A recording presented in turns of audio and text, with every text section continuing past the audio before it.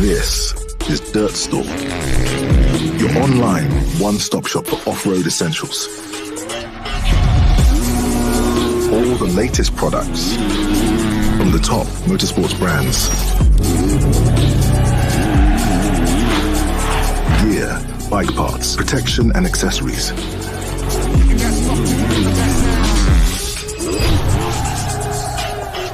Whether it's an upgrade for you or your bike, Dirt Store has it all.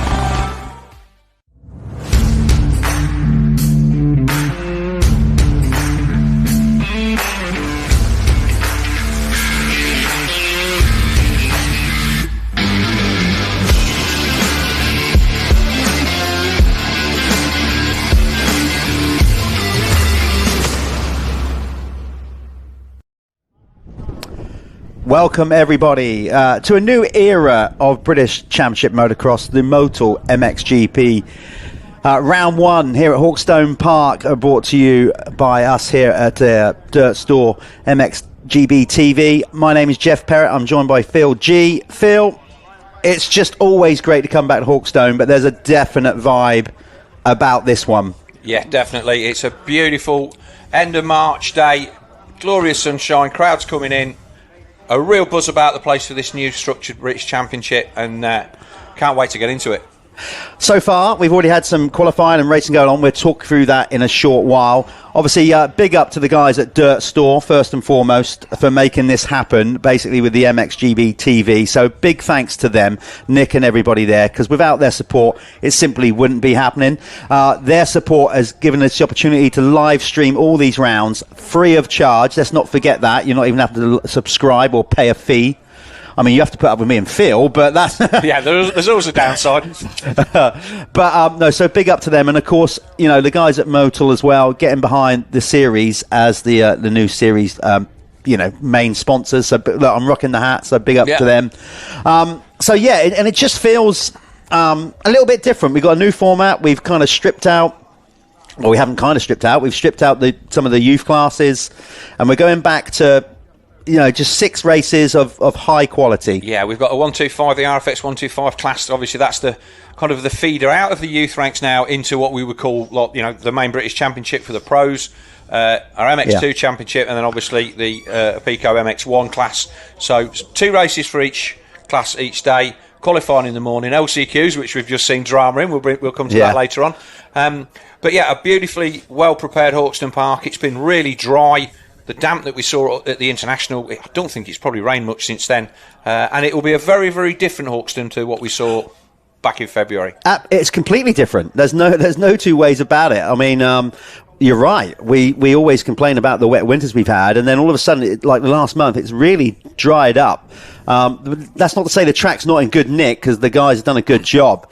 It's going to obviously get rougher, but it's going to be faster with more square edge bumps, I think, than we certainly saw at the International. And we've got the holding area there. We had a lot of our youth riders yesterday over in the Michelin hospitality area. Their involvement with the youth side of it as well, that's really big this year. So thanks to Michelin for coming on board and supporting that. We had yourself and Justin Morris giving the guys some pointers on everything that they need to do to be doing to kind of move their motocross career on. That was really nice to stand at the back and see how well received that was. So our MX 125 guys, the RFX 125 class, then already starting to gather in the holding area for our first race of the day, and we're looking forward to seeing the action that, if it's anything like what we saw this morning, will be top draw. There is the 5:48 of Hayden Stat. Then he's one of the main men in this one. Yeah, because the qualifying, it was quite interesting this morning seeing some of these young stars come out. Remember, they are young. Some of them, as young as like 13. I think is the youngest rider we have in the class. Really healthy lineup of 125 riders. Phil's just getting the old bifocals on. Oh, so give me a break. It's all right. I'm the same. That's why I'm letting you do the reading, so I don't have to get my glasses out. So Phil's going to lead us into here. Who did what in qualifying this morning? Yeah, so qualifying this morning, fastest was the number 30 of Charlie Richmond. He did a 2:16.3, just under 0.9 of a second faster than the 55 of Ryan Waggett. So the Spencer Briggs commercial rider Charlie Richmond then topping the timesheets from Ryan Waggett. The 5:31 of Lucas Moncrief on the 3-flow Crescent Yamaha, he was third. Then it was 14 of Freddie Gardner. Then it's the 5:48 of Hayden Stat. The 4:18 of Drew Stock was sixth. 21 Lewis Spratt on the Lewis Spratt Racing Yamaha was seventh. Then the 2:12 of Mason Jones. 17 of Harry Lee, and 10th was Cameron Greenhalgh. So that is your top 10 qualifiers. Yeah, so that's the basically the youth class. We said the RFX 125 class. Just to reiterate the new classes for this year at the British Championship, as we said, the Motul British Championship, we've cleared out the youth classes. They're going to have their own separate championship for 65, small wheel, big wheel 85s, and a separate MXY2 class. So we've got that going on. Here at the Motul British Championship, we have the RFX 125 class. We then have the MX2 class, which also incorporates the Under-21 Championship, which is brought to you by the Jude Morris Racing Foundation. So big shout out to those guys. Obviously, Jude, still very much in our memories. Top talented rider that unfortunately lost his life. So big up to those guys. And, of course, in memory of Jude. So we got that going on. That's a championship incorporated in the MX2. By the way, the MX2, if you're watching, you think you would be like to be the title sponsor of that, get involved. That's still open. It's still up for grabs. So we can do that. And then we have the Pico MX1 class. So basically 3 classes you're going to see today. 2 motos for each. On one of the most famous tracks on planet Earth. Yeah, I'm talking to all the people in the going through tech control yesterday. Everybody's revved to be here. It's a new season, new way of looking at things, and we can't wait to get going. Youngest rider in this class then, all the way from Aberdeen, the number 300 of Dylan Thorndick, 13 years old. Fair play. I mean, not only that, travelling from Aberdeen. He's not the only one. We've got a good Scottish contingent here. I think we've probably got half a dozen guys from Northern and Southern Ireland as well. In other classes, we've got a couple of Frenchmen. We've got a guy travelled over from Oklahoma as well. So a truly international field on top of the likes of Gian Dunson and MX2, who we would have expected to be here. Still a few guys that travelled a long way, and also we've got people from Newquay, travelled the length and breadth of the country. But that's what we're talking about. That's what we want to get it back to, that prestige in the British Championship, and for it to mean something. Like we said, we've now got qualifying.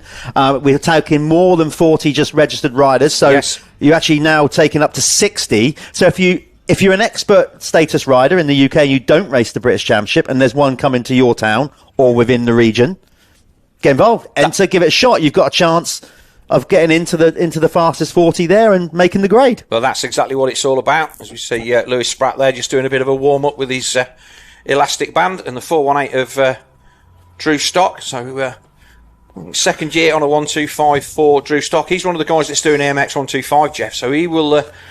we had this discussion yesterday about, everybody who had a good pre-season. They're the guys that didn't go and do AMX in the mud in Spain and all of the drama that came with that. A big trip for them, and not a great deal of racing, quality racing at the end of it. So they will be a little bit behind the 8 ball with regards to their pre-season prep.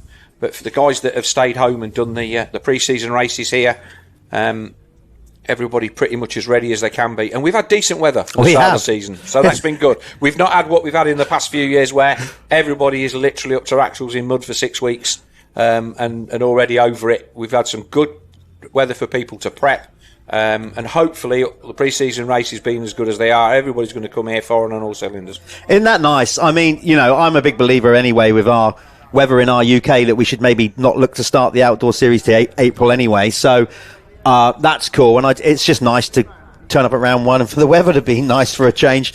So that's pleasant. As you can see, people there soaking up the rays, working on the old tan. Yeah, there's people there in shorts. I committed to shorts on Friday when I left home, and it was all right on Friday. Not so nice yesterday, but a beautiful spring day today here at Hawkstone Park. One of the most historic tracks that we've got in the country. We've been racing here since the 40s, I believe. And it's really nice to still be coming here all these years later. Absolutely. This is pre-war, before they started riding here. There's some actual pictures. They've put a picture. I actually might try and get the crew out there in the winner's circle to film it. In the mechanics area, they've put a picture up of, I think, the 1948 British GP. Oh, right, okay. And the crowd is bonkers. Like, the only thing you can see where there's not people stood is the track. And so I'm going to try and get the guys. So a lot of history and heritage here. Obviously, the famous Hawkstone Hill. We've seen so much drama here. Obviously, me, personally, I started in motocross in the 80s, so it was more like the 500 GP era. Thorpe crashing in the whoops. Mike Healy, I remember rocking up and laying it flat on the jump through the trees. One of the best ever GPs here for me was that first 125 GP. Yeah. We'd never seen anybody race a 125 that fast. It was fantastic.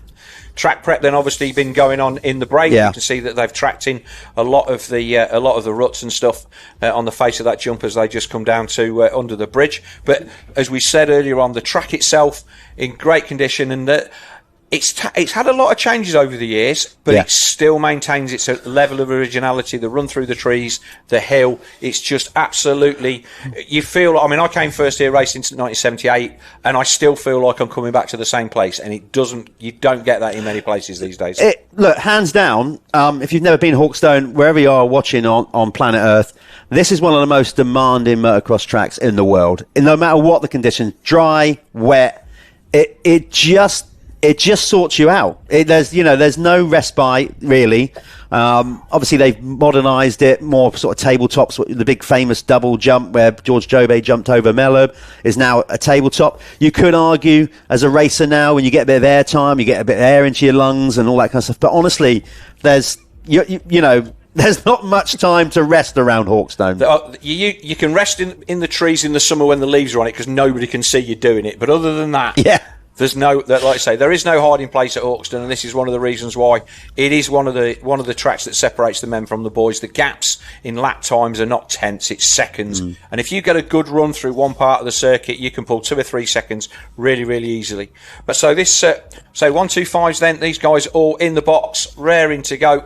And I'm pretty sure that obviously nearly all of these guys will have raced here many, many times before. Whether they'll have run the full hill or not, I don't know, because obviously for a lot of the youth races, we use the hill up the side of the track there, up the side of the main hill. But certainly if these boys did the 125 class at the International, then they will have definitely use the hill. I'd like to think that a lot of them would have raced it by now. Again, going back a couple of decades, sorry to do the whole rose-tinted glasses thing, you didn't really have too many youth races come to Hawkstone, but over the last decade or more, we've had like other championships where they have youth classes. So I'd like to think most of these riders have ridden here. But like you said, the youth classes didn't always get sent up the hill. They got sent halfway up. So maybe some of these riders, it's the first time they've actually been all the way to the top, and gets pretty gnarly up there, Phil. But there's a lot of sandstone. It is rock. Bedrock. It's bare rock up the top. Yeah. That's another place you can have a rest. Yeah. You kind of catch your breath, and then and the plunge from the top. Our camera catching that really, really well through the trees, the drop down the hill, but it does not give you any idea how steep that hill is. So the riders then look like they're putting their goggles on in the holding area, Jeff. So. Yeah, they'll be coming out first and foremost for a sighting lap, remember. They don't go to the line straight away, so they're going to send them off on a sighting lap.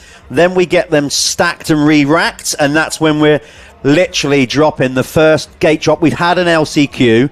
We'll explain that just in a minute, who made it through in the two MX2 classes, but this is the first championship race of the new 2025 Motul MXGB British Championship about to go down, and what a class it is as well. 125s. You could probably hear in the tone of our voice how me and Phil got excited just talking about the I think it was 1989 125 British 125 GP here, because when you've got 40 125s tearing around Hawkstone, it's really something else. There's nothing better. And one of my favourite things to do any race, I didn't get to do it here today, obviously being in the booth, I've got a lot of stuff going on, is to be halfway up the hill, listening to these boys go by, and you know who's got motor. Yeah. You can hear the difference in the bikes. The guys who've got something underneath them, and those guys that are getting everything out of what they've got and it ain't enough. That's the place it finds out. And you can probably see the frustration in the eyes of the riders that know that they don't have their horses, and they're just hanging off the back of it, giving everything they got. But no, it's going to be really good. Let's just take a quick moment while these guys are on the sighting lap. You obviously just watch them go round.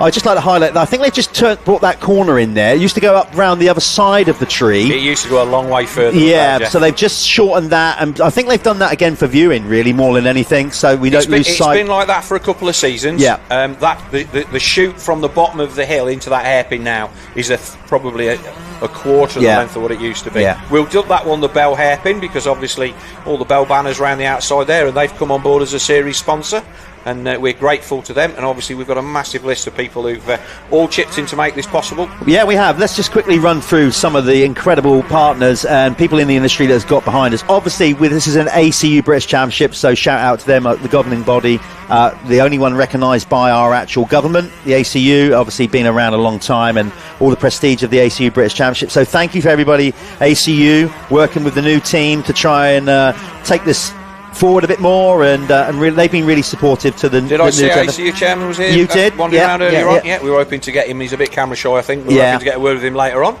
Yeah, Tim Lightfoot's here, so good to see Tim out. Okay, so regards to series partners, I'm just going to list them by name, because honestly we have so many people jumping on board.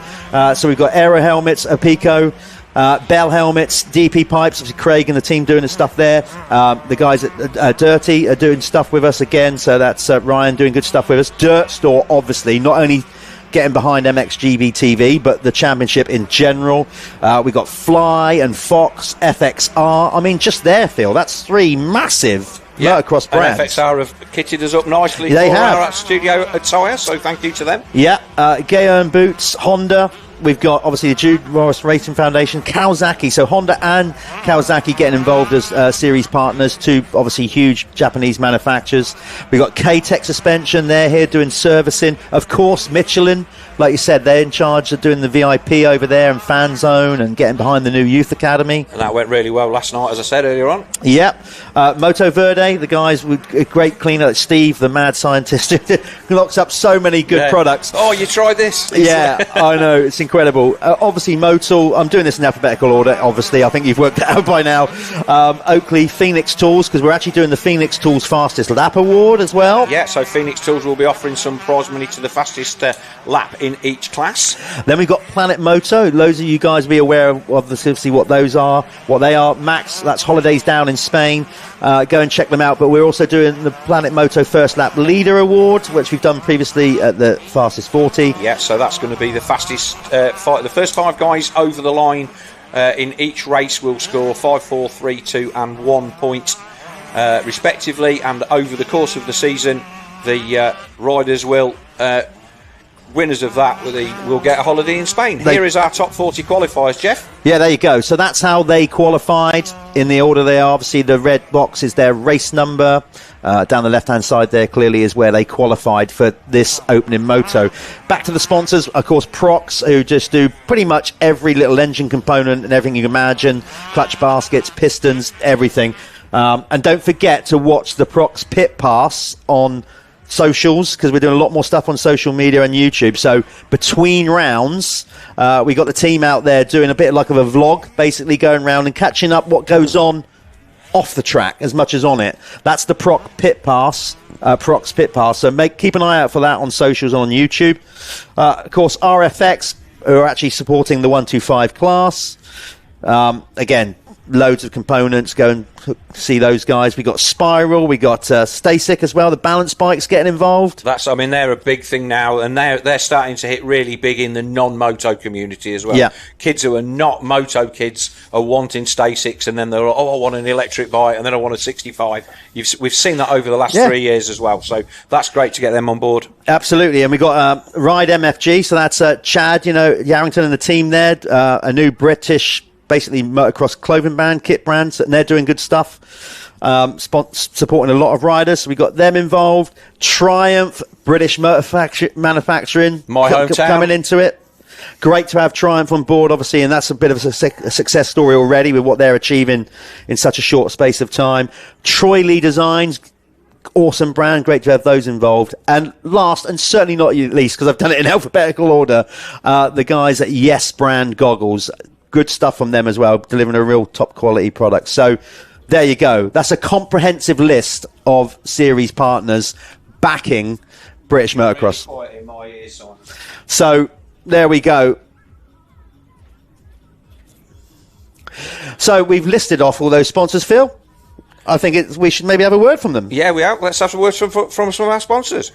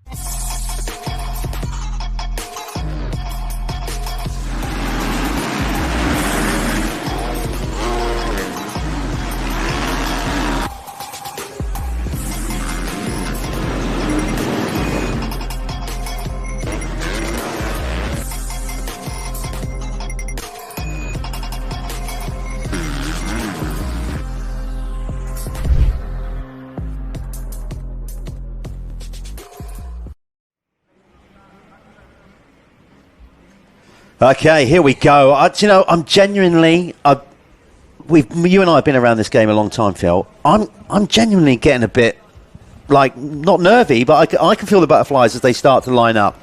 Look, like you say, this is not our first rodeo, and I'm looking at this. Well, we can see, obviously, there's the 418 of Drew Scott comes to the gate.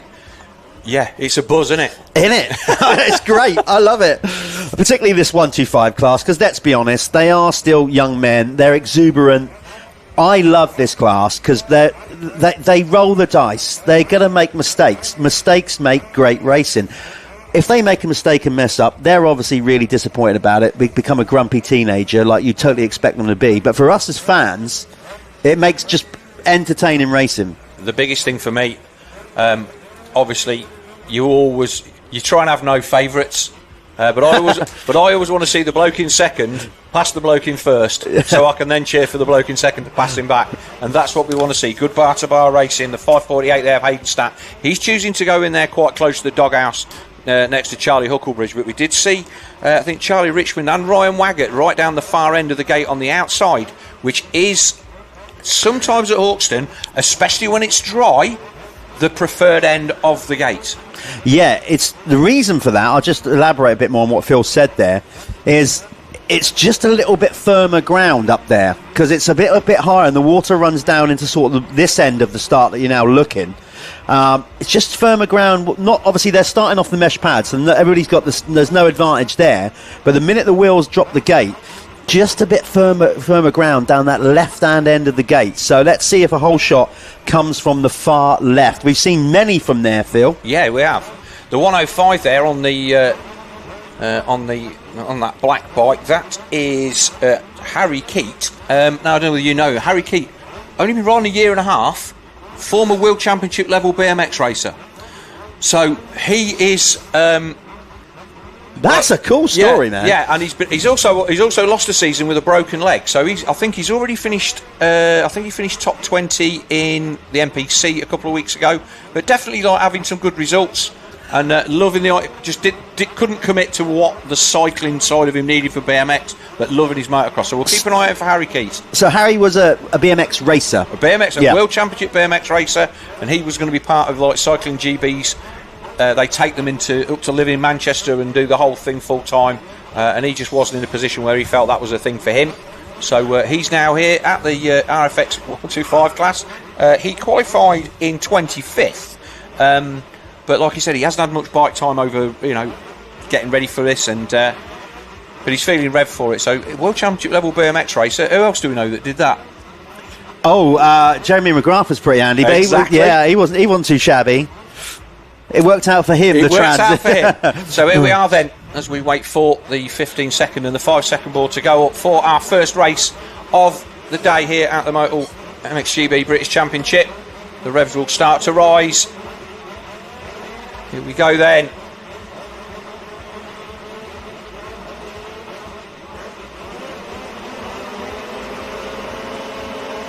And they're away.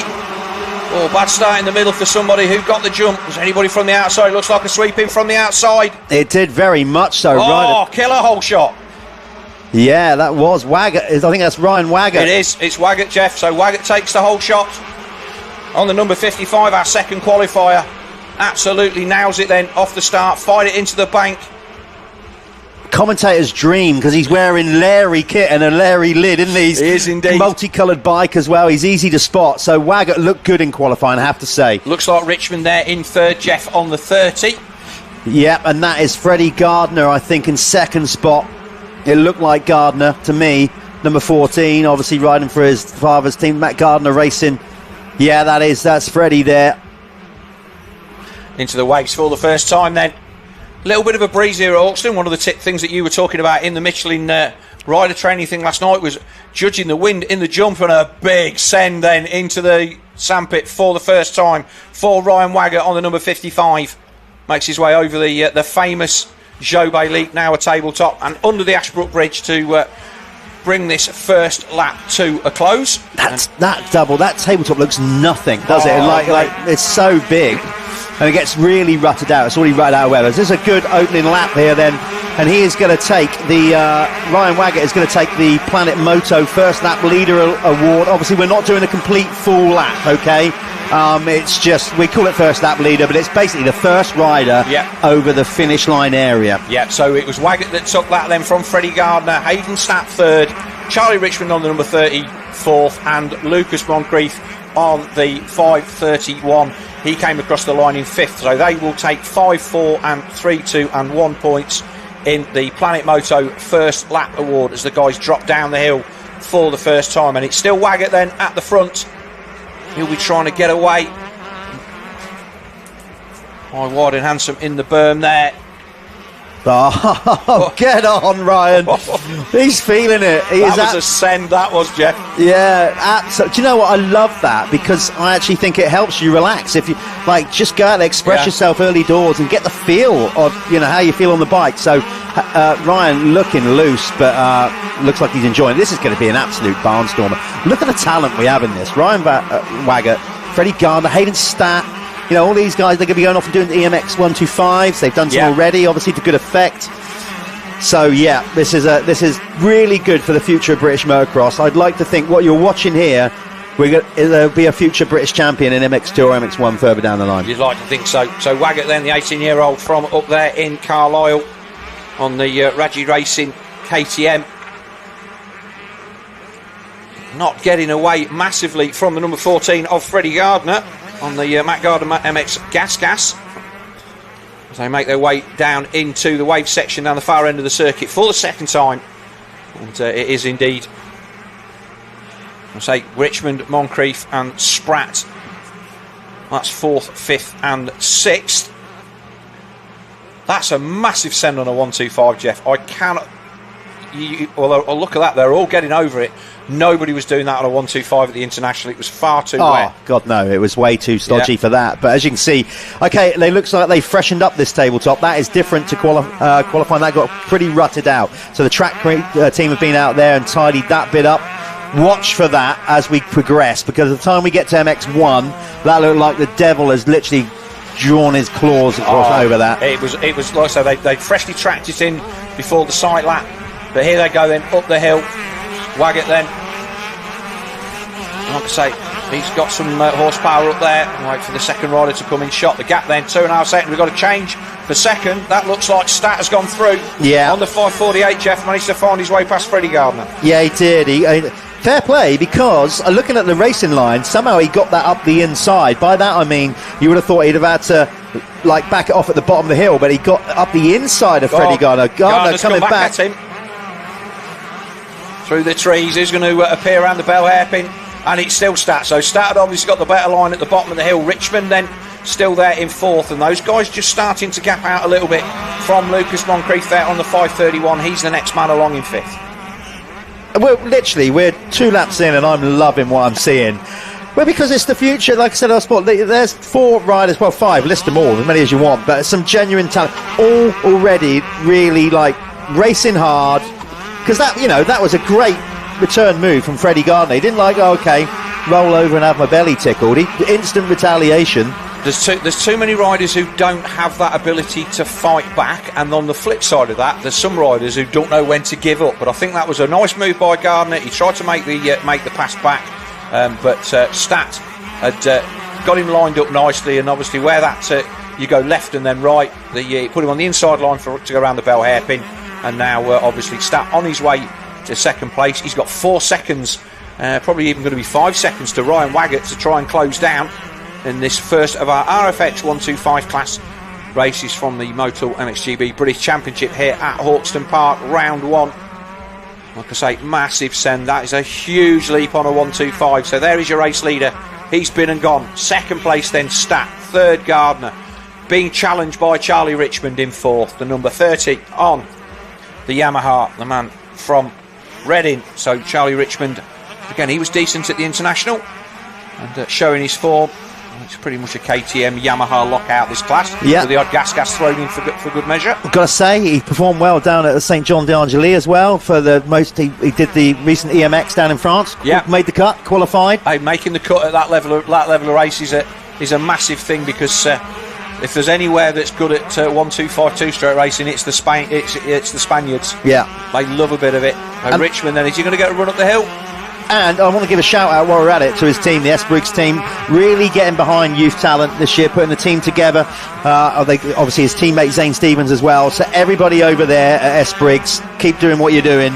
We need people like you supporting British riders to take them to EMX 125. Exactly. Spencer Briggs Commercials ends. You've been a big player in the vet and the Evo scene for a number of years, and then they stepped up with a decent team in the Honda Cup in the fastest 40 last year, and then here they are with the youth. Gardner's not give this up, has he? This is brilliant stuff. I mean, look at this side. Have that, there's no messing about. Look over the shoulder, and Richmond all over the back of Stat as they go through the avenue then. Meanwhile, I've got to say, props to Ryan Waggett, because just like that, he's gapped them by nearly 6 seconds. Checked out, hasn't he? And you wouldn't expect... I mean, Ryan's a decent rider, But in this class of field, you wouldn't expect to see him riding away from these three guys at this rate. Yeah, so, I mean, it's pretty self-explanatory. There's the times coming up, but if you're looking at the top three, that's obviously the gaps between them. So there you go. Ryan Waggett is 0.59 seconds ahead of Hayden Statt and so forth. So there you go. If you're new to our beautiful sport and want to know what those times are, that's basically what's going on there. And an ice cream van in March, and he's going to be doing a roaring trade today because it is beautiful out there. To be honest, we don't need to put the times up to tell you the difference between these three because they are virtually all in the same, same frame. Richmond's up to third. He's put the pass on Statt. Well, I was watching Gardner there, so as we were looking at the gap. So there's your race leader into the sandpit. He's away and gone, but this is the battle for second place. Oh, again, big set. Oh, Gardner makes it. Statt, he hung it up. That's going to cost Statt. Look at this. I'll tell you what. If these three, literally, talk about putting a tent over them, you actually could have at that point. Round the outside then. Brilliant. I knew this class would be epic. This is brilliant stuff. Statt goes back to fourth. He was one of my fancied men, but let's not forget, he is only just up off an 85. So I think Hayden's been having... You've got basically what's going on at the minute. You can also see that Waggett is now really checking out. Look at that. I mean, he's gone. He's nearly got the gap up to 8.5. So we're going to stick with this battle. I mean, we're not taking our eyes off this. Lucas Moncrief is there in fifth, somewhere behind these guys, a little bit further back. But all due respect to the other riders out on track, we're just going to stick with this for a while because it's that good. What a race. So it looks like Statt just struggling to hold the pace of Gardner and Charlie Richmond. They make their way around the bell hairpin at the far end of the circuit and then come back down over this tabletop. And again, this tabletop a nicer landing than it used to be. It used to be quite tight. And Richmond then trying all he can on that number 30 Yamaha. And Spencer Briggs, commercial man. Only 16 years of age from Reading, and he's all over up against the bank there. That chestnut fencing does not let you off the hook at all, does it? Just want to highlight as well, very early doors in this championship. It's going to get very interesting as we go along. So you can see them all racing hard. I think it's fair to say, and this is no disrespect to the other guys, but the firm favourite coming into this championship would have been Jamie Keith. Without a doubt, we've got to give a nod to Jamie, out injured then, and unfortunately not with us this weekend. We've got a return, Jeff. Do we know when he's going to be back? Well, he'll be back for round two, of course, if he stays fit and healthy. Yeah. He felt like he could have ridden this weekend. But obviously his new team, JK Racing, and he's there to race the EMX125, and Yamaha Europe has said, look, we know you're keen to win a British Championship, but look at the bigger picture here. Yes. So he's sitting this one out, which means he's then going to it's going to sting. But then, regards of the championship, Phil, as we go forward, he's going to be playing catch up. It's going to be a very intriguing RFX125 British Championship. It is indeed.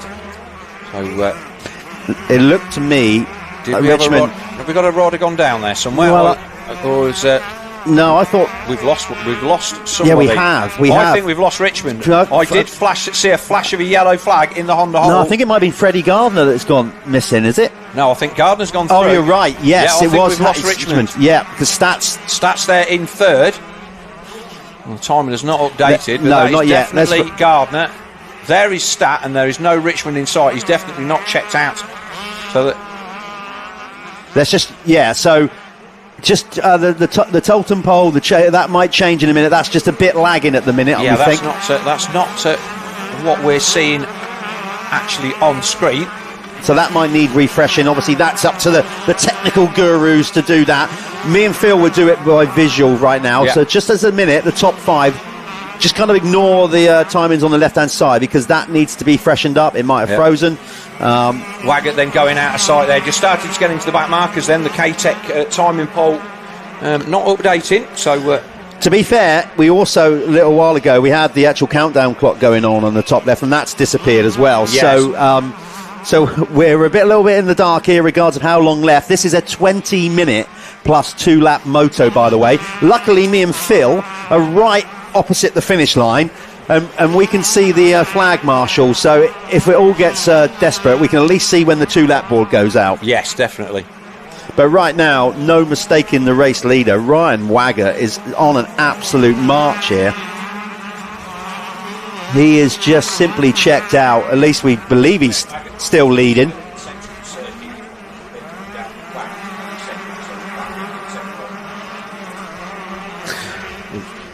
But you can see, again, you can see by the DP pipes flags there, a little bit of a breeze starting to build up. They have said, weather report is effectively that it's going to get windier as the day goes on, and that really will dry the track out.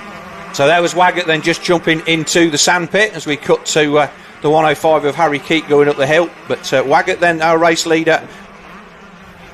It's updated now because Richmond's gone, dropped down to 5th past Moncrief. So Lucas Moncrief up to 4th. Great debut 125 ride from him. His first year 125 rider. Stepping up off the 85.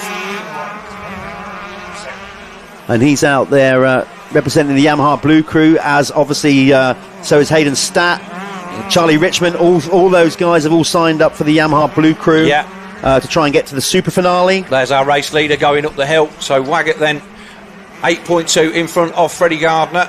And Richmond dropped to 5th then, as our timing has updated. So so their Statt just going out of sight.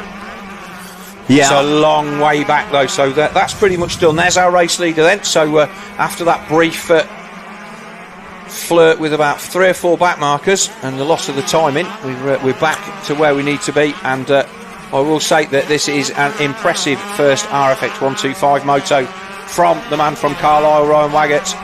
Well, they do say, Phil, if you're going to wear pink kit, be fast. Be fast, and he's definitely doing that. I was just looking out of our window there. I could see that Lucas Moncrief has probably got about 4 seconds on Charlie Richmond. So Charlie obviously lost a fair amount of time in that crash. It'd be interesting to see if he can close up to Moncrief. Moncrief, as you can see, is a fair ways behind Hayden Statt. So just going through the rest of the riders then in, so 5th is Richmond, 6th is the 418 of Drew Stock, then it's the 171 of Cameron Greenhalgh in 7th, the 213 of Mason Jones in 8th, and then it's the number 17 of Harry Lee on the 723 bikes, KTM, he's there in 9th, and 10th is the number 80 of Zane Stevens on the 2nd of the Spencer Bridge Commercials entries. So they've got 2 riders in the top 10. It's a decent day for them so far. I'm going to go on a limb here because at the minute we've got just tiny little timing glitches. I don't want to highlight that too much. At least we're seeing who's doing what here. We've also got the Phoenix Tools Fastest Lap Award, and I'm just going out on a limb and saying it's Ryan Wagett. It can't be anybody else, can it? I mean, he literally is pulling away. He must have set the quickest lap of the race. I don't know that for sure, but obviously we get that sorted for the MX2 race coming up. Nice inside line there. You can see it's really nice and dry. This corner's usually feet. He went the right side of that slower rider there. But that's where your race can suddenly disappear. They've changed that part of the circuit a little bit over I think, was it this year or for the International? That used to be a bit of a bomb hole, bit of a dip. That's been gone for 2 or 3 years. So I think one of the best changes that they made here at this Hawkstone Park circuit, certainly recently, is taking stuff out, because this bit from after the bridge, it was more of a step up into that hairpin. Yeah. There was a big bomb hole after it, and then there was a jump between what was the last corner and the back of the pit lane, and it all got very, very one-lining. Now it's really nice and open, and everybody can go where they want, and as a result of it, the racing is so much better. The track stays pretty much the same all the way across. There's not one line that gets chewed out, and these guys can go where they want to go. And to be honest, Phil, with a track as beautiful as this and natural terrain, it sorts itself out. That's the point of it. You get the inside line was suddenly, after a motor gets so rough that you have to start, you're constantly having to change your lines, even, I'd say definitely between motos, but even during a race. If you've got your eye on the prize, you should be looking for those new lines all the time. So there's Gardner and there's Statt. So that's the battle for 2nd and 3rd then, as our race leader then comes through. If we can hold the shot and pick up the battle for 2nd between Freddie Gardner and Hayden Statt, that's the number 14 Gas of Freddie Gardner and the 548 of Hayden Statt. And be in the background of the shot. This beautiful beat in the trees. Now again, not the bank there, not as big as it used to be. Also, down the years, it looks like they've cleaned some trees out as well. I think they've cleaned themselves a lot of in there. There's a lot of stuff in there that needed taking out. I got a sneaking suspicion. We've lost our countdown clock here, but don't worry, we're on the ball with this. Looking out the window, but our flagger here on the checkered flag looks like he's getting set potentially to. He's watching his stopwatch like an eagle here. It's going to be touch and go whether Ryan Waggett gets the 2 lap to go board here. But do you know what? If that timing is as it says it is, he's got 8 seconds to work with, and he doesn't look like he's slowing down anytime soon, Phil. So there's a battle for second then coming into shot, and Hayden Statt is all over the back of Freddie Gardner as they go under the bridge. Here's our race leader. Is he going to get the last lap board, 2 laps to go board? No, he's not. No. So at least 3 to go, which is brilliant because we got an epic battle going on for second. Yeah, okay, so that is really shaping up. Stat is right there now. They're going to come into view. If we hold this, we're going to watch 2 riders giving it their all on full gas. Who's going to be first into shot, Jeff? Is it going to be Stat? No, it's still Gardner. There's Stat, so he's right on him. 2 bike lengths as they get to the top of the hill.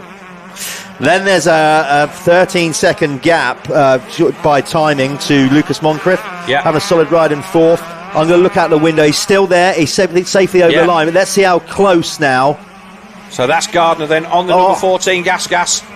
Drew Stock has actually made a move on Charlie Richmond and gone up into 5th. And he is now closing down on Lucas Moncrief with 3 to go. Okay. So we've got like another battle going on there between 4th, 5th and 6th. Let's keep an eye on that one.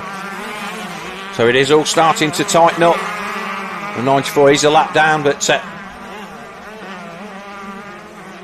as we watch Stat, the 548, disappear into the trees, he's not giving up the chase on Freddie Gardner. A second between them as they went through last time, but there's Gardner, and there is the 3rd place Stat, and it's more than a second now, Jeff. That looks like it's out to a couple of seconds. So Stat on the Yamaha, the youngster just lost the toe on that lap a little bit, I think. Yeah, well, when they went up the hill, he was much closer than that, so I don't know if he's made a mistake or Freddie's just got that section of the circuit dialed, because he, as you said, he's definitely gapped it out. They were much closer than that going up the famous Hawkstone hill.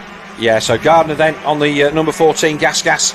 He's definitely got a wriggle on over that last half a lap, and as a result of that, the Matt Gardner Racing entry looks like he may well hang on to that 2nd place in this opening RFX125 Moto. Oh, it's been so good. We've got a whole year of this. It's just brilliant. Like 16 motos are going to be like this, and of course, as we said, it's only going to tighten up, and as the championship gets towards the end of the year, it's brilliant stuff. Love it. Loving the way they're getting over that. As Hayden front end really pushing the bike in there. There was guys on 450s not doing that at the International just because of the conditions, but to see these boys sailing it on a 125. 2 lap board is out, I can tell you, Phil. Yeah, so we can see that there, Jeff. The 2 lap board has gone out. So Ryan with a nice healthy lead here over Freddie Gardner. I think it might be coming down a little bit, but I just think that's race management from Ryan Waggett. He's in a nice comfortable position. He doesn't have to override. He's got a bit of time on his hands here. He's done the hard yards already. Yeah, exactly. And this time, Stat not as close as he was on the previous time round, and that gap now, as we can see, out to over 2 seconds. And with 2 to go, I think that Freddie Gardner has done enough to break the back of the challenge of Hayden Stat. And whether Moncrief can hold off Drew Stock now, that's kind of the other battle, but I'm not sure how close they are. Oh, let me tell you. Right, we need to get cameras on this because there is an epic battle going on between Lucas Moncrief, Drew Stock and Charlie Richmond. There's a couple of seconds between all 3. I don't know if we'll be able to find riders number 4. They're just going up the Hawkstone hill right now. So Moncrief leading that charge, but my God, that is under pressure with 2 to go. So hopefully we can find those 3 on track, because the top 3 now look like they've kind of settled down. It's all settled. There is Gardner, and then he's managed to put a back marker between himself and Hayden Stat. So yeah, if we can pick that up, that would be brilliant. But the MXGB-TV team doing an excellent job of following the action here in our first race of the day at Hawkstone Park. A bright and breezy Hawkstone Park, it has to be said. Now the wind is starting to pick up, but there is your 2nd place man Gardner with Stat in the background, and you can try and look through the trees, but that other bat was a long way adrift, Jeff. Yes, it is, but it's some battle going on, and it's that's the beauty of this class. You know, we're going to see racing from top to bottom. 125s, the very nature of how you have to race them makes it like that. But when you stick a bunch of like 13 to 17, 18-year-olds on them, all of a sudden things get a little bit leery. It's brilliant. They do indeed. So, is this our race leader? No, that is a back marker. That's ready in second. Yeah, so Stat has definitely, he's, I think he's given best and decided that the chase is over for him, and he's going to settle for third position. 1 lap to go then, race leader across the line to start his final lap. Oh, big moment there for Gardner, nearly took the front. So, this is going to be epic to the flag. Still intrigued to see what's going to happen for 4th, 5th and 6th, because that's some battle going on. I'm going to make my way out, Phil. Hopefully going to be speaking to the top 3. I'll let you bring this in. Hopefully we'll have the top 3, if they remember, to come to the winner's circle. Well, if you're out there standing waving your arms, Jeff, you've got a chance. So into the last lap then of this first RFX125 Moto, and it is still the number 55 of Ryan Waggett. Took the whole shot, disappeared, took our Planet Moto first lap leader award, and has gradually moved away at the rate of about a second a lap. Here he comes down out of the bell hairpin for his final circuit. And said the man with the pink gear and the pink bike, the 18-year-old then from Carlisle on the KTM, has been the class of this field, but it was a good battle at the beginning. We wait for Gardner to come into shot. There's Gardner then. And our race leader, Ryan Waggett, qualified second, and Charlie Richmond, our fastest qualifier, he tipped off. He's managed to fight his way back up to 4th, but a long way adrift. They're 30 seconds back from the race leader. So if we can follow our race leader around, and then we can pick up that battle to come to the line for 4th, 5th and 6th between Richmond, Drew Stock and Charlie Richmond. But really nice form over that tabletop. Perfect landing on the downside into the waves. We've got a decent crowd here as well. I've got to ride it down on the up slope there, not quite sure. That's the 259, I think that is. It might be Fabian Junior Morrison. But our race leader into the Honda hole gets the plaudits of the crowd for a great ride, and he will come across the line for the victory in the RFX 125 Moto 1 here at the first round of the Motul ACU British Motocross Championship 2025. A great win then for Ryan Waggett. Second across the line should be Freddie Gardner, but they're about 12 seconds adrift. We can pick up the guys over in the Honda hole and see what the battle for 4th, 5th and 6th is. They come across the line. I'll pick this camera up, and so Gardner comes across the line. He takes second, and then it will be a distant Hayden Stat who just backed it off on the last few laps. I think he just realised he hadn't quite got what it was going to take, and then it's going to be a long gap back to the 30 of Charlie Richmond, Lucas Moncrief and Drew Stock, and they will be coming into shot any second now. Those will be the 3 boys that come into shot, looking like they're all still in a hurry. So there's no, that's not Richmond, that is a back marker. But that front 3 absolutely checked out. So that's the 30, I think, of Richmond coming across the line in 4th. We've lost our results tower, so we'll wait for that to come back up. But that was a fantastic race. Ryan Waggett then doing everything that he could do, and there is your results then. A win for number 55 of Ryan Waggett, second number 14 of Freddie Gardner, third the 548 of Hayden Stat. It was Charlie Richmond that fought back to 4th, but 5th place on the final lap then for Drew Stock, 6th Lucas Moncrief on the 531, 7th Cameron Greenhalgh on the 171, then 8th Zane Stephen, 9th Alfie Geddes Green, and 10th the 212 of Mason Jones. Hopefully Jeff will be over in our winners circle with our top 3 to get a quick word with Ryan Waggett, Freddie Gardner and Hayden Stat. The rest of the riders then come across the line at the end of Moto 1 of the RFX125 Championship. So Jeff is down there ready in winner's circle. We will go over to him and he can talk to our top three. Right, here we are with the RFX125 race winner, Ryan Wagger. We like you in the commentary booth because you're wearing bright pink kit, you got a Larry helmet, and you just went out there and like literally annihilated them. You got to be happy with how that first one went. Yeah, it was a good race. Glad I got the whole shot, made the race a lot easier. So what about, where's Paul? I saw Paul Winrow in your camp over there. Did he give you any top tips? Just massage his ego a little bit, go on. Nah, he's all right on the quad. So how are you feeling? Obviously really good. I don't think you top qualifying, did you? Or did you? I can't remember. It's already losing track of what's going on today. No, I was out front at the start and then Charlie got me like 2 laps from the end or something. But you got to be pleased, so confident going into the second one after that. Anybody you want to thank? Yeah, everyone who helps us out, my mum, dad, Blues Tyres, Rip and Roll Goggles, Moto Coach 38, Dan, and everyone else who helps me. What's alarming for me as an old man now is how quick you lot are growing. So I can still remember you down there like on a little 65 ride. Now look out, you winning the 125 races. Well done, mate. Good stuff. Thank you. There you go. There's Ryan Ragg and Waysmith. We got the second and third. We've actually got them to turn out. So if you want to just roll out, Hayden, let's just get them in. They can come without their bikes. We'll keep this rolling. Freddie, what a great opening moto. We've got Hayden as well. I mean, straight away, this championship is going to be stacked. And, you know, you're racing hard. It's going to be good for you as well, I should imagine. Prep for EMX. It's not an easy championship. Yeah, there's like 6 or 7 of us that can all win it out there. And we all really want to win. So we're kind of, it's aggressive just like the EMX, especially them first couple of laps. But yeah, it's great. You two, I'll just go highlight. I'm glad he said that because you two, midway there, or early doors, was having a right old ding dong. You're going at it. But you obviously, you two get on and racing hard but fair, Hayden. Are you happy with that? Yeah, of course I'm happy with that. With my first year on the 125, I'm pleased to be finishing third in my first British race so far.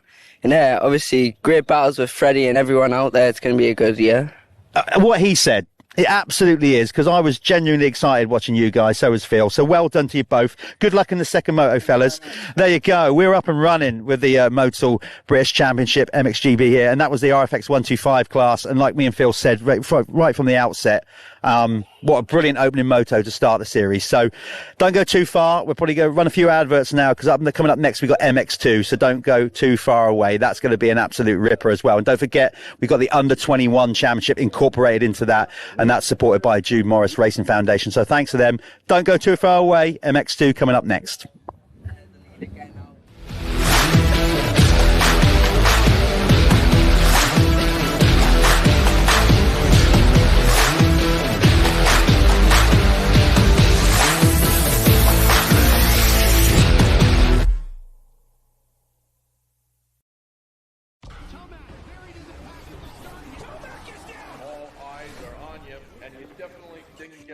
Start you want. The most important lesson my dad taught me was on those days you don't really feel like going the extra mile. You just got to go out there and do the work. The go time for me is the last half of the race. I'm trying to hunt down first place. For a true championship fight, you never want to give up.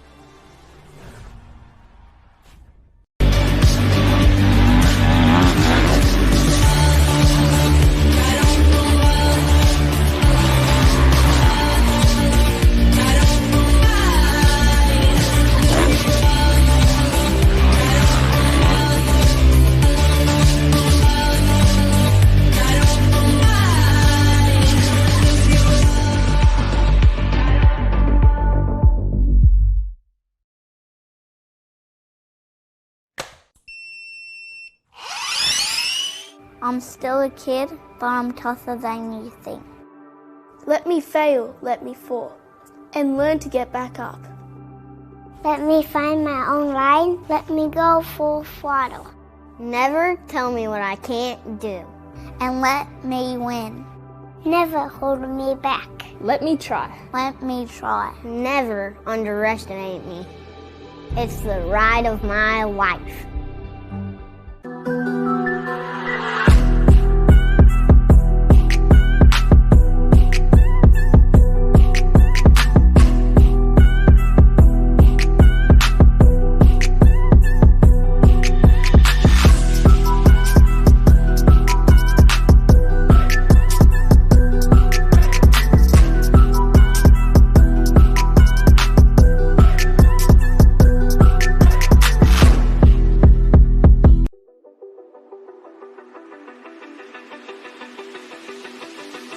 Introducing the 2025 Light Racewear Collection, available in 5 colorways and youth sizes.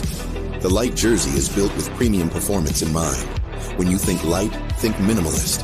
The lightweight design from Fly Racing incorporates stretch materials throughout this top-tier jersey and provides unrestricted mobility and an athletic fit. The multi-panel construction is enhanced with mesh ventilation, allowing for heat management on those hot race days. The Fly Racing Light Pant is your ticket to comfort and performance on the track.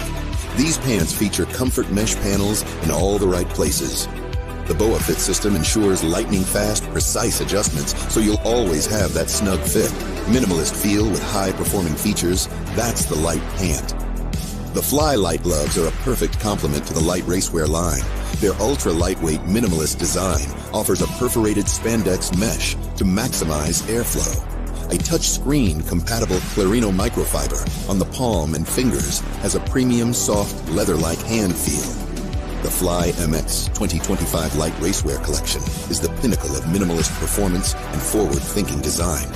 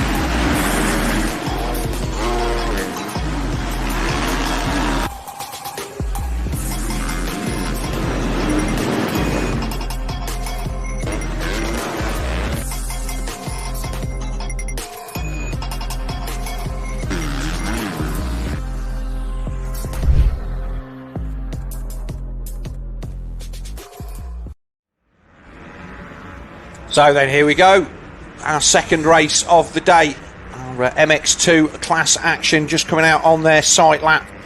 We've already seen some race action from these guys earlier on, Jeff, because they had to have so many of these guys signed up. We had to have an LCQ, and the 20 rider field went 12 minutes plus 1, and got us very much up and ready for a day's racing. Totally, by my reckoning, and you'll correct me if I'm wrong, and if we're both wrong, somebody will definitely correct us. I don't remember having an LCQ ever at a British Championship. We've had qualifying and stuff like that, but but never an actual LCQ race to determine the final spots on the line. No, I seem to recall that obviously we used to do. There was always a repechage for the support classes when it was a full British Championship, and the 250 and 125 ran separately. But yeah, I think you might be right. Yeah. But somebody out there in somewhere there out in Moto land will ping Jeff or myself and tell us that we are right or wrong. But going back to our LCQ results then, and it was a win for the 133 of Tom Canille, the man from Lille in France. He took victory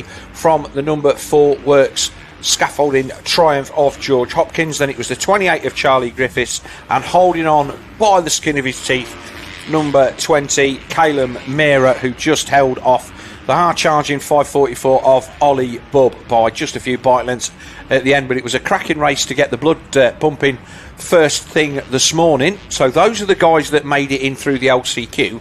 But our qualifiers then Two groups split into 18 this morning, and obviously the way that it works, they do a ballot on Saturday to see who goes into what group, and the fastest 18 from each of those groups go through. It's not the fastest 36 riders out of the two groups, because obviously track conditions for the second group of riders is considerably worse than it was for the first group.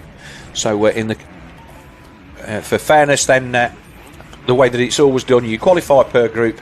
Fastest 18 out of each group were in Group 1 was Bobby Bruce. He took pole position in that one from Maxi Werner, number 594, and Charlie Heyman, with Ben Musto 4th, the 456 of Ollie Coleman 5th, and Jake Nichols 6th. And in Group 2, we saw Gian Dunson on the Gabriel SS24 KTM go fastest from the 441 Dirt Store Triumph of Billy Askew, with 100 of Tommy Searle there in third on the Dirt Store Triumph, and the SAS TPC KTM of the Frenchman of Florian Mio in fourth. Fifth was Josh Fail on the Phoenix Racing Fantic, and sixth Glenn McCormick on the Chambers Racing Husqvarna. Now, I would expect that we will see Bobby Bruce go to the line pole as he was fastest in Group 1, followed by Doomson, etc, etc. So there you go. I'll look at that, and there's right the graphic. So what I love about this... Any surprises there, Jeff? Not really for me, no. I mean, Josh fell a little bit, just because he's been... to make the top 10... I'm saying he's not capable of making top 10, but he had a pre-season injury, or late pre-season injury. Yeah. So, so he's been off the bike a little bit. So actually, fair play to him for breaking the top 10. Yeah. But no real surprises is what you expect. I mean, Bobby is a super talented rider, hasn't really hit the ground running with the MX250 yet, but that's not to say. I was talking to him earlier, and he said, look, I'm going to ignore the noise. It's all about rehabilitation for me. He wants to, he doesn't want to, he had an injury.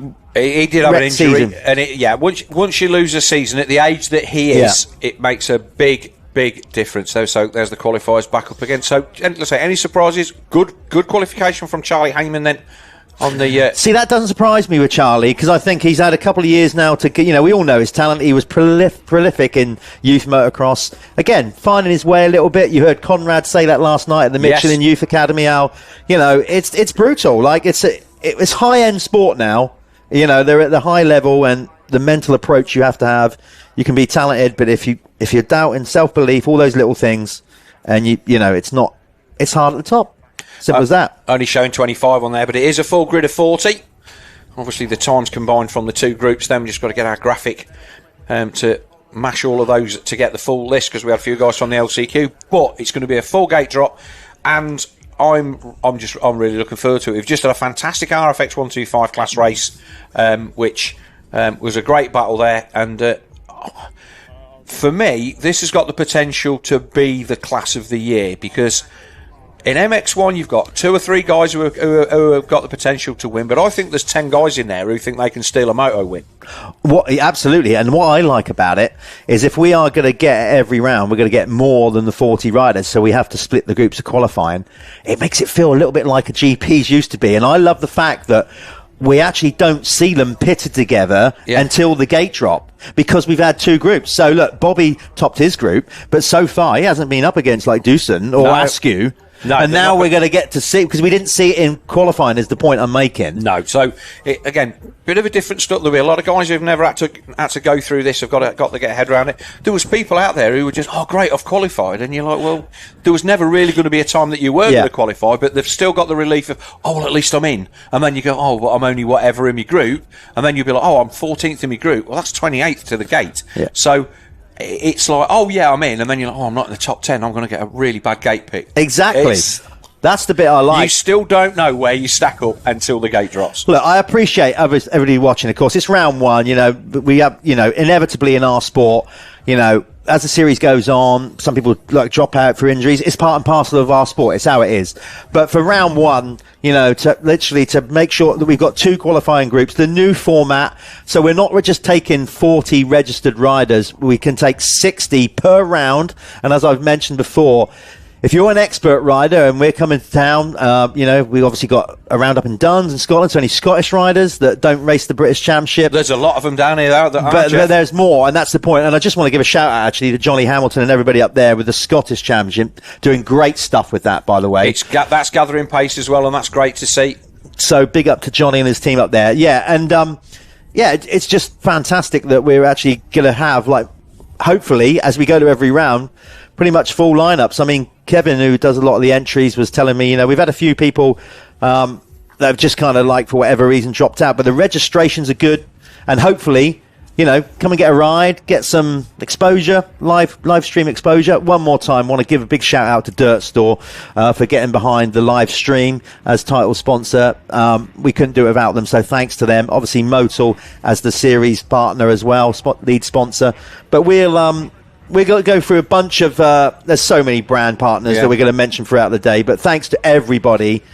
Well, let's mention the Jude Morris Foundation then, because we've also in this one, we've got the Jude Morris Foundation, the Jude Morris Under 21 Championship. So there's a separate series for riders under 21 that are in this race, and we have got a lot of them, and I will quickly list them off. We've got the number 4 of George Hopkins, we've got 5 of Liam Bennett, 7 of Chester Hyde, the 14 of Harrison Greenoff, the 19th of Sid Putnam, although I'm not sure whether Sid made the cut. Then we've got Josh Bassett, Ezra Blackwell, Sonny Rooney, Rafe Broadley, Jake Walker, Tyler Hooley, the Frenchman Tom Keneal, Ben Musto, still at school, well under 21, Jaden Jones, Tyler Westcott, James Barker, Joe Brooks, Bailey Sutton, Charlie Heyman, Billy Askew, Ollie Colmer, Max Harris, Josh Vale, Maxie Werner, again, he's still a youngster. Yeah. He's in there. We'll shout out to Stephen Clark, he's the vet of the class along with Tommy Searle. He's not in it. Tommy Searle, a previous winner of the Under 21 Championship. Of course, yeah. Mackenzie Marshall, did not see him out there this morning, but I'll try and find him in qualifying. He's in there. Gian Doonson, Freddie Bartlett, Jake Rackham, Joel Fisher, Jack Davis, Lewis Proud and Lennox Dickinson. That is 33, I think, guys, that are eligible for the Jude Morris Foundation Under 21 Championship. Yeah, there's a fair few. I think Oliver Davis is another one that was a bit of a late entry, but more than enough of them. And of course, like you said, there's some heritage with that. Some great riders have won the Under 21 Championship. Doonson nearly going down on the gate there. He's put his foot in a big hole. Now he's gone next to the doghouse. So I didn't see who went up the far end, Jeff. The Chambers KTM there of Glenn McCormick, the 337. He's down this end as well. Of course, team manager for Doonson there. You've got Sean Simpson with a wealth of experience. Not just from Sean himself. You think of all the experience that Sean got from his father Willie racing Hawkstone. I mean, there is a lot of experience for those two riders to fall back on. Definitely, and obviously they came into the Hawkstone International pretty unprepared. Those guys were banging out laps in Spain on the hard pack, because obviously for the first 4 or 5 GPs of the season, that's what those guys were going to need to be racing. You don't need to teach these guys. His guys, Maxie Werner and Doonson, they don't need to learn sand. They know sand. They've grown up in the sand. But getting them the hard pack training that they need was their winter priority. And they struggled at the first round at Hawkstone. So it will be interesting to see how they go. He was obviously fastest in Group 2, was Gian Doonson. He was the only guy in the 12s. And he was just over a second slower than Bobby Bruce was on pole in Group 1. So about a second to a second and a half difference between Group 1 and Group 2, which is kind of what you would expect to find. But the track nowhere near as cut up as we would expect it to be across 2 sessions under what we consider to be normal Hawkstone conditions. As the number 4 comes to the line, he's the man who took victory in the LCQ. He's joined there by the number 28 of Charlie Griffiths, and then it will be Tom Keneal. And the final rider to the grid will be the number 20 of Calum Meara, the man from Northern Ireland. I've got his vitals in here. He's from Mooney's, sponsored by Mooney's. So here we are then, 15-second board, ready to go up. And our first MX2 action of the weekend is here, 5-second board. Away they go. Gosh, cameraman getting absolutely roosted.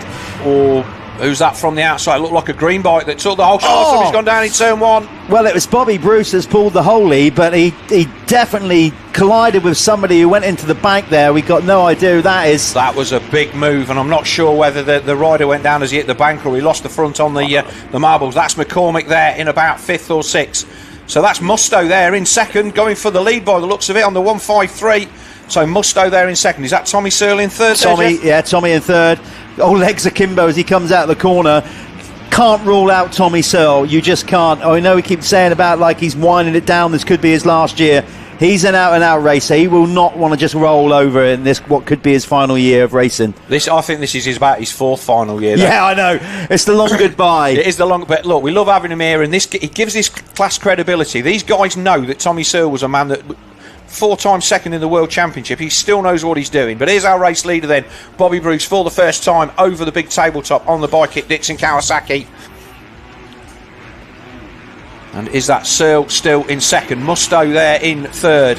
Yeah, Searle up to second. There's Musto. But Bobby will want... I mean, every rider in this class will want to win it. But Bobby could really do with a race win here. So Planet Moto first lap winner then is Bobby Bruce, then from Tommy Searle, Ben Musto, Doonson. So it wasn't Doonson went down, and Glenn McCormack. So I'm wondering if it may have been Werner. Werner is the one that's dropping down the leaderboard. Yeah, so there's our Planet Moto first lap leader graphic. So 5, 4, 3, 2 and 1 for those guys then in that competition in MX2. But it is Bruce that leads on the Kawasaki. Steve Dixon will be pretty happy with that, I would say. Yeah, I was talking to Ross Burridge from the head honcho regards of the racing programme for Kawasaki UK. He was waxing lyrical this morning. It just said how good the venue looked, how he felt it's, glad to be back racing outdoors. And he was really optimistic about the season ahead, but not just for Kawasaki, but for the sport in general. So that was good to hear. So having a look further down the leaderboard, Ollie Coleman, the 456, he's there in 11th as the rest of the field stream through. But it is Bobby Bruce then that leads through, back through that hairpin, quite deep, that rut.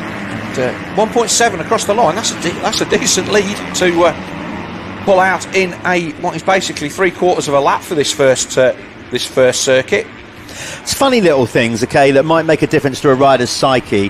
One of them being, I see that Bobby has reverted back to his original race number as a youth rider. 79. Is that where he came from? Yeah. Okay. So, that's going to... just little things like that can sometimes add to that little confidence booster. All that kind of thing, superstitions and all that kind of stuff. It's you never think it makes a difference, but if it makes a difference to you, then it makes a difference. But here he is then, is he going to really jump into there? He flies in. So there's Searle then, number 100 on the Dirt Store Triumph. He flies in. And then it should be Musto in third, followed by the number 574, the Gabriel SS24 KTM of Gian Doonson, the youngster from Holland, then making his good British Championship debut. His first moto, isn't it? It's got to be, yeah. Good ride from McCormick. Josh Vale there in sixth, recovering from a broken collarbone with the Hawkstone International, so that's a good start for him. Heyman 7th. Stevie Clark, my fellow 5'11 wearer, he's there in he was there in 8th. Liam Garland, a great 9th for him, and Gav Stevenson, the veteran there, he was in 10th. It's good to see him back. Basically, the guys in there running in the top 10 like that. Like I said, Vale, McCormick, Garland, but it's nice to see Liam back. A lot of us in British Motocross know the story. He's always been blindingly fast. He's had, it's fair to say, more than one too many injuries in his career. So Liam will be hoping to just get a solid season together. And of course, they put together a new team over there. They have indeed, and I enjoyed their hospitality a little yesterday evening with his dad Dave. So that was all really just a nice little team. Liam Knight also coming back from what would be a really, really serious injury that kept him out for a long while. So both of those riders then they're riding for the SRE Services Fuel team, so good, give them an honourable name check. It's always good when you get new teams coming back in. Not new, loads of experience. Musto just went down in the background there, so our third place rider just tipped over, buried the front in that hairpin. Jeff tried to cut across there, but still just as he came out the corner, Musto just went in. He didn't throw it into the corner, but he just washed out on him mid-turn, so he will have gone down. Doonson will now be up to third. Yeah, it's just going to move everybody up. The point is, how quick did Ben Musto get up? How many positions is he going to lose there? We're quite early in this race, so if he wasn't up like a scene from Rocky 3 or 4 straight away... I'd like to think he would still be in the top 10, but we'll have to see as Tommy jumps his way down the back on that Dirt Store Triumph. We got big wave yellow, so somebody's taken a digger here in the sand pit, trying to recognise who that is. We can't quite see the number on their back. Looks like 419 to me, but that's too far away. Look like a number in the 400s anyway. Okay, well, our marshal's doing a great job as always there, slowing them down, so everybody wheels on the ground through there with the first aid flag. But here comes our race leader. There we go. Oh no, it's Jake Walker is one of them, number 99. I can see that was Jake. He stood up. Can't see the other rider. It's a KTM that he's collided with in there, but we can't see. I'm trying to read that number upside down. It's not the bike, the stricken bike there. They need to clear that bike as well, which they were just going to do. But anyway, we'll leave that to the experts. Right, Tommy then up the hill, and he's chasing after Bobby Bruce there. Gap was 3.5 seconds as they went across the line. Then it's Doonson. Charlie Heyman now up to 4th on the SC Sport Homes Husqvarna. Has Musto come across the line in 5th? Let's wait. Yeah, he has. Musto didn't lose that much time, Jeff. So he's still there in front of Glenn McCormick. But the wily veteran Tommy Searle, I'd say 4-time second in the World Championship. He was... When you think of the guys that he had to race against, Antonio Cairoli, then when Cairoli moved up, Herlings came. The only person that you can say had it probably as bad as him was Kurt Nichol, but of the modern era, Tommy Searle, exactly, one of the legends. You can absolutely say that, and I know people say, well, it's like that every year. Sometimes it's not. Every so often there's an exception talent pool that comes through. Bit like the tennis with Murray's era. If you'd have got rid of like those other Murray would have won way more championships, and that's where Tommy was at. He's done us proud. He is hands down been Britain's top rider for the last decade or more. So, well, not so much anymore, but certainly that era. But at the Nations, no matter how his season had gone, you could always count on him for a result. We followed him all over the world and enjoyed what he's put on the track for us, and got us on the podium more than once. And to see him out here, giving these guys a run for their money, and giving these guys something to fire at, and setting the level of the championship. We'll just try and look for see if I can see Jake Nichols in there anywhere. He's not currently showing in the top 20, so not quite sure what's happened to Jake. Well, that might. Well, no, I'm not going to call it because I was trying to identify who else had crashed in the sand pit there. But it looks like everybody's up, Jeff, so that's all good. And the race could continue. But Bobby Bruce then still away on the number 79, Dixon Kawasaki. He's got, looks like a 3.5 second lead from Tommy Searle, who's got 3.5 seconds on Doonson. But this is the battle. So this is Charlie Heyman. We stick with this battle then between Doonson and Charlie Heyman. This is the battle for the lower leaderboard positions for 4th and 3rd and 4th. And Charlie Heyman then on a bit of a wriggle. Ben Musto will be in behind those guys as well. There he is in the background on the 163 Ace United Gas. So the youngster he's from Gloucestershire. He's recovered well from that early race crash, and he's kind of my dark horse for certainly a championship podium, Jeff. Yeah, I would agree with that. I wholeheartedly agree with that. I just thinking about how Sean's mindset as a team manager, what he'd expect from Doonson in this first outing or whatever. I think he'd be quite happy, like if it, to walk away, podium, top 3, top 5, build on it. New track. I mean, I know he raced here at the International, but like we said, in completely different conditions. So, he's going to have, like any time, they're quality riders, but he's going to have to get to learn the tracks as we go along, because they're all new to him. They are all new to him, yeah.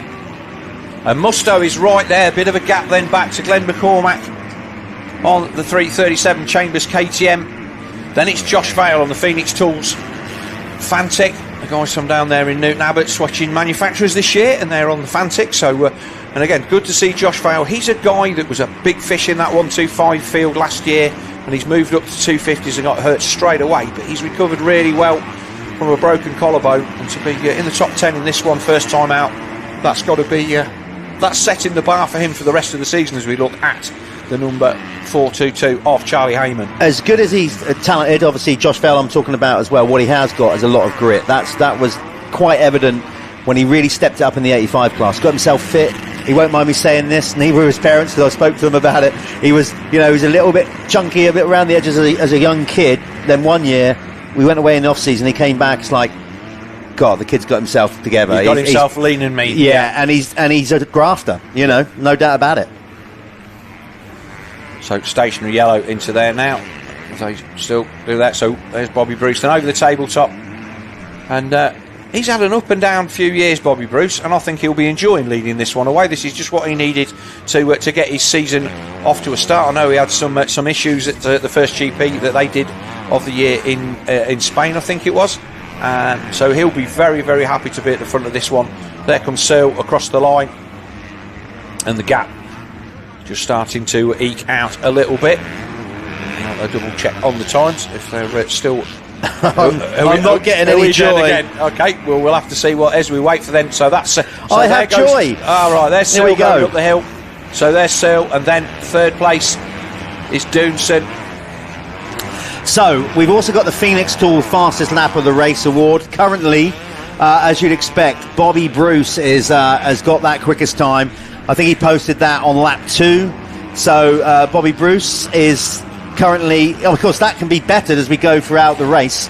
Whoever sets the quickest time going to get some support there from Phoenix Tools, and I think a little bit of money's up for grabs. So shout out to Barry for getting behind that concept. Yeah, there's also some privateer awards that's going on as well. So all of the riders who don't score, or who don't pick up like legit top 15 or top 20 prize money in their cast will all be getting a little bit of prize money. And there we are, the Phoenix Tools Power Buddy Fastest Lap Award. Nice graphic pinging itself up there.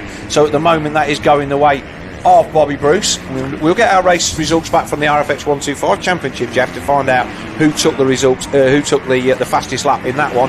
And let's not forget, as a bit of a, what's the word, a bit of a taste, a bit of a change in the rules, I suppose you'd call it. The gate for race 2 is set from the race lap times of race 1. Lap times. That is the point here. I don't think we've ever done that. It's a new concept. In AMA Motocross, they do it on your first race position. So even if you qualified first, but you had a shocking first moto, you go to the line where you finished. But we're actually doing it on times. So it encourages riders, even if they had a shocker and they think they're going to pull out of the race, get out there and put a lap in, because that's going to give you a better gate pick for the second moto. So if you've got the lifetime up there, can you have a look and see where the second of our SS24 Gabriel KTMs is? Because if that was Maxi Werner that went down in the first, I'm sure it was. Is he still circulating, or did he?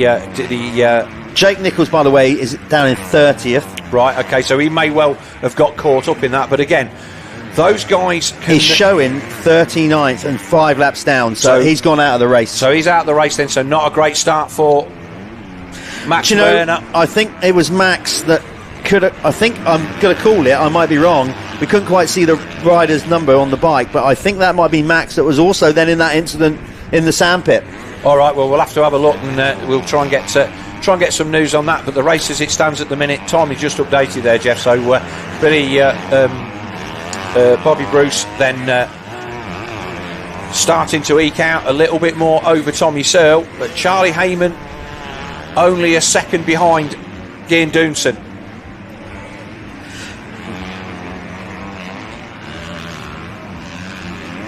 So as we get to mid-distance then coming towards, we're just going to take a short break to thank our sponsors, and we will be right back after this.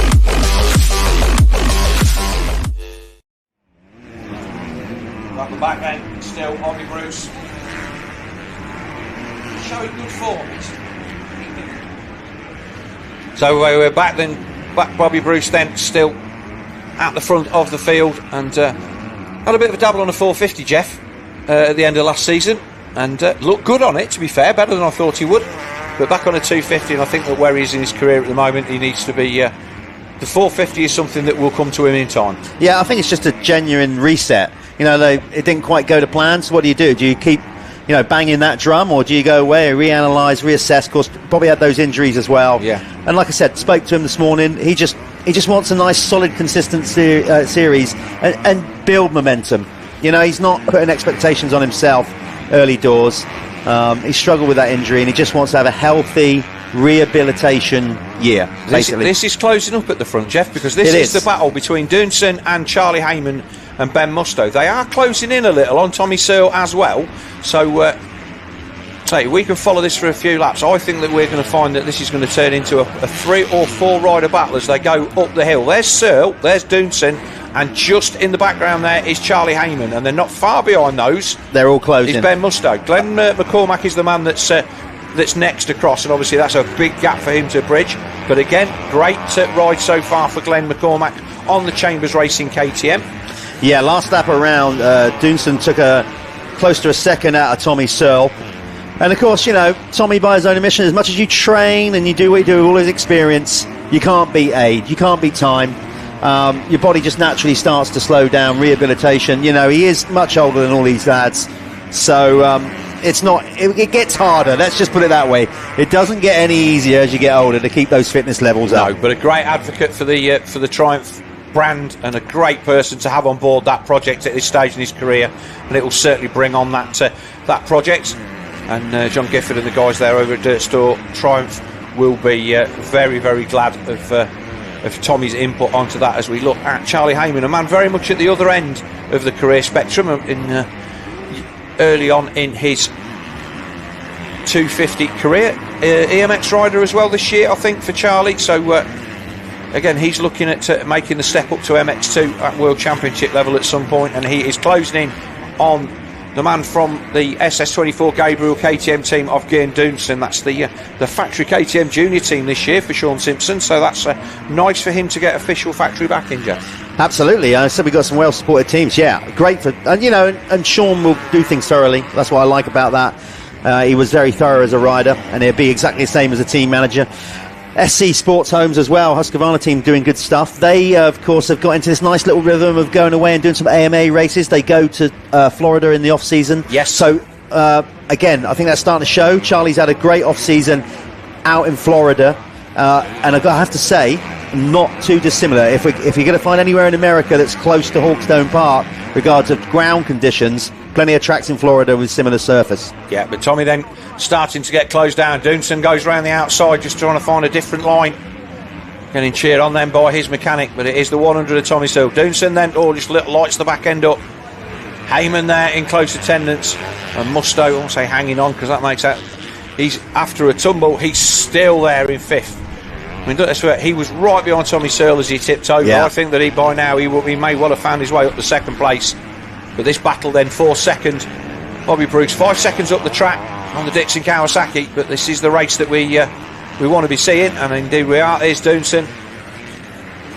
I noticed as they were going up the famous hill there, they're all making sure that they're just to the side, either side, none of them following, because let me tell you, they are getting roosted. There's some... Oh, yes. There's some big rocks there. Yeah. They've been exposed, obviously, down the years as the tracks just waters run down the hill and all the track work.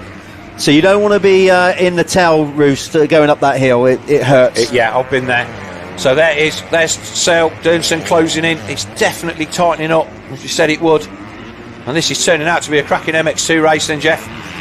Yes, we are currently coming up to 18:51 on the clock, so we're going to start getting into the sharp end of it. There's still plenty of time in this one for stuff to go down and to happen. And Dunson's had a couple of looks over his shoulder to see who is bearing down on him, because obviously he won't have raced against a lot of these guys before, so he'll know who they are. I'm well impressed with Musto, the man on the AC United Gas, keeping the pace of these boys.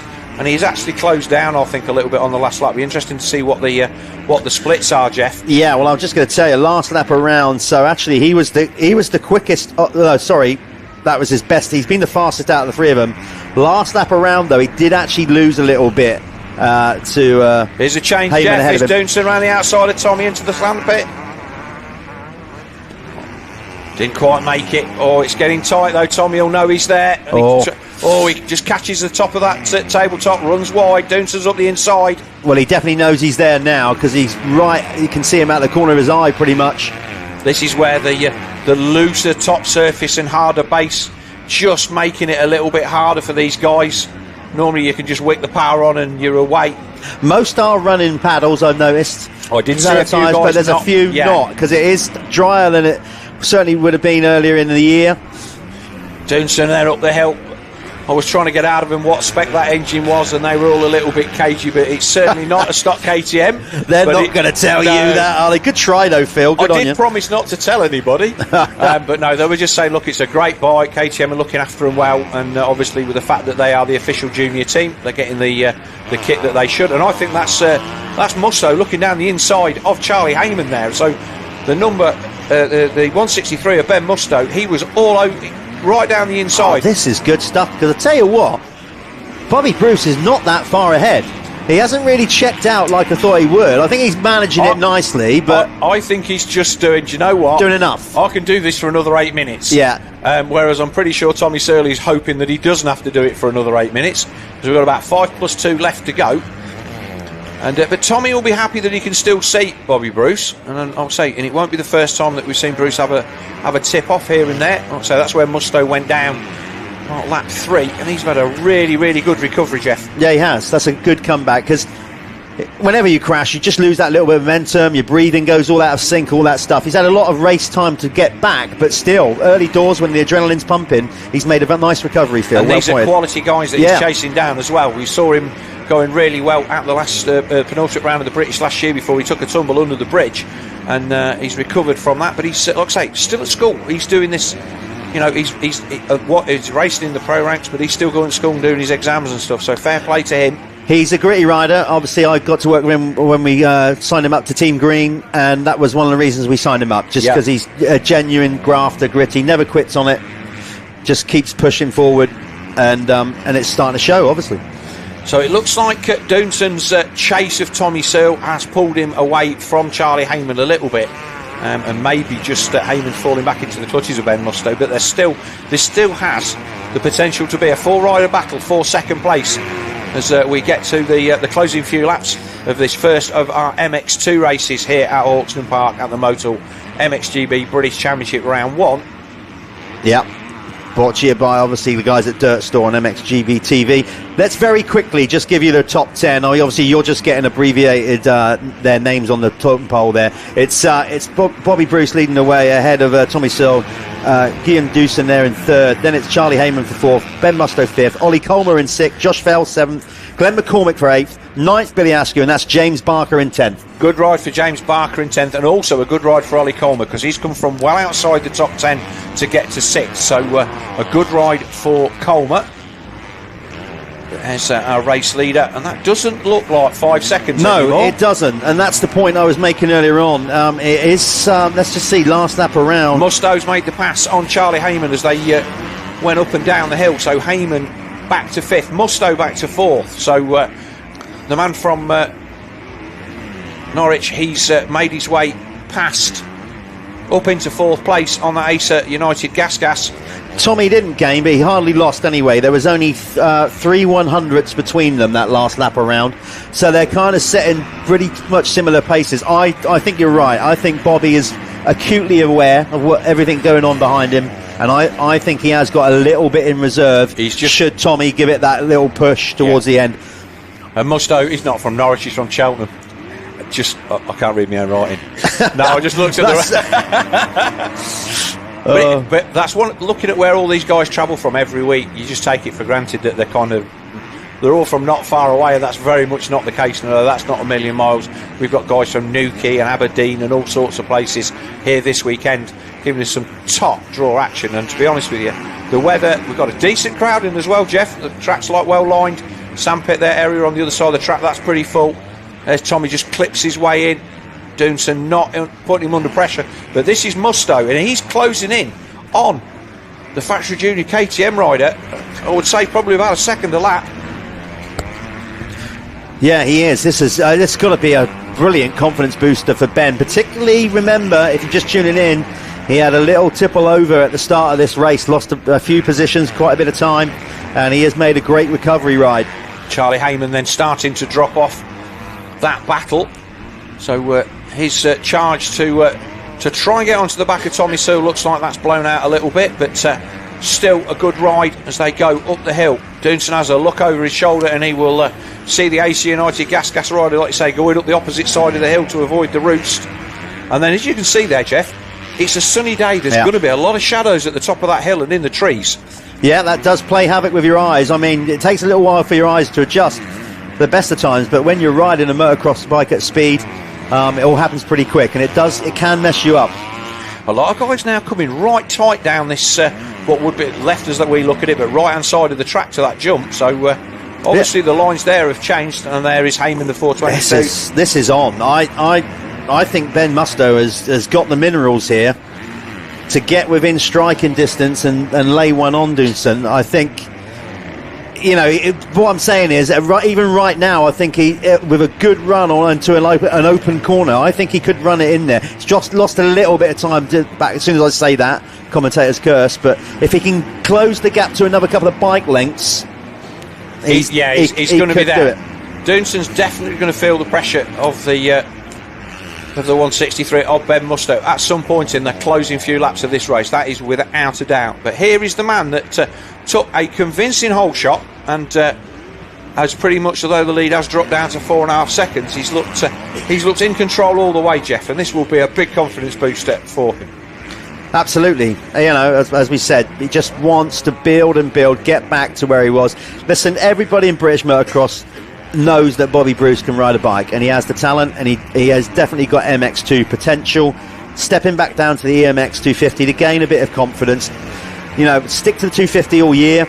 The back and forth from 450, 250, that's going to help. And just get a nice solid year under his belt, and then push on for next year. That's, in regards of MX2, that would be the ideal fit for Bobby. So the yellow flags there as they came over the tabletop under the bridge, and the gap at the front is coming down. Tommy Searle is not out of this yet. They've come across the line. Last time around, Phil, he took a second 1 point. Yeah, basically took second 0.1 out of Bobby there, so he is pushing him.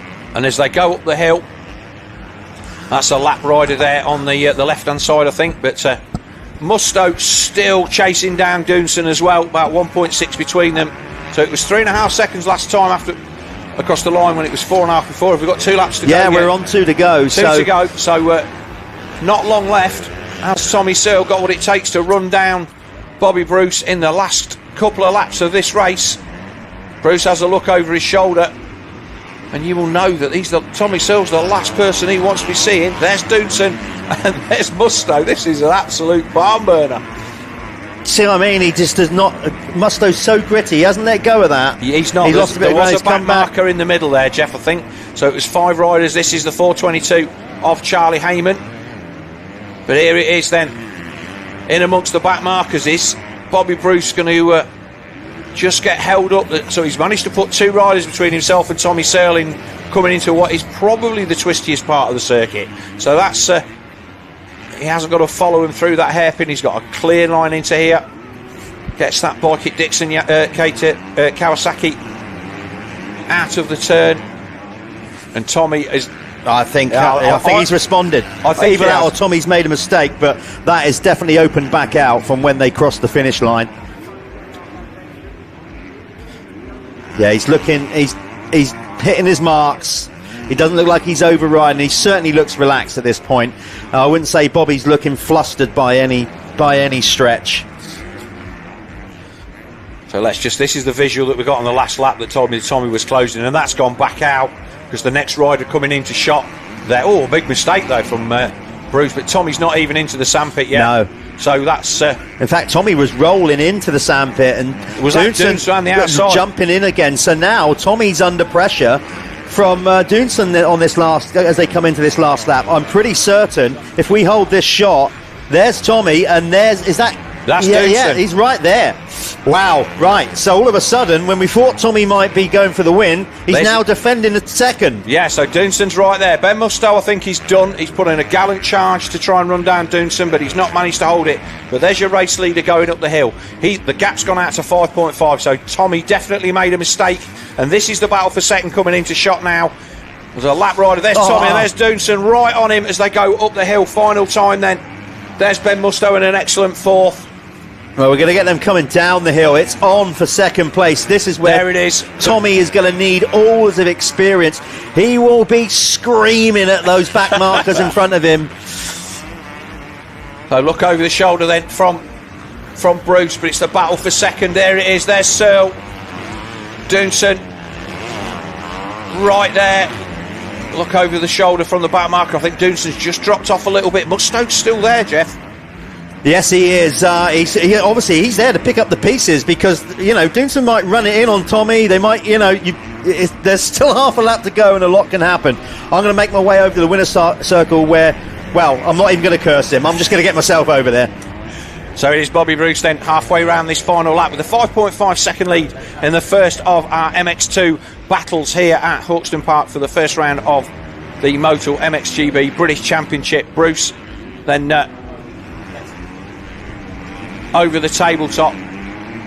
It's the battle in the background that we need to see, and it's Doonson closing in on Tommy Searle.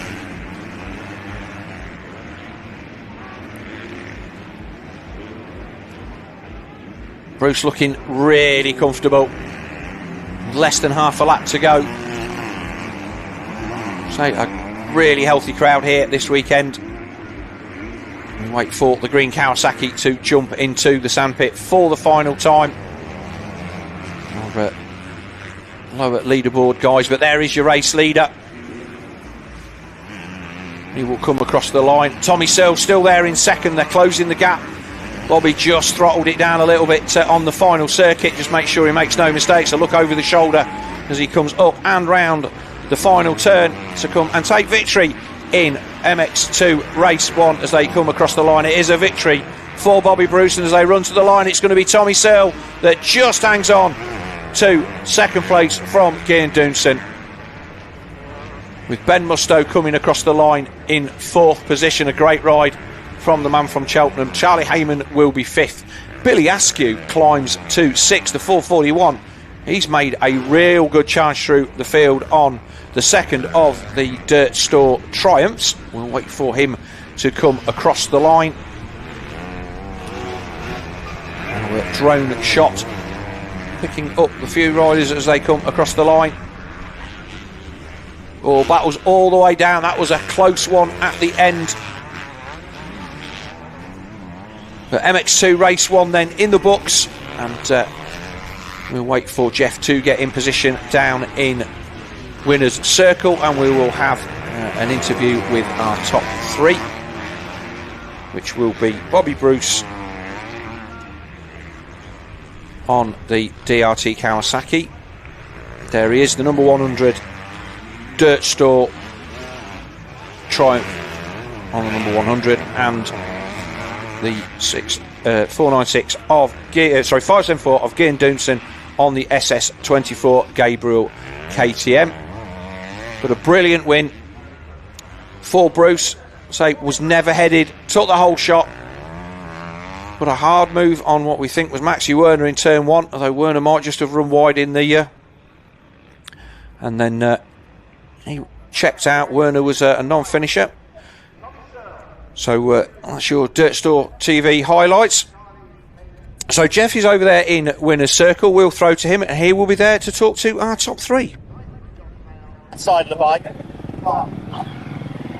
Okay, here we are.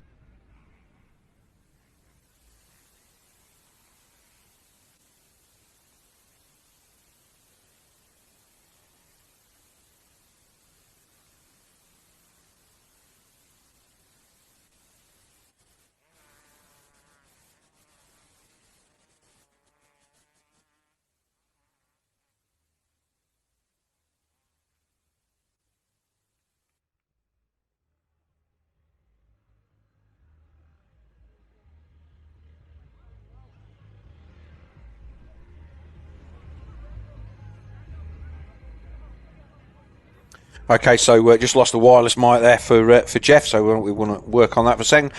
But yeah, a brilliant race. We had two fantastic races to kick off this first round of the Motul MXGB British Motocross Championship here at Hawkstone Park. It's been it's a beautiful day, blue skies, lots of people out there on the fences. Yeah, we're going to go back to Jeff. We got the mic back, so we'll carry on with our interviews in winner's circle. Live TV for you, lads. That's all right. Okay, we're back. We've sorted out that issue now. Bobby said it. To be fair, I'll give you a chance to get your breath back a bit more. Yeah.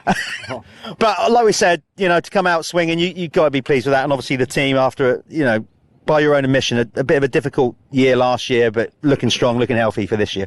Yeah, I think all the pieces are coming together now. The bike feels really good. The team have worked really hard, and so have I. So, yeah, to start off like this, we can't really complain. But now we've got to go and back it up again. Yeah.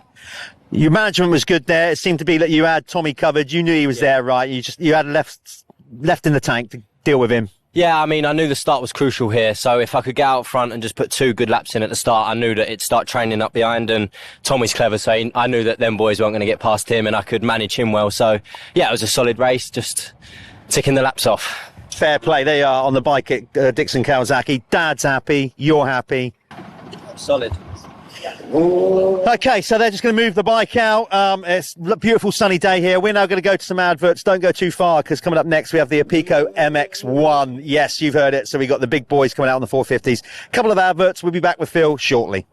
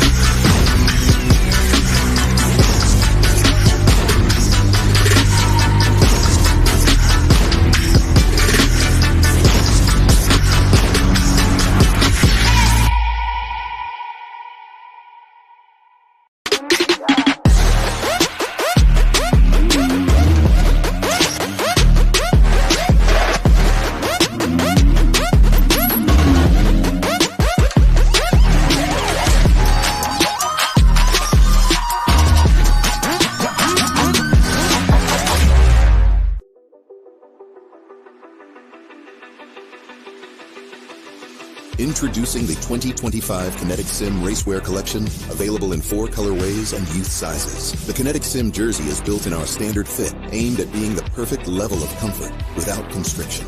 Its multi-panel construction enhances durability, while the integrated mesh ventilation keeps you cool on those hot summer days. Kinetic jerseys are engineered to race at the highest levels, but comfortable enough to wear on an all-day ride. This jersey does it all, and is one of the most popular choices in the history of fly racing. The Kinetic Sim pant is a high-performance pant at an unbeatable price. Its ultra-durable 900D construction, coupled with multi-directional stretch panels. The BOA Fit system took this pant to a whole new level, adding top-tier functionality without impacting your wallet. Kinetic pants are that perfect blend of race-winning performance and everyday comfort. The Kinetic Sim gloves are a perfect go-between for those wanting knuckle and palm protection, but also needing premium grip and feel. The adjustable wrist closure offers a more secure fit, and silicone finger grippers create better control. The Fly MX 2025 Kinetic Collection is the most versatile gear set in the off-road landscape.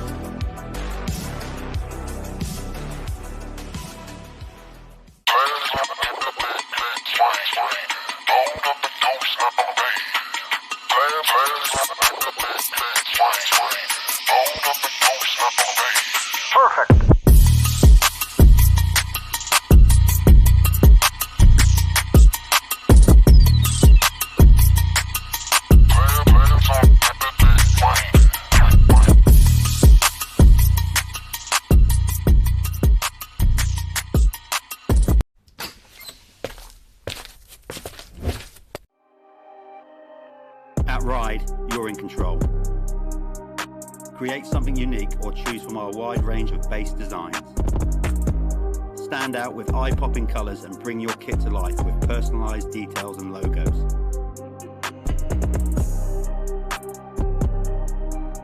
With our advanced materials and proven durability, our kits are built to perform. Head to our website and start designing today. Look good, feel good, ride good.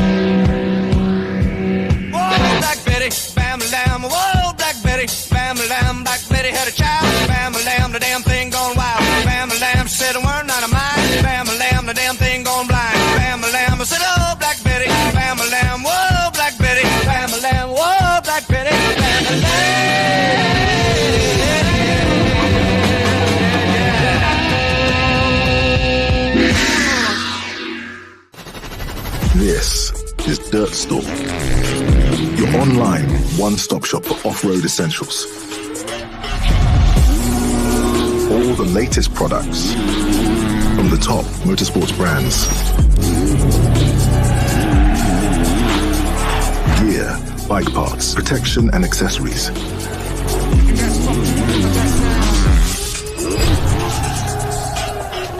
Whether it's an upgrade for you or your bike, Dirt Store has it all.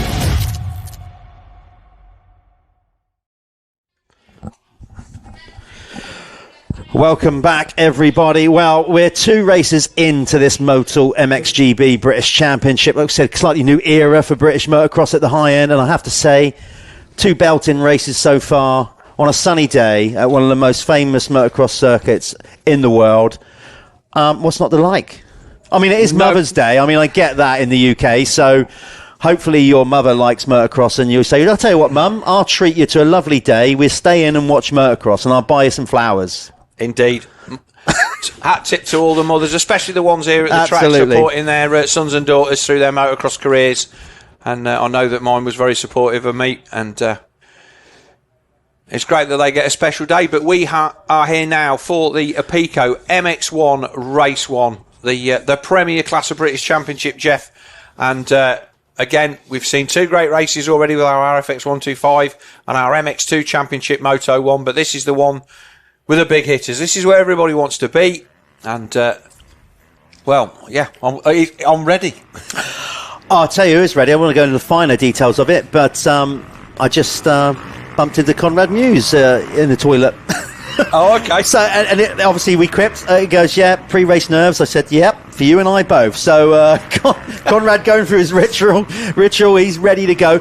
Surprisingly, some would say it's a surprise. I guess it is. He didn't top qualifying. Phil, I'll take it away of who did what there. Yeah, so qualifying then, it was pole position then for the man returning from European teams. I think he was on the Smicker team last year, but back with the Chambers Racing team for 2025, the 811, the Welshman Adam Sterry. He took pole position with a 2-minute 9.012 on that 811 KTM. Literally 0.2 of a second ahead of the 426 of the True 7 Honda of Conrad Muse. Josh Gilbert then, he came in third on the 326 on the Lexa MX Honda. Then it was the 41 of Tristan Purden on the SC Sports Homes Husqvarna. The 714 of Brad Todd, he came home in 5th. Martin Barr 6th. John Adams 7th. Joel Rizzi on the 450 Triumph 8th. Chris Mills 9th. And 10th was Jamie Carpenter. So that's your top 10. Any surprises in there, Jeff? Not really. I think Purden has obviously come over to the UK now a couple of years and really established himself. So solid rider. Gilbert, he's always shown the talent, now doing GPs.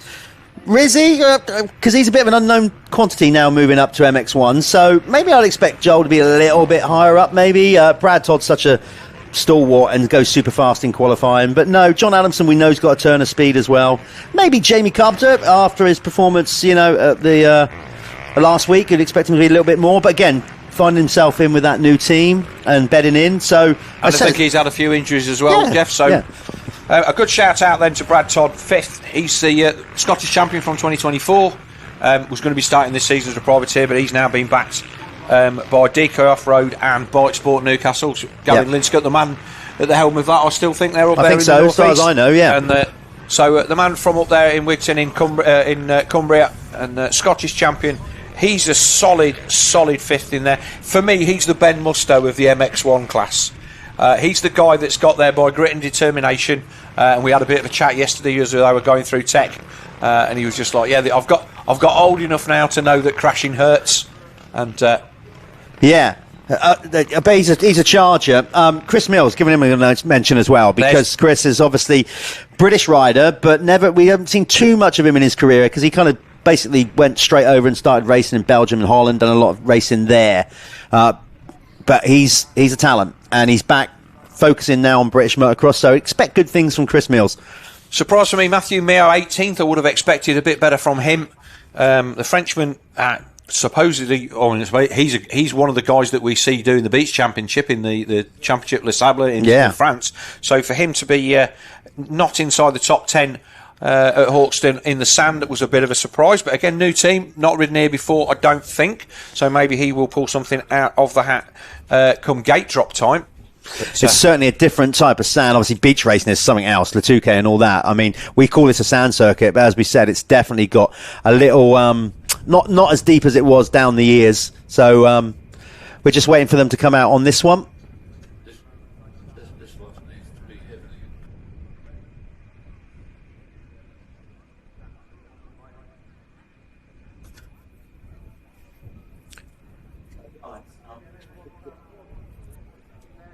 Yeah, so looking out over the circuit then from the sandpit, and looking then at the Apico corner. I've come into the Hawkstone International a couple of years ago, and that was just a bottomless bog in that turn. Yeah, that's what I'm saying, how different it is. Under these conditions, it's dry. They put a lot of water down, but it's not as deep as we'd expect Hawkstone to really be at this time of year. Yeah. So it's going to make a different race circuit. It's going to be fast with more sharp end bumps. So bike setup, it's not those kind of big, nice rollers. It will eventually get like that, but you can see how dry it is on the top there. I mean, there was talk yesterday. Oh, it's going to, it might even end up being dusty, and I think it will. We've got a glorious sun and quite a strong wind, which is drying the track out. But there you can see our leaf blower guys. No, that's a camera. We have our leaf blower guys out there on the gates as we wait for the Apico Factory Racing MX1 Race 1 to come to the line. We've got our Phoenix Tools fastest lap. Did we get an official one on that one? Was it definitely Bobby Bruce for the MX2? It was absolutely Bobby Bruce in MX2 that set the quickest lap of the race. So yeah, thanks to Barry and everybody at Phoenix Tools. Phoenix Tools fastest lap. We'll do the same in this one. We'll keep an eye on it now. We've got live timing at the event here back up and running, so I can keep an eye on see who's doing what. Traditionally, you'd expect it's going to be one of the front runners that obviously sets the quickest time. That's not always the case. Some of them get a bad start and pull out lap times of ridiculous speed further down the field as they work their way to the front. But yeah, as you can see, it's absolutely perfect out there. There's the K-Tech bowl corner. That's the kind of avenue of brands. I can't remember, speaking to Elliot Spencer, that's going to be doing a lot of the social media for the championship this year. We kind of funneled the brands in so they all lead towards the finish line. You can see there, you can see the guys from Goggles there, Triumph. As I said, so many partners of the Motul MXGB British Championship. Apico being one of them, of course, sponsoring the MX1 class that you are about to see. Bell, DP, Dirty, Dirt Store, of course, Fly, Fox, FXR, Gaern, Honda, Jude Morris Racing Foundation supporting the Under-21 Championship. We will tell you when we go back to MX2 where they're standing in that championship after the first one, because that's in a championship within it. Yeah, it'll take a couple of races for everything to find its feet with regard to points. We're going back to the Phoenix Talks fastest lap then, as we suspected. The RFX125 fastest lap was the 55 of race winner Ryan Waggett took that. And in MX2 race 1, no surprise, Bobby Bruce on the 79 DRT Kawasaki took it there. So those two guys our Phoenix Tools fastest lap winners. Yeah. And both of them also the Planet Moto first lap winners as well. Yeah. So they've swept that, which is not unsurprising. No. But there's always going to be a chance that the man that doesn't lead across the line on the first lap is going to put the fastest lap in and not win. The Planet Moto First Lap Leader Championship actually turns out to be quite good, quite entertaining as we go along. It's surprising. Certainly when we were doing it back in the amateur classes, back with the Fastest 40, it would certainly be variations of riders getting good starts. But of course, we do a points tally with that, and whoever scores the most points across the board at the end of the year will then get a trip down to Spain. We'll go into all those good tracks down there. Where they're going to get to ride and get accommodation, all those kind of things. So that's really cool. Going back to our list of incredible sponsors, as we said, we've got the K-Tech, Kawasaki, June Morris Racing Foundation, Michelin, Moto Verde, Oakley, of course, Phoenix Tools, Planet Moto. The list goes on and on. We're getting ready. Looks like they're starting to fire them up. They're going to be coming to the line for this, the opening moto of the Pico MX1 race here at the Motul MXGB British Championship. Adam Sterry then leads them into the gate. And like I say, he's a man, he had a decent MX2 career, did a lot of GPs, far more than you would ever think. And he finished 6th in the world, and he behind the likes of Jorge Prado. I think his teammate beat him as well. But when you look at the year that he finished 6th, which I think was, I want to say it's 2019, but on my encyclopedic knowledge, not as encyclopedic as it should be. But he had a good MX2, and I think he just aged out a year too early, and then obviously up onto a 450 against the best guys in the world. On his day, well, he's as quick as any of them. Of course he is. Obviously former British champion anyway. He's won a British championship before. Represented Team GB, Motocross of Nations. He's been on the podium. Yeah, an incredibly wet Assen. Yes. Yeah, I didn't go, but my son was there, and he was like, mate, this is unbelievable. Oh. And then obviously when our boys put it on the box, and again, this is the part of the history of Hawkstone Park and all the rest of it, Motocross of Nations back in the day, all this kind of stuff. This is what, having the likes of Adam Sterry back in the championship, he's been riding the ADAC for Schmecker KTM and other teams over there, and won races against the likes of Max Nagel and all these kind of guys. So he's got a good pedigree. And as we look at the number 6 then, the number 6 Fantic of Carlton Husband, the Phoenix Tools rider. I think he's been with that team 7 or 8 seasons now, so he's definitely, he knows his way around that team. He does. We always said about rider styles now that they're all varying. Carlton is a good adjective to explain it, if you don't know Carlton Husband, swashbuckling. Yes. He's that kind of like all action hero. He's given 100%. And I think genuinely that's why, likeable lad as well, of course. But I think that's why Barry sort of sticks, because he just knows he's getting 100% of him, and you can't ask more. No, and a lot of team owners will stick with guys who just tick their boxes. Also coming to the line there, the 95 Chambers KTM of Dan Thornhill, and the guy had a fantastic result at Le Touquet, him and his brother. Yeah. Again, they race as a family. My first proper MX commentary gig for the British Masters back in the day. Dan and Adam Sterry were battling for the lead in the Big Wheel Championship, and here they are. So very quickly, just before we go gate drop, another call out to our incredible sponsors. We're going to run a very quick advert. We'll be straight back for the gate drop. Don't go anywhere.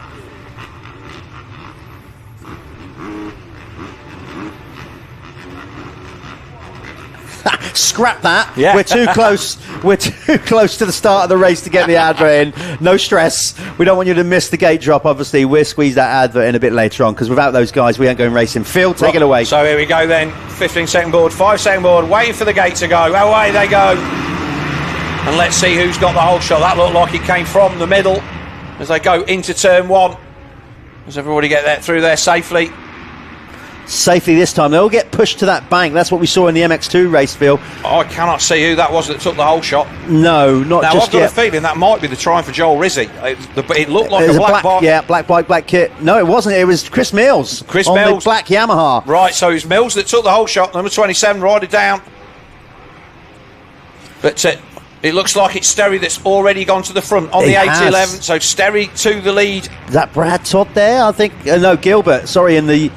Was it, or Purdon? It could have been Purdon up to third, I think. Louis Kessel there in a tussle in the middle on the number 7. And Ryder bringing up the rear of the field. But that was a ripper of a hole shot from Chris Mills. Yeah. So already into the sandpit. We're going to see who's leading as they come out of that. Well, we know who's leading. It's Adam Sterry on the Chambers KTM. Burden there in second, possibly. In the yellow. So on the SC Sport Homes Husqvarna. So he's there in second. They come through to complete the first lap. And we'll see who our Planet Moto first lap point scorers are. So at the moment it looks like Sterry and Purdon are going to be first and second. Possibly Gilbert across the line in third, but we'll see that as they come towards us for the first time. So there he is, the 811 of Adam Sterry on the Chambers KTM from Purdon. Then it's Mills, Conrad Muse. In fact, Muse not in the top 10 as I can see at the moment. Seventh, currently seventh. So our Planet Moto first lap then, Adam Sterry, Tristan Purdon, Chris Mills, John Adamson, and the 184 of Jamie Carpenter. So Carpenter 5th, Jason Meara John Meara in 6th, Muse 7th, Brad Todd 8th, Josh Gilbert 9th, and the 33 of Ben Edwards. That is your top 10 across the line. Keep an eye on Ben Edwards. He's been doing good stuff in the Scottish Championship. He's strong. He's strong in sand conditions. It'd be good for a solid result if he can stay in that top 10. Purdon showing some real worth here. Chris Mills, as I said, he's got the minerals. He's back doing all the British Championship, so that's good. I think that was John Adamson going from, as we look at, from right to left, swinging across the track. Martin Barr in there. He came across the line in 12th, just in front of, just behind Matthew Mio. So he's got a trial through. Rizzy there in 13th, Carlton Husband 14th, Liam Knight in the 134 SR KTM. He's there in 15th. But it is our race leader, Adam Sterry, our fastest qualifier. He will be looking at trying to get away at the front of this one. And he loves Hawkstone. Let's be honest, it's really his local track. He's North Wales. Yeah, I mean, it's he's done many laps around here, so it's right up his street. Literally not too far from obviously his home in North Wales there. So this will be a real confidence booster. I mean, he's a confident lad anyway, but to step back into British motocross, if he can bag a race win straight off the bat, game he's on. Already putting some decent time into the 41 of Tristan Purdon on the SC Sport Homes Husqvarna as they come towards the sandpit. Nicely in there, and he's already got the length of that straight there, Jeff. I love the way you can see his frame grinding out on the sand there on landing. He's looking sublime, actually, I have to say. What we're going to see here is actually, I mean, Conrad would have hoped for a much better start, of course he would, but for the sake of a good race, we're now going to have to see what he's got to come through the field. I'll be honest with you, if he'd have got the whole shot, I would have been a bit, but no, let's see what he's got. There is your second place man, the South African Tristan Purdon then, on the SC Sport Homes team, run by former British champion Neil Prince. They've got a big squad down there, and they do a great job. So there's Purdon, a big gap back to third, and it's still Mills in third. Oh, Jamie Carpenter nearly washed the front end in front of his teammate there on that Crendon True 7 Honda racing machine. So they're riding in tandem. Todd up to 6th, so Todd having a good ride. Looks like John Adamson has started to fade back. He's gone back to 9th. But Brad Todd on the Honda from he's on the DK Honda, I think. That's what he's from Bike Sport Newcastle. Oh, Bike Sport, yeah, Brad Todd, yeah. My bad. Oh, big parking, bit of a big parking moment there. So that was Mills got sent out wide by Jamie Carpenter, and Conrad Muse bagged them both. So I think that Muse is now up to 4th, Jeff. Yes, he is. Okay, I know it's early doors and this may change, but in a sand race it very rarely does. Right now, your Phoenix Tools fastest lap rider, take a guess, Phil. Adam Sterry. Good guess. Good guess. Yes, Adam Sterry is your Phoenix Tools fastest lap so far of the race with a 2:13.386. There you go. Let's see if that gets any quicker throughout the race and if anybody can shave some time off that. That was a nice hop there by Tristan Purdon over that little double into that turn. So Conrad Muse has got to get his finger out, and obviously if he's going to try and chase down Adam Sterry, he's currently looking at what we've got now. I probably think he's 7 or 8 seconds adrift. He's going to be knocking on the door for that Phoenix Tools fastest lap award. But here is our race leader then on the Chambers KTM into the sandpit to make his way around to complete another lap. And Purdon has got a nice gap there, so that these two have broken away. This is going to be good because Conrad, I tell you what, he's got some ground to make up. Yes, this is going to be a really interesting race to see if he can peg them back being chased there by his teammate, or his teammate. This would be good, following him around. I just want to highlight as well, remember, a different format this year. It's going to be gate pick for the second races. Second motos are done on your lap times from this moto, not your position or your qualifying this morning. So right now, as it stands, of course, Adam Sterry top qualifying, but as the quickest rider in this race thus far, he will get the first gate pick. He will indeed. But Conrad Muse then on a rip up Hawkstone Hill with teammate Jamie Carpenter on that True 7 Crendon Honda team run by Dave Thorpe. Been around in the British Championship for a long while, and Muse announcing that earlier this week that they're going to be doing a few rounds of the AMA and a couple of select GPs, which is great news for the British fans. Always good to see British riders going over and having a bash at the AMA, especially when you know everybody on the other side of the pond won't have a clue who he is. I'd like to think they would now, because no, obviously they really don't. He put in a good performance at the Nations this year, but you'd like to think, but yeah. But yeah, it always the majority won't. The majority won't, and it would be great to see him up there and having a go. I know that Ben Watson was keen to go out there and do it, but I think the date switch of the GPs, which obviously has meant that we've had to move around, means that doesn't work out for him. So it's a shame for them. But obviously Conrad Muse then, he's now got to try and chase down our race leader, Adam Sterry, with Tristan Purdon away in the distance. It's 6 seconds then between Sterry and Purdon, and a further almost 7 seconds back to Conrad Muse. So pretty much 16 seconds the gap. We will try and keep an eye on that as Muse makes that nice hop into the turn. So just to tell you, obviously last lap around, which was the first real complete full lap, Sterry bust in a time of 2:14.318, and Muse was 2:16.023. So I'm going to keep an eye on that. Obviously Conrad coming through a bit of traffic, Sterry on that Chambers KTM with a clear track, but I tell you what, that's still quite a margin, nearly 2 seconds quicker. Well, my visuals on that tell me that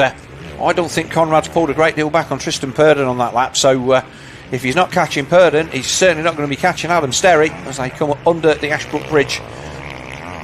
And again, this corner riding completely differently to how it does when it's wet. Nobody goes up that high when it's damp. It's just a horrible sticky mess all the way up that berm for reasons I've never fully understood. But he comes across the line to complete another lap on that new for 2025 Honda. Okay, he's starting to wind up the wick now. He's taken a second out of his last time, but not taken a second. He's taken a second out of Purdon, Conrad Muse in third, but lost a second to Sterry. Sterry's still going quickest, and that's why he's got the gap up to 8.4. Well, that's motoring away, and you wouldn't say that Adam topping the time sheets this morning was against the run of play, but because obviously he's a top lad and he knows his way around this Hawkstone track, but he's putting in a solid moto here, backing up his fastest qualification and doing a great job. And he knows he'll be getting the board from his mechanic, who is former British champion and MX of Nations rider Greg Hansen. Yeah, good Greg. Saw him in the pits. Great hero of mine, Greg Hansen. He was the guy in our centre that went to ride GPs, and was fortunate enough to interview him in here in this very room last year. And it's great to see Greg back in the paddock twirling the spanners. Oh, Purdon's down. He's overshot the berm. So that's a blow for the South African. Well, he's got to fight back. I mean, I think Conrad was gaining on him anyway. Not think he was. So he'd come under pressure anyway. In many ways, maybe, I mean, he'll want to hold down second for as long as he can, but just to regroup. Maybe he can pick up on some of Conrad's lines now, which might have been faster because he was closing in on him. But look at that. I mean, Sterry's just gone. Yeah. He's way down the track at the minute. The battle then down there, it's Carpenter, Todd and Josh Gilbert. That's those three riders that we can see there in shot, and then it's a bit of a gap back to the 212 of John Adamson on the second of the Lexa Hondas. I can say this off screen, you can't see it in a minute, but I can tell you that Martin Barr is not pulled out of the race at this one, but he is in the pit area, missing a helmet peak. So I'm guessing that Martin Barr, the Apico Honda racing rider, has taken a bit of a spill there. He's just getting his breath back, taking some water. Knowing Marty here, probably roll back out to get some laps in. He looks like he's struggling a little bit. Yeah, he does, yeah. We'll see. We'll keep an eye on that right now. We're also keeping an eye on Conrad to see if he can close down this gap, which is now 11 seconds.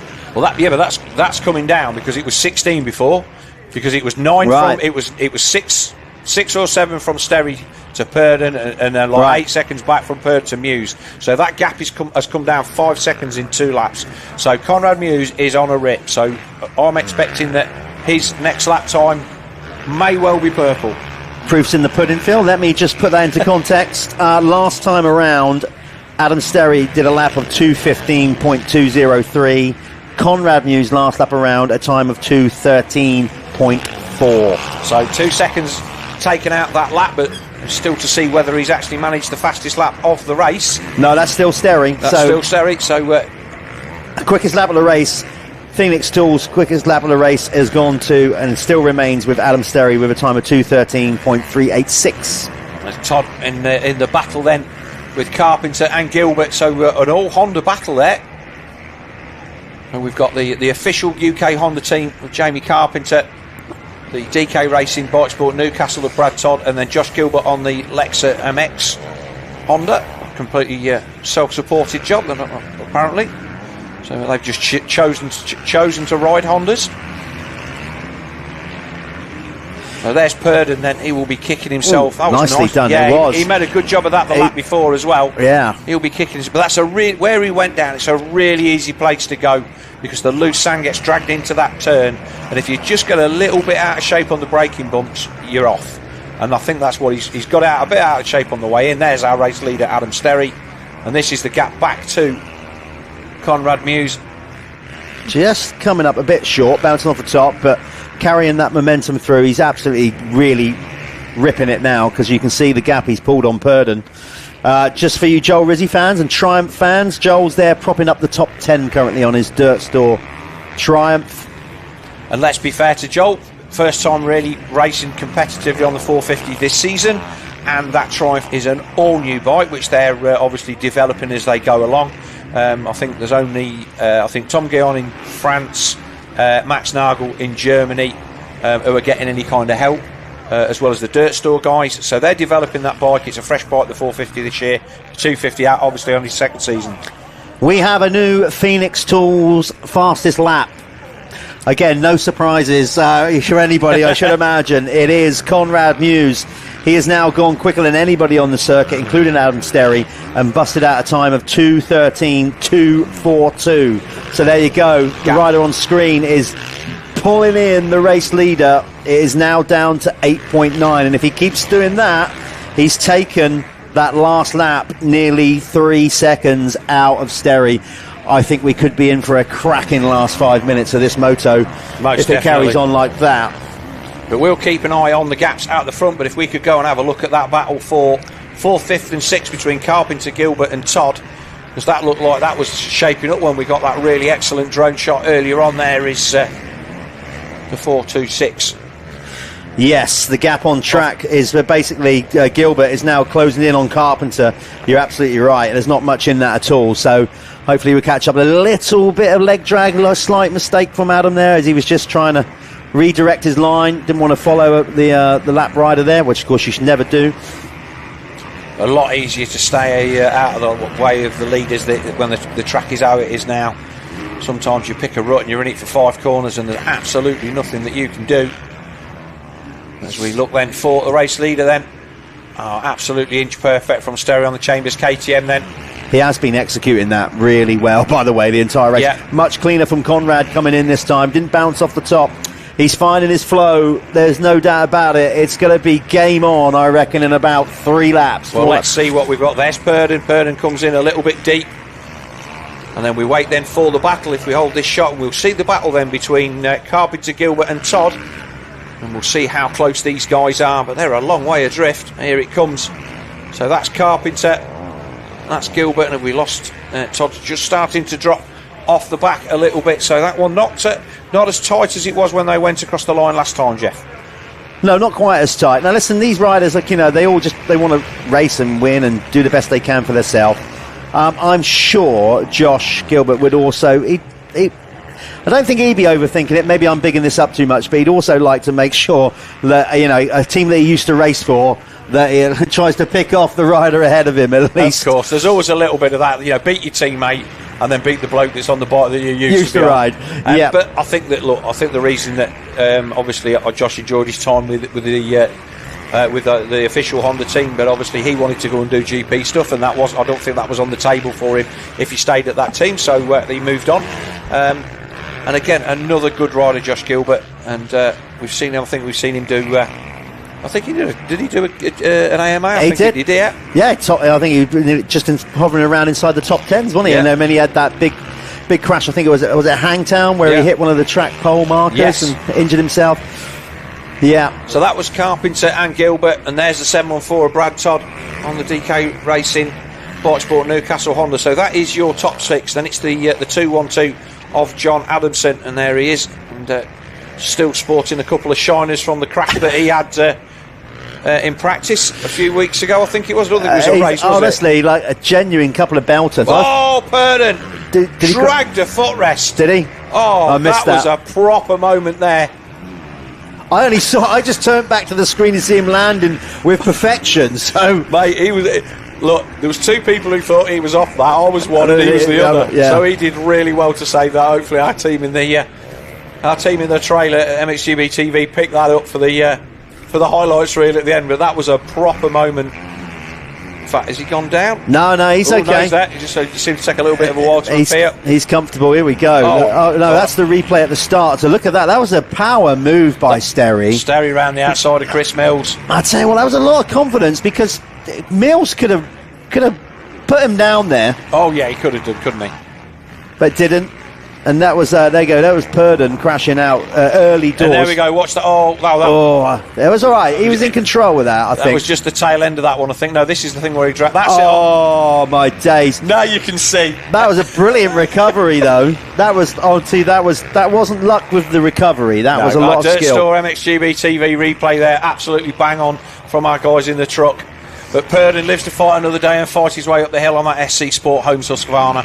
But that was definitely a moment that he will remember. But let's go back to the front then, because Adam Sterry to Conrad Muse is 3 seconds. Oh, here so we he'll go. be able to see him. So it's the battle at the front now that we're rubbing our hands for. Yeah, it is definitely, and this is going to tighten up because we're at 18 minutes. We've got 7 minutes plus 2, though, don't forget. It's a 25-minute plus 2-lap moto.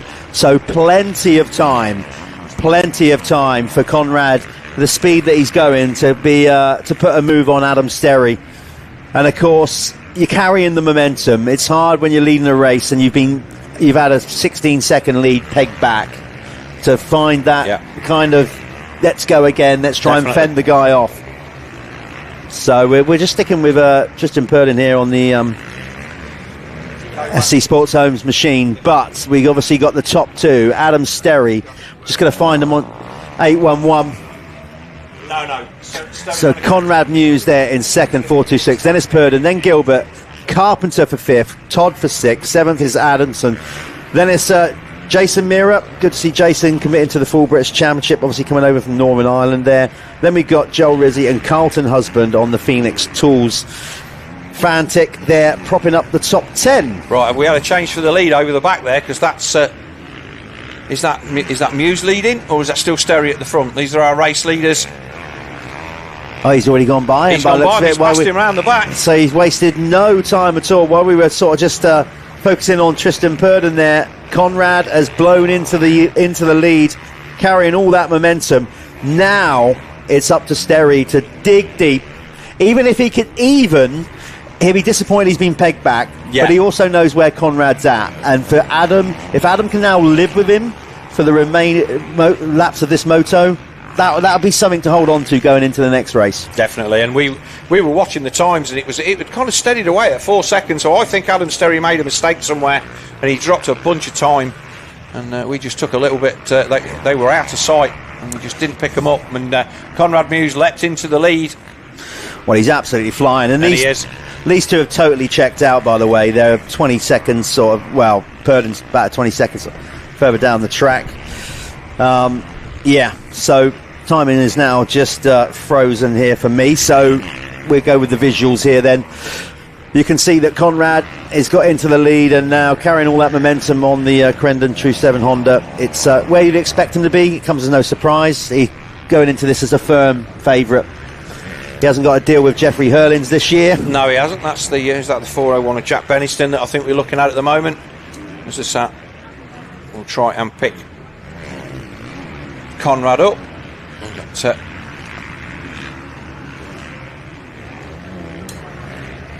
that's the 300 of Charlie Hamlet. Yeah, Charlie out there enjoying himself. Had a little chat with him earlier on. Yeah. All of a sudden, I'm aware of the fact that there's a mass of red bikes out here that all look the same. And yeah, it's not so easy. It's easier when you're outdoors and seeing them, but when you're looking like you guys, we actually obviously look for a TV monitor, and yeah. But you can see the big gap now. Oh, is that Conrad? That was Conrad. That's Conrad Muse. If it's not Conrad, it's a very fast tail end rider. I can say that. Yeah. So he's under the Ashbrook Bridge then. So how long we got left to run down in this one? Well, my timing has gone. Not my personal timing. Just I don't know. Is the answer to that, because basically it's frozen, and so I don't know. But I reckon we're a couple of laps off of the 2-lap board currently. Yeah. I think that's what did for us. I think the timing had frozen when we were looking at the gaps between Sterry and Conrad Muse, and they were a lot closer than they appeared on the timing screen. But Conrad then blasts up there on the True 7 Crennan Honda. There is the 811 of Adam Sterry in second. The gap already out to 8.5 seconds, so that's a 10-second swing in 3 laps. Wow. Conrad has definitely found his mojo. He'll be taking the Phoenix Tool Fastest Lap Award. And like I say, you mentioned Jeffrey Hurlins earlier on in the race, and Jeffrey was very, very complimentary of Conrad Muse last year, saying that he gave him some of the hardest races that he'd had. And he was definitely coming here to get some exercise and be pushed, and Conrad Muse certainly did that. Further down the field, Phil, I'm just looking out the window. They are starting to spread out a little bit now. Josh Gilbert has, as you can see, a 2.2 second head of Carpenter. Likewise, Todd is now 2 seconds back. They've all just started to sort of distance themselves from each other, basically. So it's not so intense down there now as they start to sort themselves out in this first moto. But of course, Moto 2, completely different kettle of fish. Last moto of the day, it's going to be rough. We're probably going to have more shadows on the track. The sun's going to come round. It will be different for these guys for sure. But Muse then from Sterry, from Tristan Purden, the South African on the SC Sport Homes Husky. Then it's Gilbert on the Lexa Honda, Carpenter on the True 7 Crendon Honda, Brad Todd on the DK Racing Bike Sport Newcastle Honda, then John Adamson on another Lexa Honda. The red bikes are doing the do. And I'll tell you why, because they're good. You know, like there's no doubt about it. The new CRF range obviously developed and helped with the Lawrence brothers and everybody, and Tim Geiser. Yeah. Nice bit of kit. And they're cheap this year as well. They've done a big thing with the price point on those. Jason Mira on the Motorcycle Gas. He's there in 8th. Joel Rizzi's gone up to 9th on the Dirt Store 450 Triumph, and Carlton Husband on the Phoenix Tool Fantic. He rounds out the top 10. So as this first of Apico MX1 races draws to a close, we've still got a few laps to go, but Conrad well and truly away with this one. Sterry has 23 seconds on Purden, and he currently has 16 seconds on Josh Gilbert. So those guys getting the starts as the 2 lap board looks like it's been readied through the little bit of the gap in the window that we can see through. Yeah, it is. It should be next time around. When you watching Conrad in full flow, it is a thing of beauty. I mean, there's no doubt about it. He is sublimely talented. He is. Everybody in British motocross has known the potential of Conrad for a long time, probably more than he ever knew, actually, when he was a bit younger. And it was interesting talking to him last night in the Michelin 125 Youth Academy. We had him over talking about his trials and tribulations to get to this point, and it was quite refreshing, Phil, wasn't it, to hear him say, do you know what? I struggled there for a few years. It's not as easy as you think. Exactly that, and I think it gives a realisation to the youngsters that the lot of a professional motocross rider is not an easy one, and the mental game is every bit as important as the performance on track. As we watch the man who at the moment is the top man in British motocross. See, just what he did there, that looks so easy. Oh, well, I watched that and go, yeah, I could do that. We can do that. You and I can still do that. Not a chance. No. That's the trouble, you see. We sit here and watch top riders and think we can still do it, Phil. Got to get a reality check. But again, really nice. It's a little bit of a scrub there, not too wild in the sand, because obviously if you get away from you on the landing, especially with the rutted up slopes, you can easily end up on your ear. Here he comes then, and just nicely pops into the sandpit. And again, when you go and look at that from the other side, Jeff, that's a completely blind send. There's no, oh yeah, I'll just have a peek over the top. You're committing to that. Oh, rider gone down. Did Conrad get hung up there? I think he... no, he just took his time. He turned it tight. Yeah. That rider literally... There you go, the perils of leading the race. Yes. That rider literally crashed right in front of him on his line. He was under his front wheel, wasn't he? Yeah, and that's why Conrad had to park it up, literally hit the binders and just make sure, obviously, to avoid riding over the rider that had crashed in front of him. Lovely. Just a little bit of preload there. You see how that's hooking out? It's got a dip just before the takeoff, but Conrad was preloading the suspension to jump over that tiny little hole that's forming.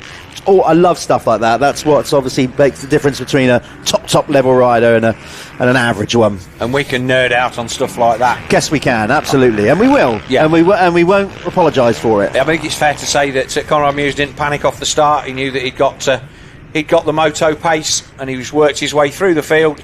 Had a nice pass up here, and his teammate ran Chris Mills wide. Chris Mills still there in 11th, just in front of Ben Edwards. Liam Knight in there, Rizzy down to 14th, Dan Thornhill 15th, Charlie Putnam in a good 16th, 17th Luke Benstead, 18th Sam Nunn, 19th Declan Whittle, and 20th the 103 of Max Broadbelt. So they're your point scorers in this first Apico Factory Racing MX1 Moto of the day.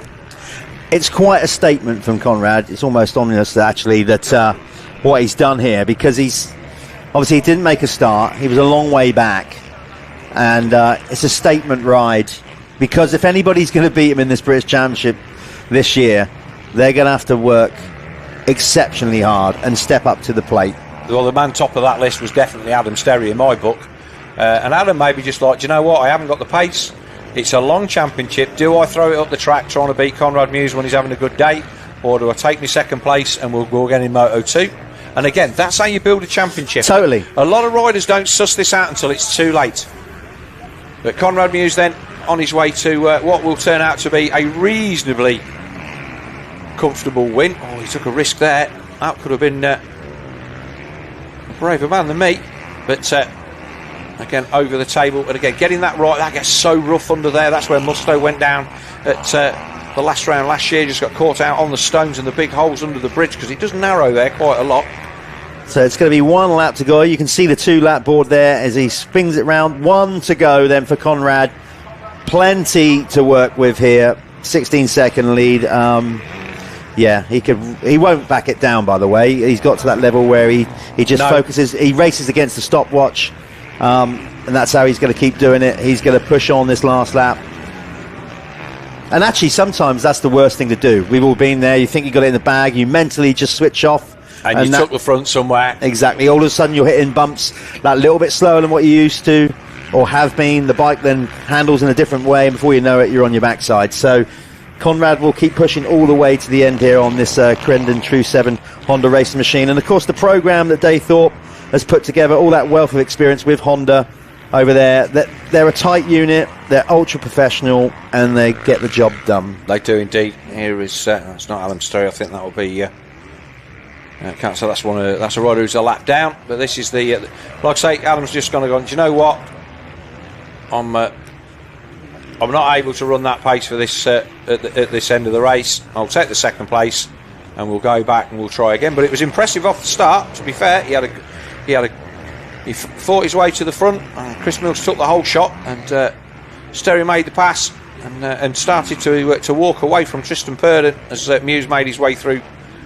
Be interesting to know what Purdon would have done without that tip off, but he'll still be well happy with the third crash or not. So as Jeff wings his way off to winner's circle to get a chat with the 426 True 7 Crendon Honda rider Conrad Muse. We'll wait for the rest of the riders to come across the line. But for the final time into the Honda hole, as it used to be called, last one resplendent with the Troy Lee Designs banners. So thanks to Troy Lee again, another sponsor stepping up to help the championship. Round the final turn, and Conrad Muse will take victory in the first of our Apico Factory Racing MX1 races here at the first round of the MXGB British Championship. A convincing win in the end, and we wait for Adam Sterry to come across the line. And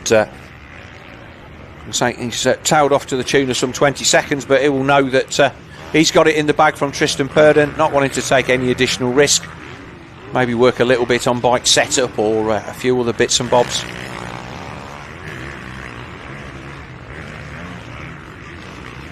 But that's been a hard moto. Sterry looking down at the back of the bike, so maybe he's got a puncture. We'll have to see if we can do that, but he certainly looked down at the back of the bike, so maybe that's what caused it. We missed the pass, but a lot of time freezing didn't help us at all, because the gap was way out, and then all of a sudden Muse was in front, so maybe a mistake or a bike issue for Sterry. We'll try and get the hard word on that. But here's our race results. Then it was a win for Conrad Muse, and the 41 of from the 811 of Adam Sterry, and the third showing Tristan Purdon. And then as it stands at the moment, Josh Gilbert in 4th, Jamie Carpenter 5th, Brad Todd 6th, John Adamson 7th. I'm pretty sure these guys are still coming across the line. We pick up, beautiful bit of riding there. Purdon coming through the woods. Highlights of race 1 in our Apico MX1 race 1. And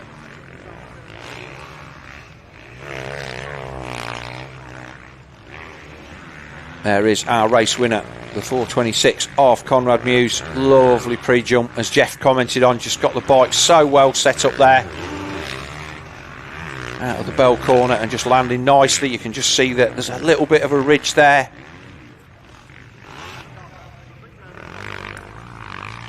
And then again, nice brake tap there, as you see as he makes his way into the corner.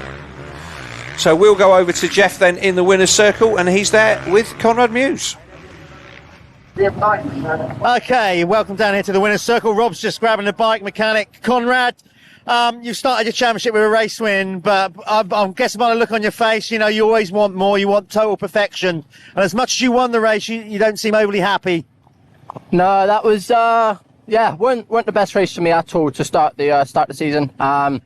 Start was mega. I just got a bit too excited and leant back too early and then got swallowed up on the sand. So that was that. And then come back through, got into the lead in 1, but I'm not happy. I didn't ride how I know I can ride, and we're going to go back, make some changes, and hopefully we're going to be 100% in this next race. Obviously, you want to win this championship again. You won it before, you know, but looking at the bigger picture, you're also expanding yourself out a bit more this year. You're going to do some AMAs and stuff like that. So I guess that's why you always want to push yourself to your absolute limits. It's not just a case of winning. You want to win and win right. Yeah, definitely. You know, like, I certainly ain't going to mix it up with the likes of Chase Sexton riding like that. So, we need to go back, regroup. And but like I said, every lap I want to push, and then I just wasn't able to. So we got the win, which was great. Fantastic to start the season like this. But on my behalf in riding, it just wasn't there. So we're going to go back to the drawing board, make some changes for the second race, and come out swinging. We'll let you do that. Go and get scrubbed up. Well done. Conrad Muse taking the race win in the first Apico MX1 championship race. Brilliant to hear that as a British motocross fan, that Conrad wants more. When he's actually commenting about he wants to go and race Chase Sexton and those guys, it just shows where his mindset's at. He's just won the race by nearly 16, 17 seconds and he's not happy. So for British motocross fans, that's fantastic.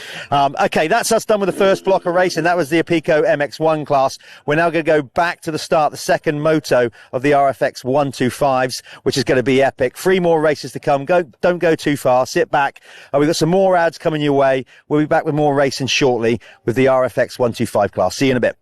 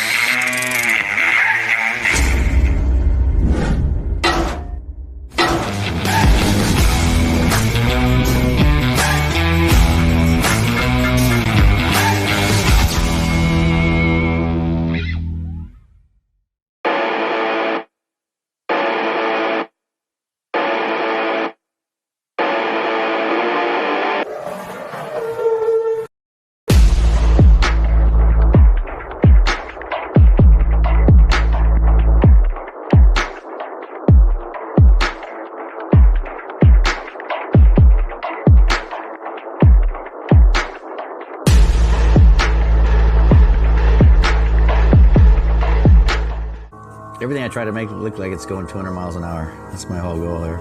I'm Troy Lee, and this is our new signature goggle collection. We've been doing collection probably for about 15 years with Oakley, doing a couple goggles every year, a couple pairs of glasses every year. My love is my motocross team, and so first off, we probably have more red in line, but then I always like to throw something weird in. You gotta freak them out a little bit, you know? American flag, stars and stripes always work good, so we add a little bit of metal flake to the oval here and add a little bit of chrome to it. Really, I'm always more excited about the next one I'm working on. It's like I can't wait to get to work and start sketching some new ideas. My name's Troy Lee. I'm the owner of Troy Lee Designs, and super proud to be working with Oakley. They make the most beautiful product on the planet.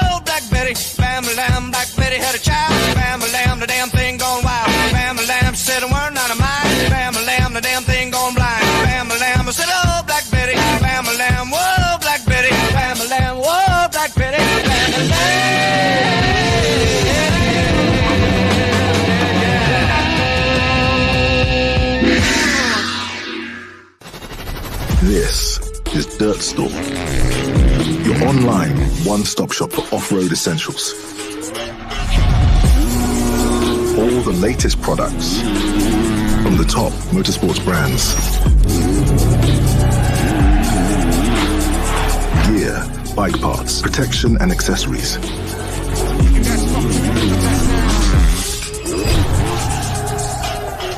Whether it's an upgrade for you or your bike, Dirt Store has it all.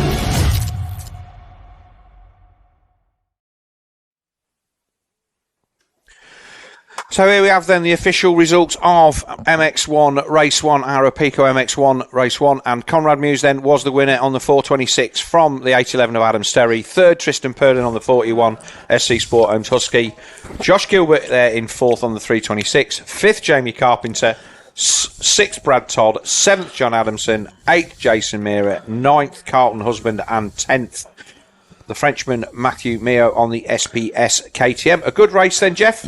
And fair to say that Conrad Muse showed us everything that we expected of him.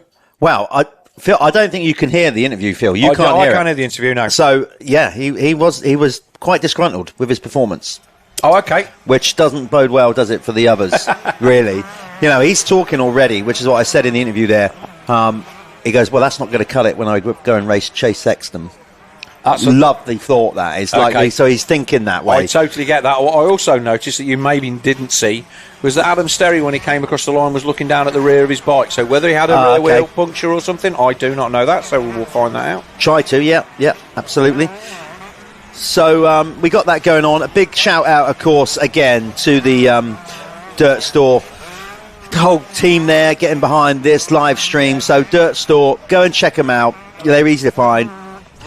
Basically, for all your motocross needs, they got loads of top brands that you can go and buy. And the more products you buy from them, the more they support us, along with everybody else. People like Apico backing us as well, RFX, all those guys. But a personal big shout out to the guys at Dirt Store for getting behind MXGB-TV. And also the guys at Motul, of course, coming in as the new series partners, title sponsor. So a big up to those guys. And as I said, we've got a list of amazing people that we're going to announce and try and get as much info you as the series goes on. Manufacturers like Honda and Kawasaki backing what we do. There's a long list. You'll see a lot of them over social media as well. Don't forget as well, we've got the Prox Pit Pass. You can go and see that. Yes. In the week. I don't know what actual day that's going to go out, but keep an eye on the socials. That would be like a little vlog from behind the scenes. We got Benison there. He's had a problem on his sighting lap, which is not cool.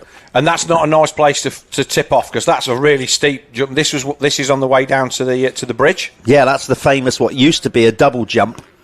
No longer, of course, filled in, but that iconic Nick Haskell photo, which we've actually put on some tour T-shirts. They're on some tour T-shirts for sale in the centre of the circuit.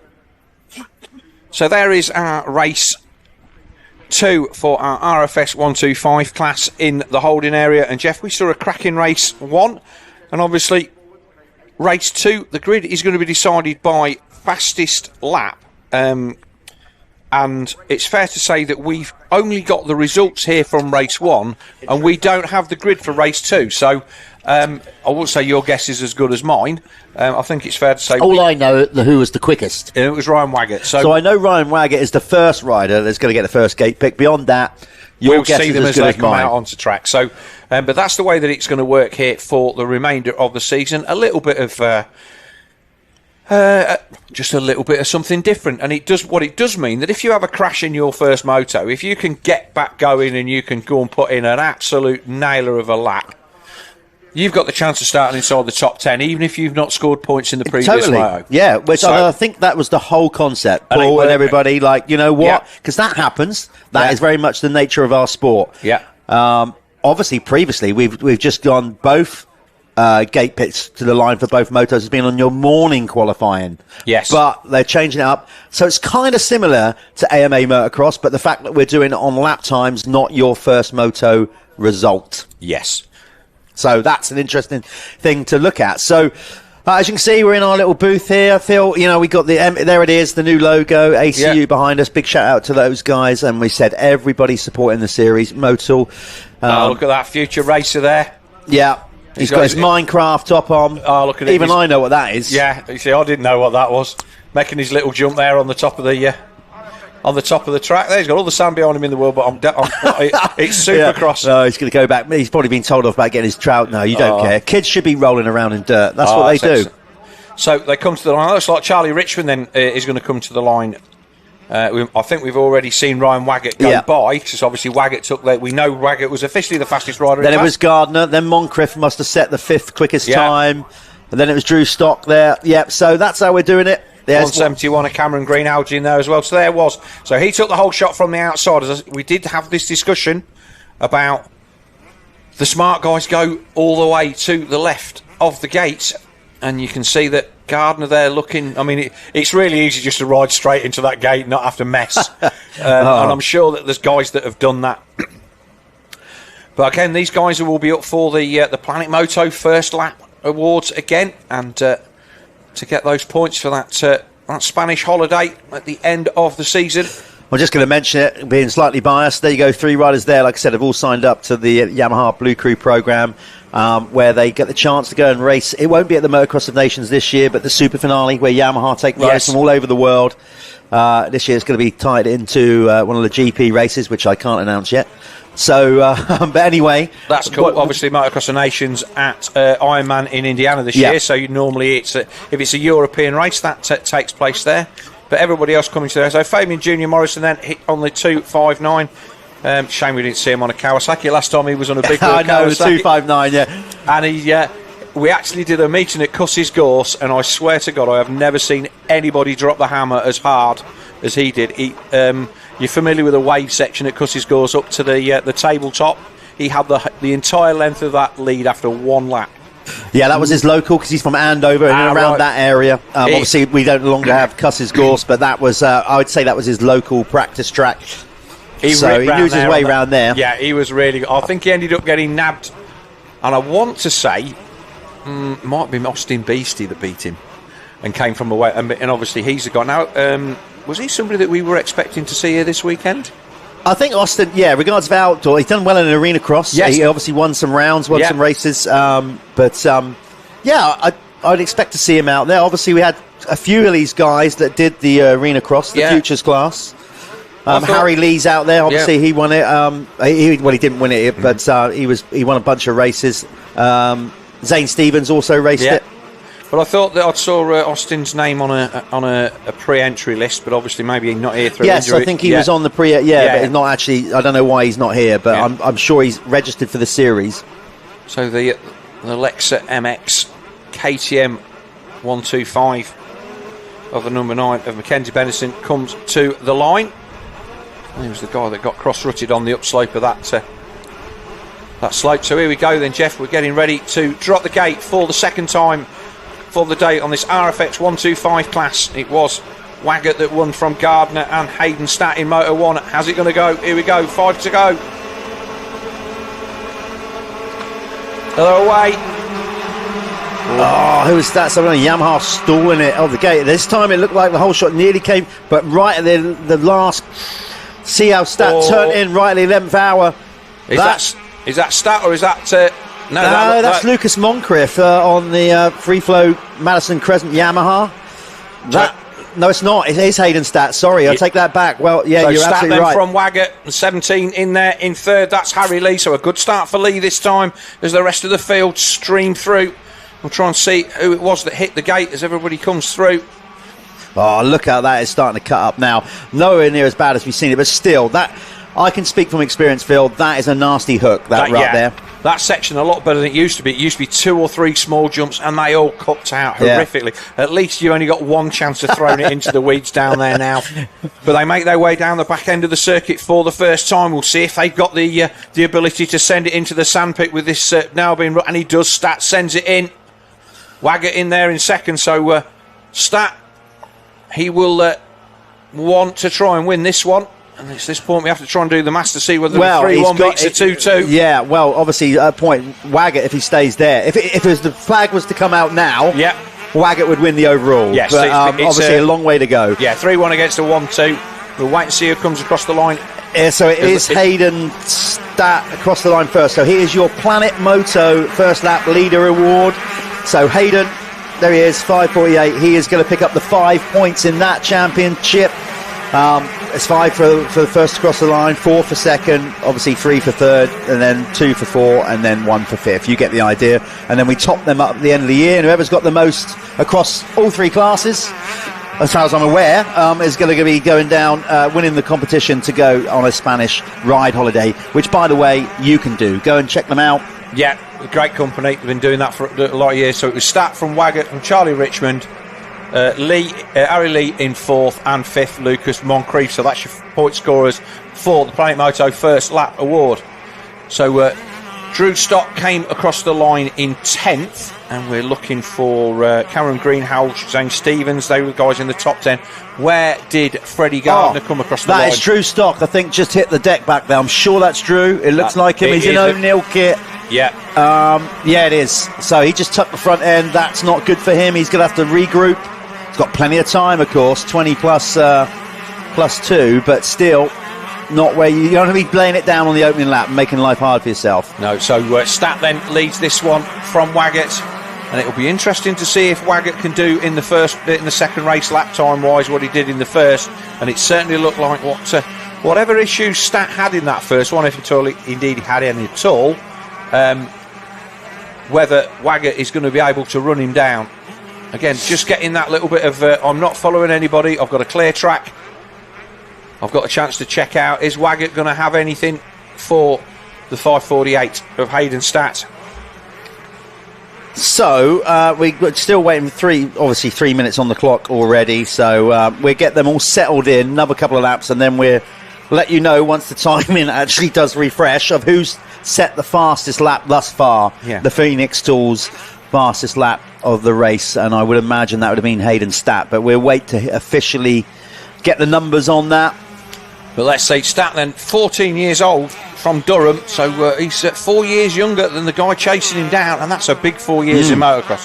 So Stat off an 85 last season, onto the 125 this season, could still have stayed on an 85 for another year, Jeff. Yep, absolutely, but the right thing, move him up that way. He obviously shooting to be like a future MXGP star. That way he's going to get enough years of racing in that 125 class to make it count. I'm not sure if he's competing in the full EMX championship, but he's obviously just recently done the first couple, or he certainly did France and did, so yeah, he's up and running. But as you see the shadows then going up the Hawkstone hill, very, very bad.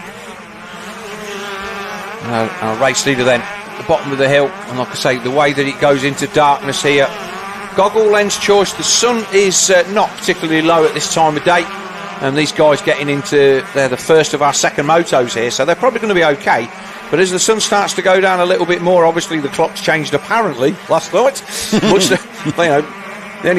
6 months of the year the camper clock is right. But yeah, everybody only got up because their phone did it for them. But the sun now, obviously, we're a little bit higher in the sky. But that is always something, especially in the early part of the year when there's not so many leaves on the trees. Visibility in this kind of conditions, where you're going from the dark to the light with the sand here, it can be a real problem. Yeah, unfortunately, we're not in a position right now. Live time, and again, we've got gremlins in the system here with the classic modern technology. It's great when it works. It's so infuriating when it doesn't. You're seeing the timing is all correct on the screen. What we're saying is struggling to find the lap times a bit further down. Okay, so bear with us. We're not going to miss a trick regards of who's in what position. We just can't give you I can't bring you up to speed with the actual lap times. So Charlie Richmond then in third place. He's starting to close down on to the back of the 55 of Ryan Waggett on that Raji Racing KTM. And obviously, if he puts the pass on Waggett, then that will hand the overall to Hayden Stat.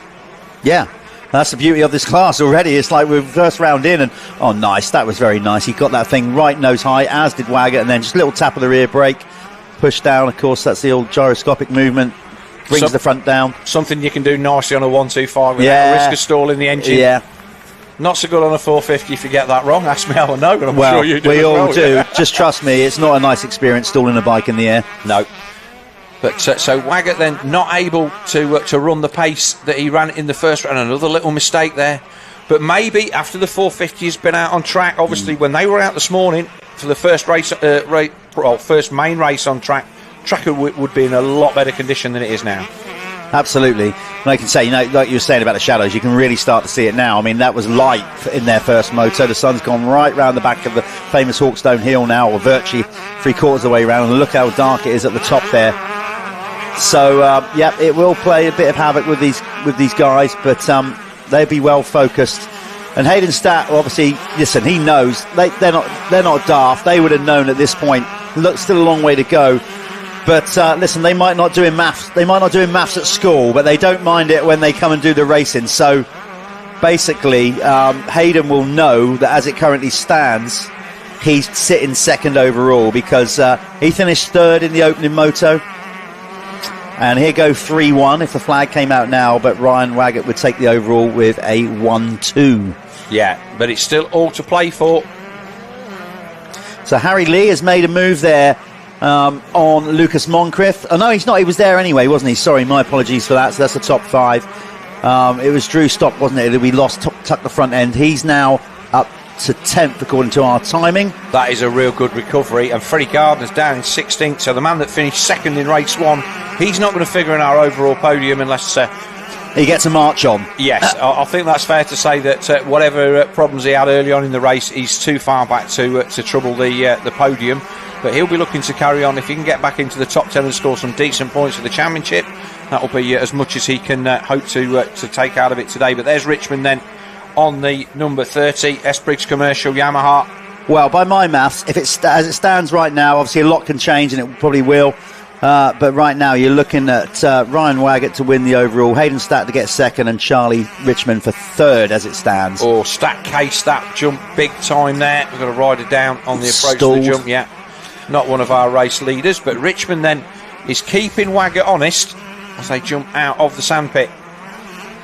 And again, this will be getting quite chopped up. It was the 204 that was the rider that had stalled there, so he's just got going again.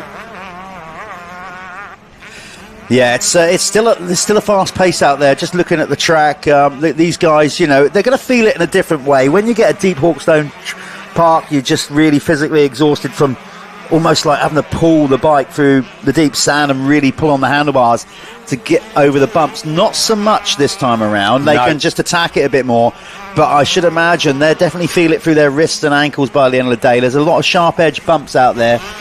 There's no easy day at Hawkstone Park. No, there never Whatever is. The conditions, it's a proper hard day. So I think it's fair to say that these guys have earned their corn. And like I say, we've got 13-year-old riders out there. 13, 14, 15. Waggett at 18 is probably one of the oldest riders out there at the moment. We're going to just drop in a quick plug for one of our sponsors who brings you this live stream for free, and we'll be right back.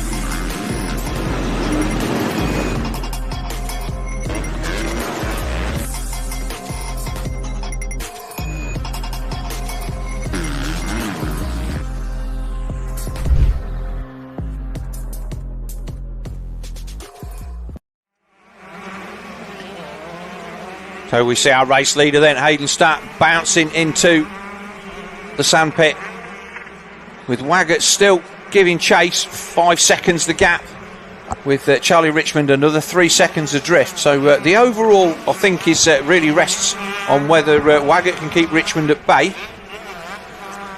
And nothing else that Hayden Statt can do at the moment other than win this one and go into the podium with a 1-3. Right now, Hayden Statt, although he's just concentrating on getting the race win done, I'm sure in the back of his mind he's like, come on Charlie, do me a favour, just do me a favour, you don't need to catch me, but just pick off Ryan, and that will give him the overall. And obviously Richmond then currently sitting in third, 3-4. He's already on the podium anyway, and I don't think if he moves in front of Waggett, I don't think that's going to make a great deal of difference. He will still be third on the podium. But this is one of those things that... yeah, if that was the case, Phil, if Richmond makes a move on Waggett and goes into second, it would work out like this. Statt and Waggett would tie on points, but obviously Statt would get it on the better second moto result. Yeah. Waggett would obviously get second on the box, and then Richmond would get a third. That's how it would all unpan. So he's not going to gain an overall position, Charlie Richmond, by overtaking Ryan Waggett. He's got a massive gap back to fourth as well, so maybe he's just going to go, do you know what, I don't really need to be pushing this too hard. I've got a good third, good points for the championship. As our race leader then already into the traffic. but they're kids, so they're probably not going to do that at all. They don't. We know don't want them to, actually, at this point. Let's get them racing all the way to the flag. It'll be even better. So I know Charlie, if he has the opportunity to put a move on Ryan Waggett, he will. But he's got a long ways to go. It looks like Ryan has actually started to pick up the pace a little bit, I would say. I'd say he's probably coming back at Hayden Statt a little bit here. Hayden Statt getting into traffic now, obviously just moving up off an 85. Do you think that Statt's had as much experience with racecraft and dealing with back markers as Waggett? I would have probably said not. I would have said not, and another reason for that is because in his 85 career and early as his 65 career, what he has always been, Hayden Statt, is an exceptional starter. He absolutely power to weight ratio for 1 year there. I think it was on the small wheel 85. Yeah. Man, he was out of the traps like, you know. So he's always been a good starter. So I've never really can think of Hayden having to come through the pack too much coming through his career. Well, Waggett's definitely starting to close a little bit. Like I say, it's under 3 seconds now, and they've got another just coming across the line to complete another lap. So if it's gone down again, I think Waggett will think this is game on. Absolutely, yeah, I agree with that. Because, you know, he's still comfortably leading the over. Well, he's not comfortably, but he's in the driving seat to win the meeting overall. But again, you know, if you've got a pace going, why? And you know you're catching the guy in front, why would you just, you know? Oh, he's going to catch these at the top of the hill. Couldn't be a worse place. 2.5 the gap then this time as they came across the line. It narrows up there, Phil, as we know. So it's going to be interesting to see if Hayden managed to get past those. He got past 1 or 2. But I would say Waggett is now... Oh, look at this. He's right on him. He is, isn't he? Right there with the graphics hanging off the front would go that KTM. But there's your race leader Stat, and I don't think that's 2.5 seconds now, Jeff. No, that has definitely come down. Although Ryan got held up a bit there. But once he clears them, he's back to clear track. Yeah, there you go. He definitely got held up. I don't think there's any danger of Richmond catching Waggett, because that gap's out to almost 10 seconds now. So maybe Waggett's just gone, do you know what? We're going to give this another run. Going away from the first round with a 1-1. That'll be a great result for him. And it'll maybe put the pressure back a little bit on Hayden Statt. And obviously, as you said, with Jamie Keith on the JK Yamaha being the fancied running this one out injured, both of these guys will want to get their points in the pocket for when he returns at round 2. I can, you know, just speaking about Jamie, he's going to come back. I should imagine Jamie Keith is already, if he's watching this, his mindset is already thinking, well, I'd prefer it, obviously, if we had a different moto winner each moto, because at least then that's not 50 points I'm having to crawl back. It's still going to be up there and around the 45s, 47s, but... We've seen championships decided by half a point, Jeff, so it's little details like that matter. I mean, obviously, it would be a real good thing where, you know, the lowest, you know, if somebody went 1-6 for the win, he'd be happy to see that, but we're not going to get that. And it's going to be a big ask for him when he comes back. Effectively, he's going to lose a bunch of points, and he knows if he's going to try and win this championship, Jamie Keith, when he comes back, he's literally going to have to win every race. Here. He's getting much closer, Jeff. Yeah, he is. Our race leaders, they're already under the bridge. So here they come round the turn. That's a back marker. Stat will be the next guy into shot here. So there they go, and that's the top 2. They've just got another back marker. There's your race leader, Hayden Statt, and he's got in all sorts of trouble with the back markers. Well, he's cleared them. It looks like Waggett might. No, he didn't. Waggett's there. So he cleared him. He's going to be on him up the hill. Is Waggett going to have a run at him? Here they go. Well, this is absolutely game on now, because, you know, like I said, Waggett doesn't need to. He absolutely doesn't need to race him here to take the overall win. But if you're going to win, let's be honest, at this stage, a 1-1 sounds better than a 1-2, and those extra points as well. And if you're feeling confident enough at this level, go for it. You know, he's right on him, Jeff. Yeah, I think it's only a matter of time here. He's caught him with so much momentum. I think he's probably going to blow by in the next half a lap. He runs it wide, puts up the inside, and takes him. There you go. Awesome pass then. So Waggett takes the lead. A couple of laps ago, that didn't look like it was on, but I think that maybe Waggett just like, well, Richmond's dropped off a bit, I'm going to have a go. And that was a really nice move up the inside. No contact needed. He just moved him out of the way. And as a result, Stat drops back to second. So he will still finish second overall. A bit of experience there, you know, a bit of maturity. Like we said, Ryan, you know, 18, whereas obviously Hayden a bit younger. It's a big 4 years in motocross. It is, 14 of course to it 18. is. Big 4 years in your life. Like, you know, like the difference between being a 14-year-old and an 18-year-old. All those wonderful things in life that start distracting you. Remind me what they were another time. Oh, that was a big moment from Wagger. That was a Purdon moment. It was, wasn't it? Yeah, we're calling that a Purdon moment if you were seeing the MX1 first moto. But the man on the Raji Racing KTM fights his way back to the front, like you said in the first race, Jeff. If you're going to wear pink, you've got to win. And he's definitely done that. And he's already started to pull a decent length out on Hayden Stat then, after passing him just about a quarter of a lap ago. Yeah, he's had a nice timed run on this. He looks confident. He looks at ease on the bike. He's not overriding it. He's letting it dance around a little bit. He's not too shy of that front end coming up. He's in total control of it. Another little tap of the rear brakes. Doing everything right. It's looking good here at this opening round in the RFX125 British Championship. For Ryan Wagger, I'm just seeing no sign of the 1 lap board yet. Or 2 laps to go, sorry. So we've still got a little while yet. Apologies, we haven't got the timing clock up on there, as we said. Just we'll do our best for future rounds. That was really nice. Wagger proper then sent it into that corner. And again, there's no giving them ruts. Those ruts are like concrete. There's normally a little bit of wiggle room in the wet, but there's nothing in them today. And he just properly sent it into there. And his lead, well, he said it was half a second. Well, obviously the timing's frozen, but he's got at least a 3 or 4 second lead as they came across the line last time by. There he is at the bottom of the hill, up into the belt corner. And yeah, it's a decent lead now.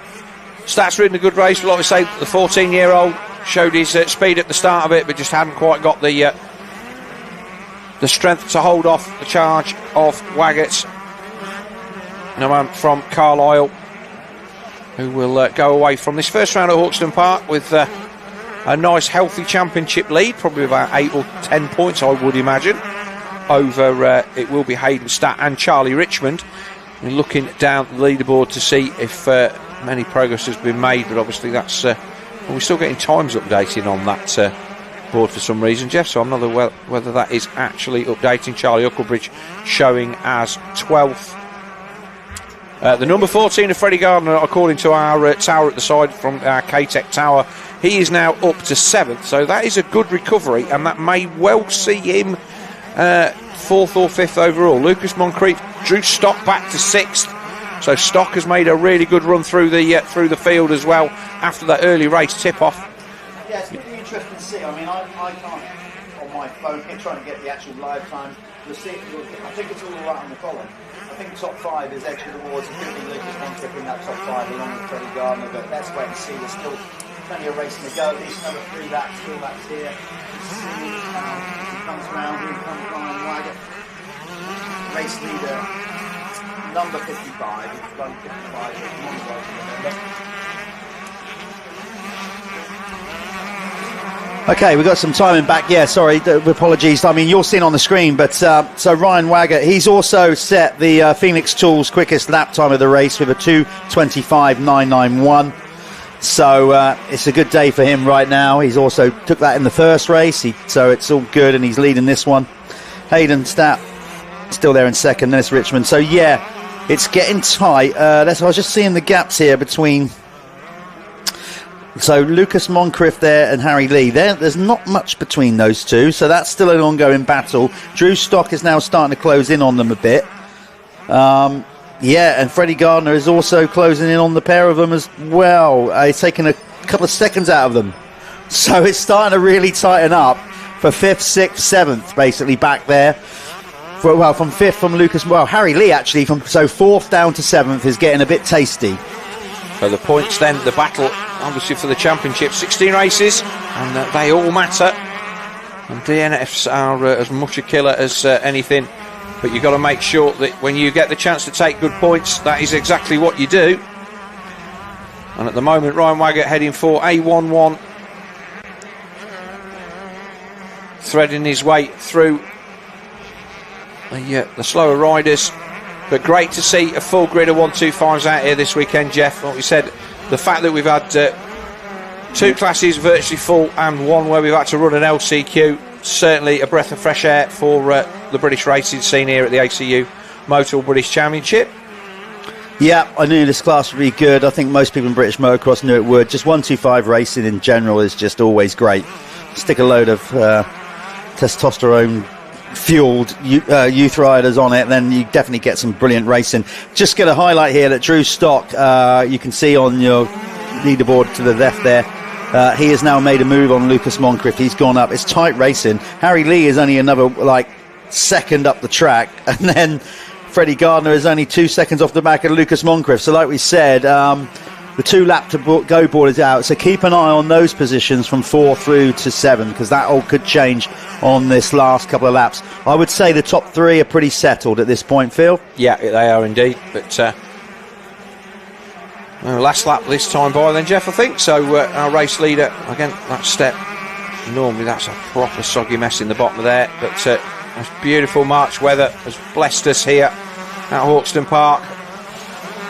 1 lap to go then for race leader Ryan Waggett on the Rudgy Racing KTM, and it did look a little bit like Hayden and Stat had got him covered in the earlier part of the race, Jeff, but he's we've got a rider down at the bottom of the hill. Number 9, I think. I think that's Mackenzie Benison. Yeah, he's gone down.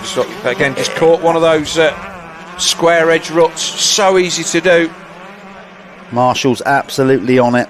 So the riders, the ruling, of course, with the wave yellow is it's a significant reduction of speed. Preferably keep your wheels on the ground where possible. So the guys would all see that and coming out of that corner. So he's safe. Yeah, but our race leader then for the final time out of the bell hairpin there in the woods. And again, the shadows will be starting to definitely play a part. Stats still there in second position.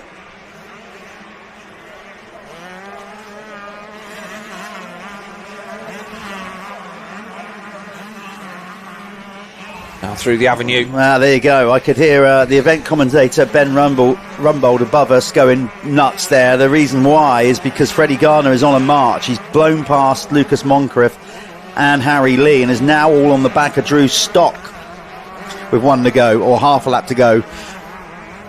Well, for the race leader at least. Here we go. He's comfortably 11-second lead. It's been an immaculate performance, I've got to say. Race management's been really good as well. I think he would have happily taken the second, Jeff. I don't think he pushed on too hard, but as Stats allowed it to come back towards him, he's just got his finger out, and obviously you're going to get a chance to talk to him in Winner's Circle and find out how it went for him. So as he wakes his way down through the waves for the final time, another win and the overall victory.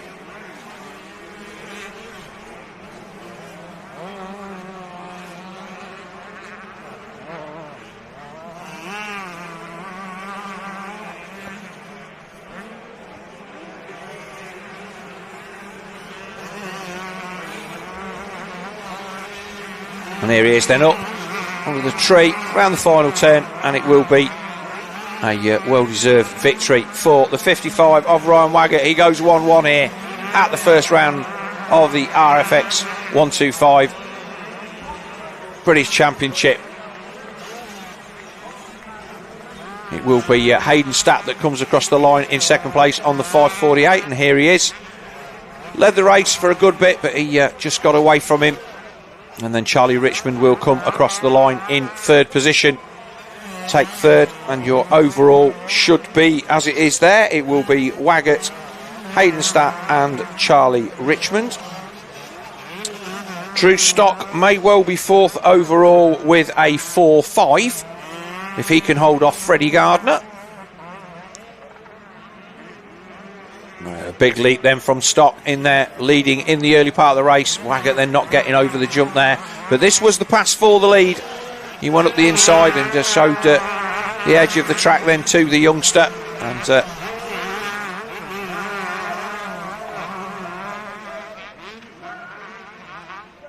Waggett then taking what was a comfortable victory in the end. He didn't hold shot, but worked his way to the front, and he will take a 1-1 to the second round of the championship down there at Canada Heights. So Waggett from Stat.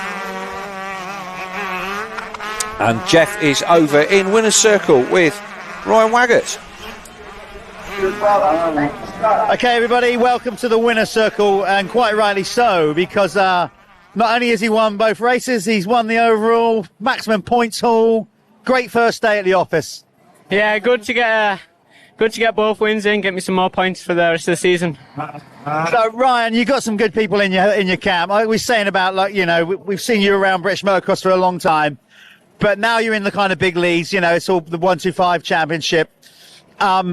A lot of people to thank. Do you want to list them off? Because let's be honest, we need support in this sport to go and do it. Yeah.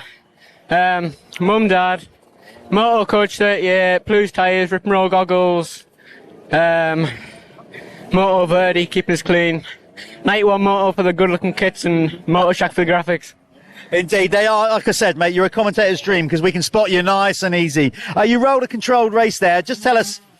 We felt in commentary that you were just kind of biding your time a little bit. You were comfortable in second there, and then when you decided, you put the hammer down. Was that the case? Yeah, I knew it would be pretty hard to get past on this track. Yeah. But I thought if I waited till the end of the race, maybe you'd get a bit tired, so I'd be a bit easier to pass him.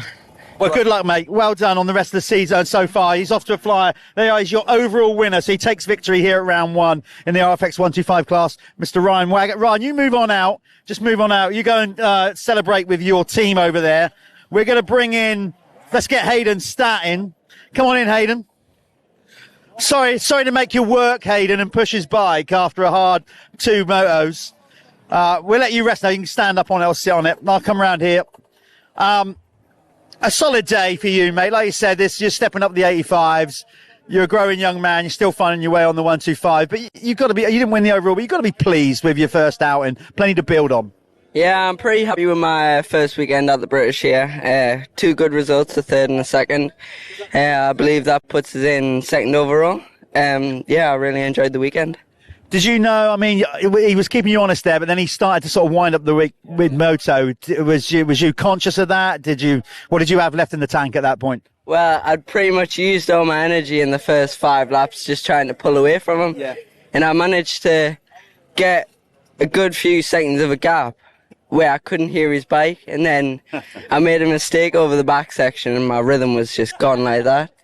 And as soon as that happened, I just heard his bike again. I was like, I wanted it so badly, but I thought I best not risk it now because it could come in handy later. You've got another 7 rounds to overcome that. As always, mate, all you guys get good support. You want to give them a name check because I'm sure without them you wouldn't be doing this. Yeah, I want to say a big thank you to Mr. Dig, Armour Vision, yes, RFX. They're all on the shirt. Everybody on that jersey. We won't go through them all, but a long-standing supporters. Manchester Motorcycles, been with us since pretty much an auto. Yeah, they have. Blues tyres. Thank you so much for the support. Well, there you go, mate. So I think by my reckoning, second overall, well done. There's Hayden Stat. We're gonna pull you out of the way now. Come on out, Hayden. And we bring in Freddie, who I think. Again, I don't know the official on this, so don't quote it, but I think Freddie would have got 3rd overall, which is why we brought him up here. He's also rocking the rather cool Thor Miami kit or whatever that is. Freddie, that was a tough one, but my God, you came on strong at the end. Yeah, I think that fitness is really paying off with that. I just made a real stupid mistake first lap.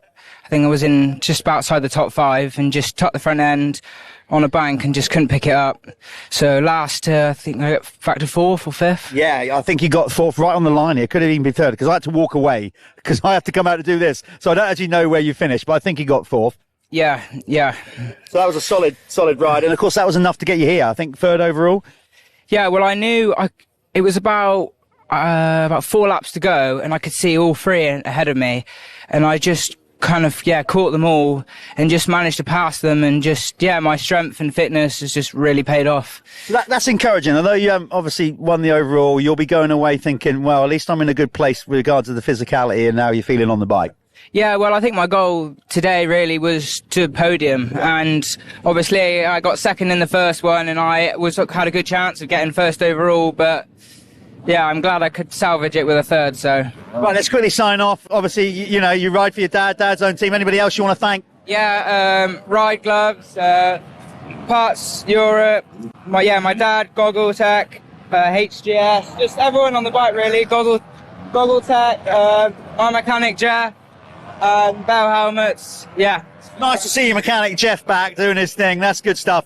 Well, look, mate, well done on a solid third overall. There you go, Freddie Gardner. That's the RFX125 class done. They're going to go back, scrub up, well-earned drink before we do the podium. Don't go too far, because now we're back with MX2 Racing about to come out. They're on their sighting lap. We're going to go to a quick couple of ads, and we'll be back for the final MX2 Moto. Don't go away.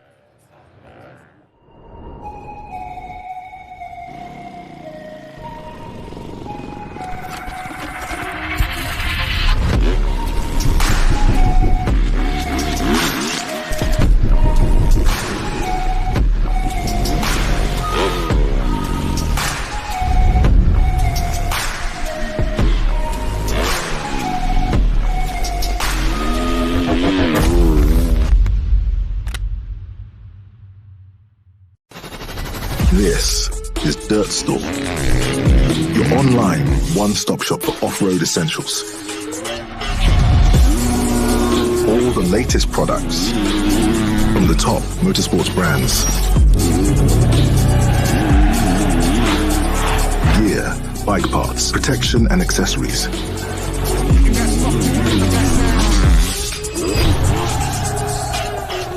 Whether it's an upgrade for you or your bike, Dirt Store has it all.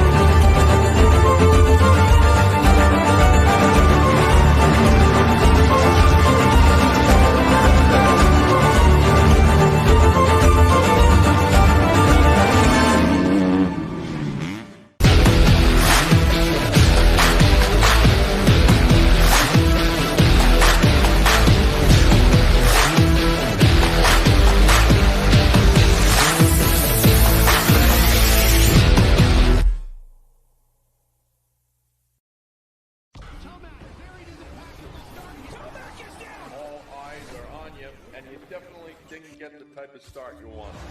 Most important lesson my dad taught me was on those days you don't really feel like going the extra mile. You just got to go out there and do the work. The go time for me is the last half of the race. I'm trying to hunt down first place. For a true championship fight, you never want to give up.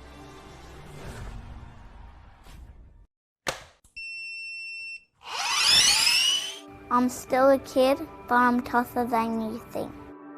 Let me fail, let me fall, and learn to get back up. Let me find my own ride, let me go full throttle. Never tell me what I can't do, and let me win.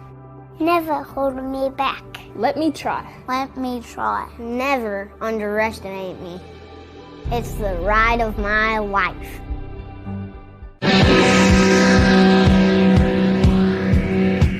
Black Betty, bam lamb, whoa, Black Betty, bam lamb, Black Betty had a child, bam lamb, the damn thing gone blind. Bam a lamb, I said, oh, Black Betty. Bam a lamb, whoa, Black Betty. Bam a lamb, whoa, Black Betty. Bam a lamb.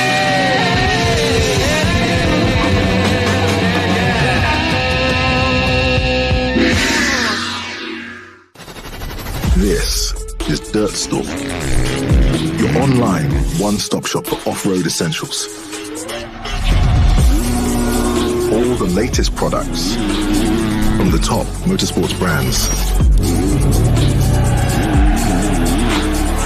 Gear, bike parts, protection and accessories.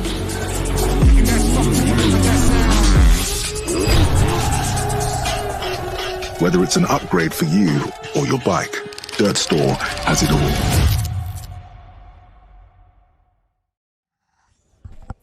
So welcome back then to Hawkstone Park as we just want to wrap up then the final results of our MXGB-125 race, our RFX125 class. Race results for race 2 then was a win for Ryan Waggett on the Raji Racing KTM. Second, Hayden Stat on the HS Racing Yamaha. Third, number 30, Charlie Richmond on the Spencer Briggs Commercial Yamaha. Then fourth place at the death was Freddie Gardner. So that will have, I think that got him on the podium, Jeff. Yep, it got him indeed. That was a great, that was what Ben was going mad about upstairs. And then fifth was Drew Stock. Sixth, Harry Lee. Seventh, Lucas Moncrief. 8th, Lewis Spratt. 9th, Zane Stevenson. 10th, Cameron Greenhalgh, giving us an overall. With the overall winner then, Ryan Waggett taking 50 points. Hayden Stat second on 42, with Freddie Gardner sneaking his way onto the podium with 40, from Charlie Richmond in 4th on 38, Drew Stock 5th on 32, Moncrief 6th on 29, Harry Lee 7th on 25, Greenhalgh tying on 8th with 25, Zane Stevens 9th on 24, and 10th on 22 points was Lewis Spratt. Our fastest lap award for our Phoenix Talks fastest lap again was Ryan Waggett, so we'll go 2 for 2 with that, but won't take the Phoenix Tools the Planet Moto first lap leader because that went to Hayden Stat this time, so that's the first change of the thing. Yeah, we'll move on to MX2 and our Jude Morris Foundation Under 21 Championship, as well as our MX2 class about to get underway, Jeff. Yeah, so just to reiterate on that, this is a kind of championship within the MX2. It's pretty self-explanatory. It's for riders who are under 21 or under. So there we go. And we've had some brilliant champions down the year. Tommy Searle, I think Mark Hucklebridge won it as well. You know, some great names winning the under 21 championship. But of course, we're doing that under the Jude Morris Racing Foundation, which is the under 21 partner. So Mark and Lucy, obviously Jude's parents, big shout out for them, because obviously since we lost Jude, they started this foundation. You can go and check it out. It's JM Racing foundation.com. Go and check it out and maybe even contribute, because since they started this thing, since Jude's death and in his legacy, they've already got so much money up together. It's like they've raised, so to date, 114,500 just for UK air ambulances, which is just immense. I think that's incredible for the amount of time and whatever. I mean, that's a lot of dough. It's an unbelievable amount of money for a fantastic cause, and it's great that obviously the air ambulance benefits not just this sport, but lots of other sports. And as a result, through the week when we're all not throwing ourselves at the scenery sometimes, everybody in everyday life, because the air ambulance is such a great charity. If you just want to find out more about it, I'm going to very quickly give you the website address. Go to airambulancesuk.org/the Jude-Morris-fund/ and then you will find all about it. Make a contribution, because by doing that you are helping our sport. Most definitely. No doubt about it. So yeah, go and find them. It's the JMR Foundation on Facebook. It's the JMR_Foundation_ on Instagram. You'll find it. They're all over YouTube. Get behind it. And in memory of Jude, and also thanks to Mark and Lucy for their incredible contribution in Jude's name to British Motocross. And proud sponsors of the under 21. Let's see who's going to come out on top of that. Let's go see who's going to come out on top on the MX2 class. Bobby Bruce currently in the driving seat. Yeah, he took race victory in race 1 from Tommy Searle and Gian Dunson in 3rd. But that did close up at the end. The margin of victory was 3.5 seconds by Bobby Bruce from Tommy Searle, with Dunson just a further half a second back. And Dunson then taking victory in the under 21 category from Ben Musto, who was 4th, and Charlie Heyman on the SC Sport Homes Husqvarna, he was 5th. And then Billy Askew came through. That was a good 6th from Billy Askew. We didn't see any of him on camera. He made obviously not a great start, but he fought his way through for a 6th place. 7th place was the 337 of Glenn McCormick on the Chambers Racing KTM. His teammate 456 of Ollie Colmer was 9th and 10th. Was 8th. The 479 of Josh Vales on the Phoenix Fantic was 9th, and the 410 of James Barker rounded out the top 10. James Barker and in search of sponsors, and he rounded out the top 10. So there is Tommy Searle as we look across the gate on this what is now a very nice afternoon here in March to the penultimate race of the day. All of our sponsors lined up there in the trade area in the centre. Moto Verde, FXR. Fantastic shot then. Oh, that's motocross. Look at that. I'm loving the long shadows as well. That's kind of cool. We'll be able to even tell even clearer if we hold that shot of who's quickest out of the gate. In fact, hopefully our directors will hear us, because hopefully the drone can stay up there for the start of the motor. I'd love to see the gate drop from this angle, actually. We can see who's going to maybe get the early drop out of the gate. Obviously, when we're down either end of the gate, you can't see it so clearly, but I think Jake Nichols is up the far end there. He is far outside. Bobby Bruce second from the box, the doghouse. Here we go on then, the Jeff. left. Away they go. Oh, Tommy got a good one. He bangs bars with Bobby Bruce down the start straight. Freddie Bartlett off, I think, at the start there. We'll watch them as they go. Love that. Yeah, it would look like, is that Tommy that That's the Tommy Searle hole shot. Oh no, it's Askew. Billy Askew, what a start. Obviously getting confused with his teammate there. In that case, I'm sure that was Billy. It doesn't look like Tommy to me. I think that's his number, isn't it? I think Tommy's there in about 3rd or 4th as the rest of the pack all stream through turn 3. We'll catch them as they come out over this jump. Yeah, that is Askew. Yeah. That's definitely 441 on his back, not 100. So, Doonson's down. That's the 574 of Doonson. So he's a 3rd place rider in Moto 1. Oh, mare for him. Well, we know he's got the minerals. We know he's got the speed. So pretty much like we've seen in other races already today, he's now going to have to get to work. But they've got to stop the mistakes, and this is what the riders at this level have got to start doing. The race leaders already into and out of the sandpit. So it is Billy Askew on the 441 Dirt Store Triumph that leads from the 79 DRT Kawasaki of Bobby Bruce as they come to the completion of the first lap and get our Planet Moto first lap point scorers. And it is going to be Askew that's going to come across the line first. I think that might have been... could have been Musto still there in front of... I think it's Musto. No, it's not McCormick. Yeah, McCormick. Tommy's showing as 4th, Coleman 5th. So that's your top 5 point scorers. Garland making a good start as well. Liam Garland. Great to see Liam Garland up there. He's, like I say, on his new team. So Garland then there. But it's Askew from Bobby Bruce, McCormack, Searle and Ollie Colmer. Garland 6th, Musto 7th, Mio 8th. Stevenson 9th, Lennox Dickinson 10th, Nichols 11th. Shadows now lengthening as they come through the woods, Jeff. Yeah, I'm just looking further down the list. Heyman's got some work to do. He hasn't made a good start after a good opening moto. He's down in 17th. I'm just looking at other riders of note. So, yeah, he's down there. Bartlett, we saw, we think, crashing off the start. It's showing Dunson on 32nd on the opening lap. Did we see Werner in there at all? Did he make the start for this one? I don't think he did. That's a valid point. We think that might have been him. We don't get a chance to get out there and find out between races what happened, but we seem to think that might have been him that crashed in the sandpit in the opening moto, or maybe off the start. That's speculation, but he hasn't made the start in this one. He's not even on the... Okay, so that's not great news then for Sean Simpson's Gabriel SS 2014 in their pursuit of backing up their MX2 Championship that they won last year with Kaz Valk. So it's Glenn McCormack on the Chambers KTM. He's having a good run as well. So Askew from Bruce from McCormack. Tommy's now up to 4th and each. Oh, a big send from Tommy then over that big tabletop as he closes in on the back of McCormack.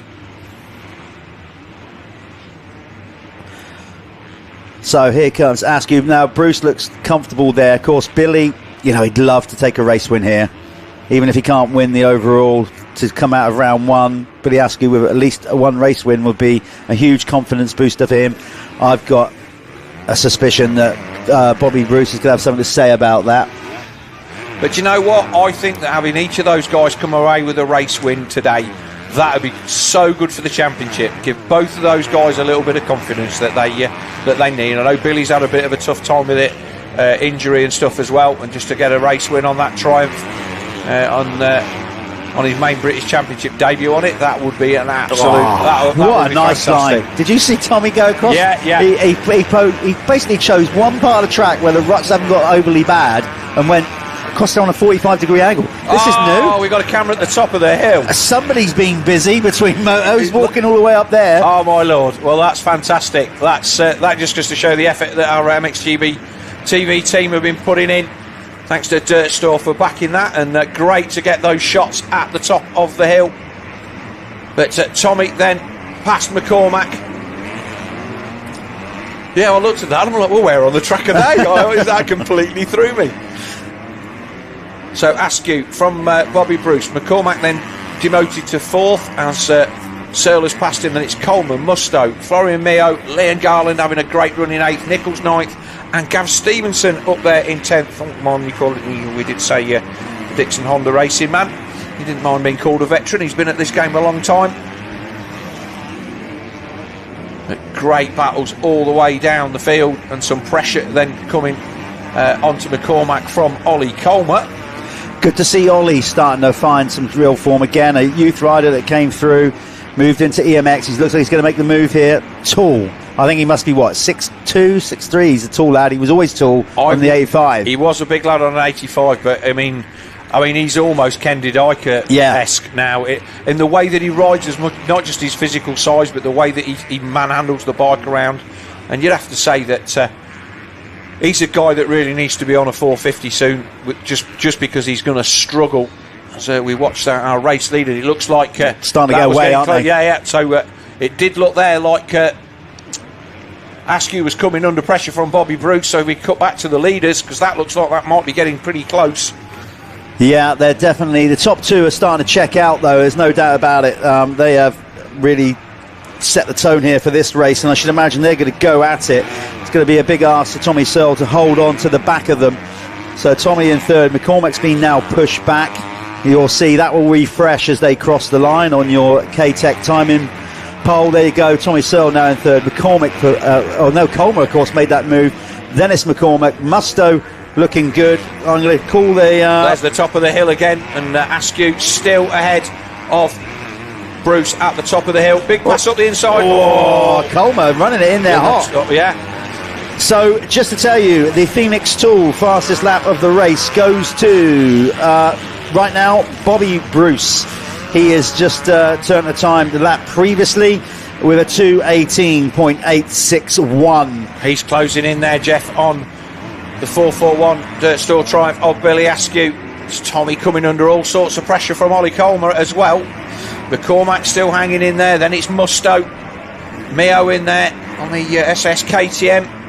So this top 10 kind of has a bit more of a what I expected feel about it from the first race. There was a lot of guys who weren't in there in that first moto, but they're all at the sharp end now. But Askew leading.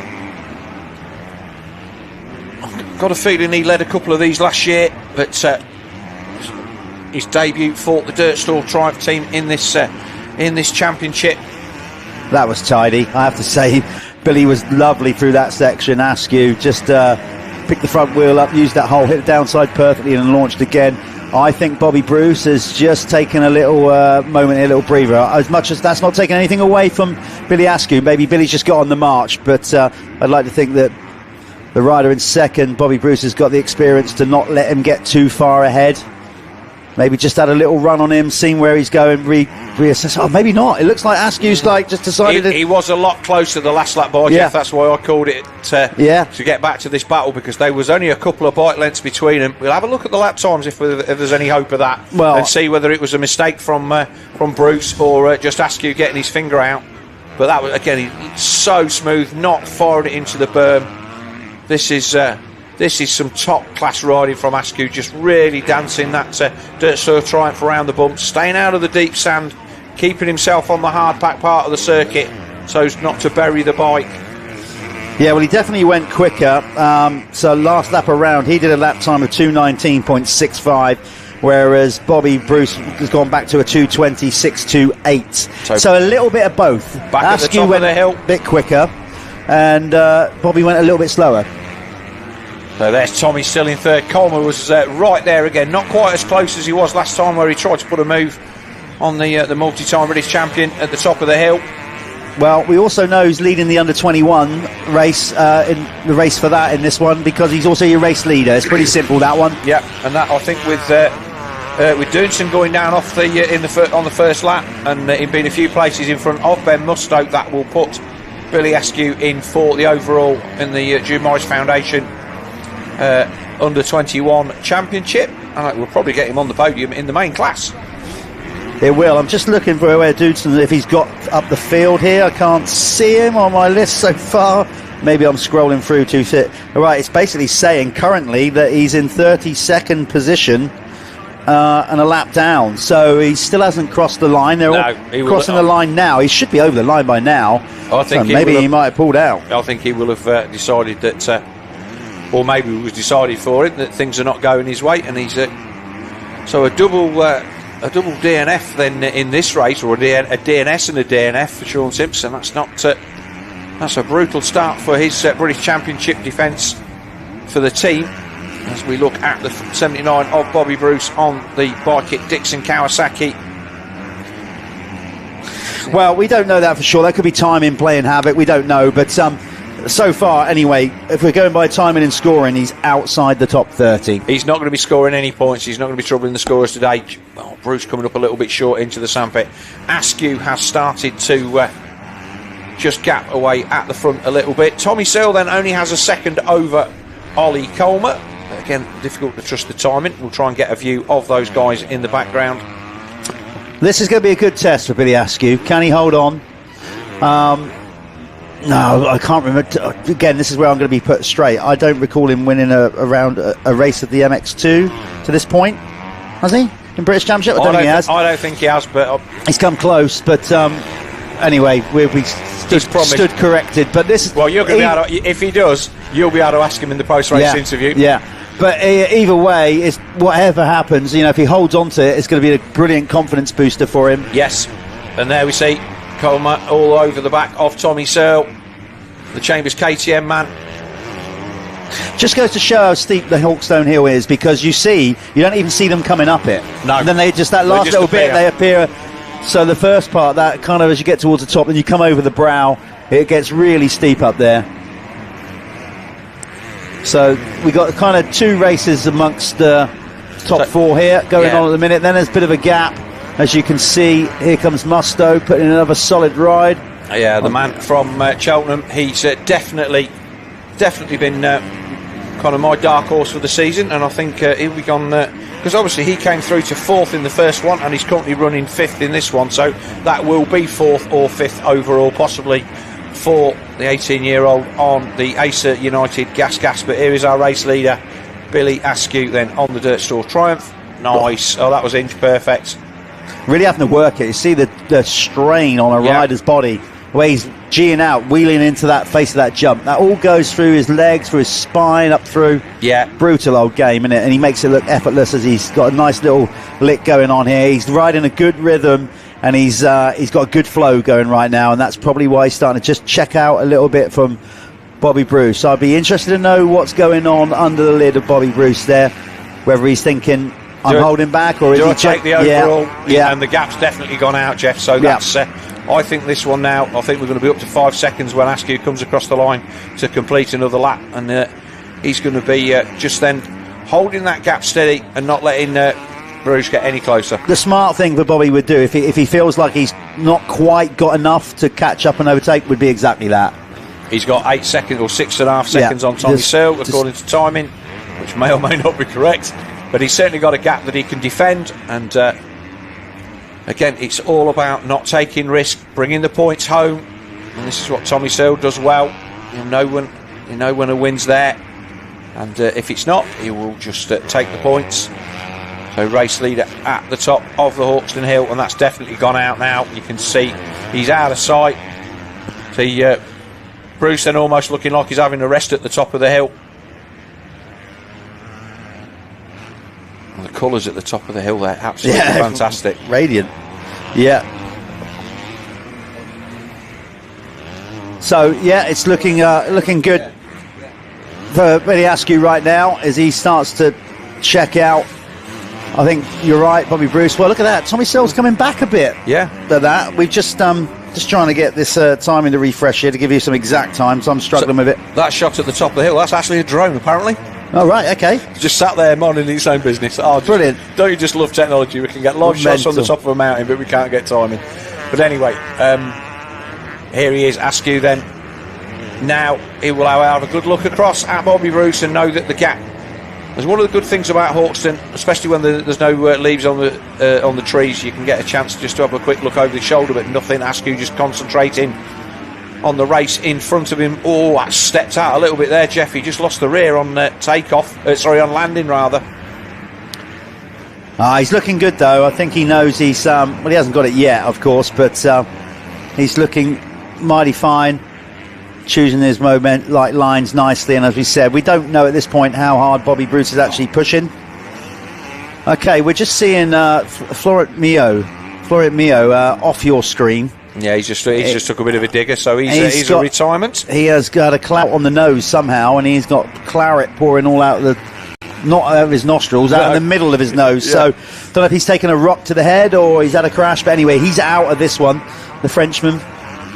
So just to recap then, the top 10 as we've got them on the K-Tech Tower, then Askew and Askew leading, Bruce second, Searle third, Coleman there still challenging in fourth, and it's Musto. Jake Nichols having a good ride there in sixth.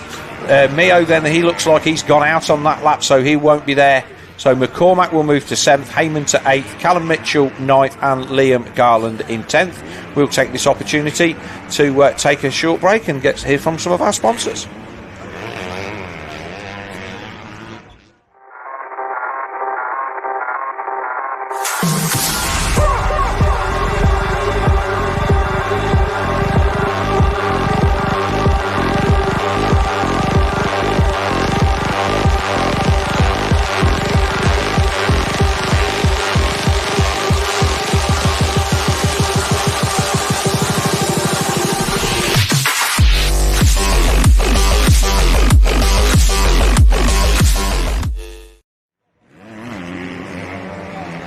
So Tommy Searle then starting just to get away from Ollie Coleman. I think Coleman's had his go, and I think that's don't get me wrong, I think a 4th place for Ollie Coleman, first round of the championship, he'll be happy with that to back up the 8th that he did in race 1. Yeah, absolutely. Yeah, I think that'll be a 6 overall possibly. The overall is going to be the lower leaderboard places, so at the moment as it stands I think it is going to be Bobby Bruce from Tommy Searle. And then third place could be 6-1. Will that beat Musto's 4-5? I think it will, won't it? I think it would, yeah. And like I say, because we haven't got the automatic scraping of the data for that, we can't give you the updated overalls. But our timing team upstairs, Nick, did a great job with that, and had that in my hand within a minute. What I can say, the line. What we do know, we can definitely work out who's going to win the overall at this point. That's the main thing. And if it sticks like it is, it's the rider currently in second on the Bike It DRT Kawasaki. That is Bobby Bruce. He took the opening moto win, which he was very pleased with, and I think he's just doing enough here. Thinking the bigger picture, I'd like to think that he's got something in the tank, if it came down to whoever won this race was going to win the championship. But we are at the opposite end of the spectrum, the opposite end of the scale. And you can't lose a championship. You can't win a championship round 1. You've heard it said a million times, but you can sure as hell lose it. And so Bobby don't want to be in that position where you're going home with playing catch up. So it looks like the timing is starting to update again, Jeff. We've got a few things clicking through on the side, so we might be back in harness. But the shadows then starting to really play in at this far side of the circuit. That's pretty, you can barely see the riders coming through the trees. That was a brilliant shot this morning when the sun was on the side of the hill. Wait for him to come into shot. Not sure. There he is. Yep, the 441 of Billy Askew.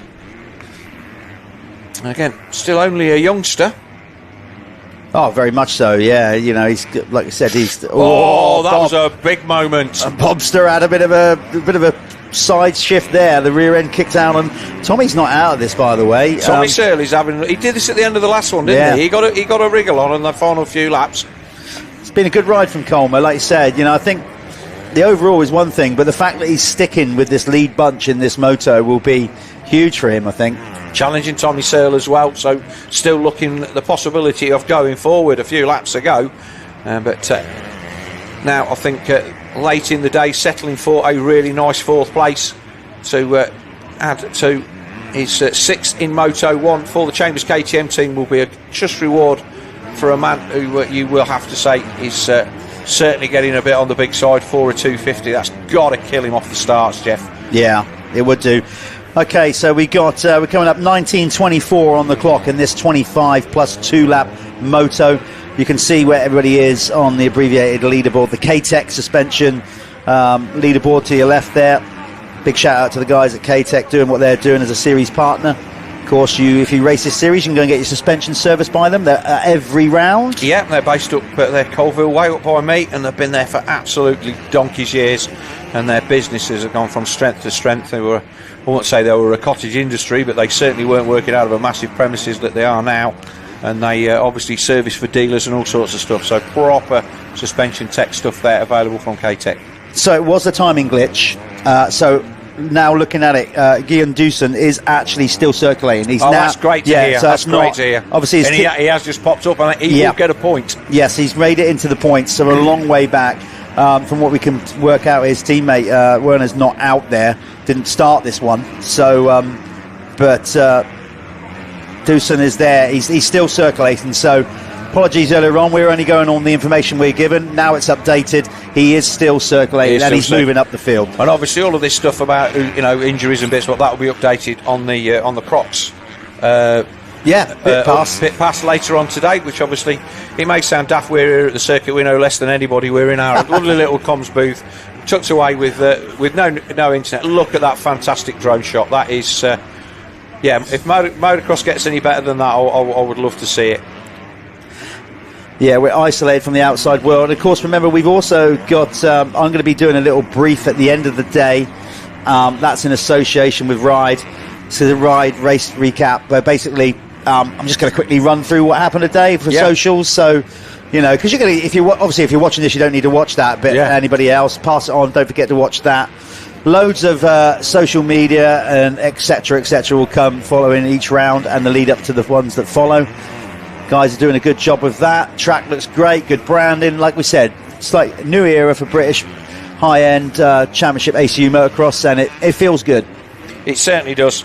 And just to see Liam Garland, then he's there in 11th. He's having a decent run on the number 24, the SRE Services fueled by Garland Power Sports KTM. I'd say good to see him back after many seasons of struggling with injury, and he's just happy to ride himself back in. Not been on the bike that long, and he's not had a bad day.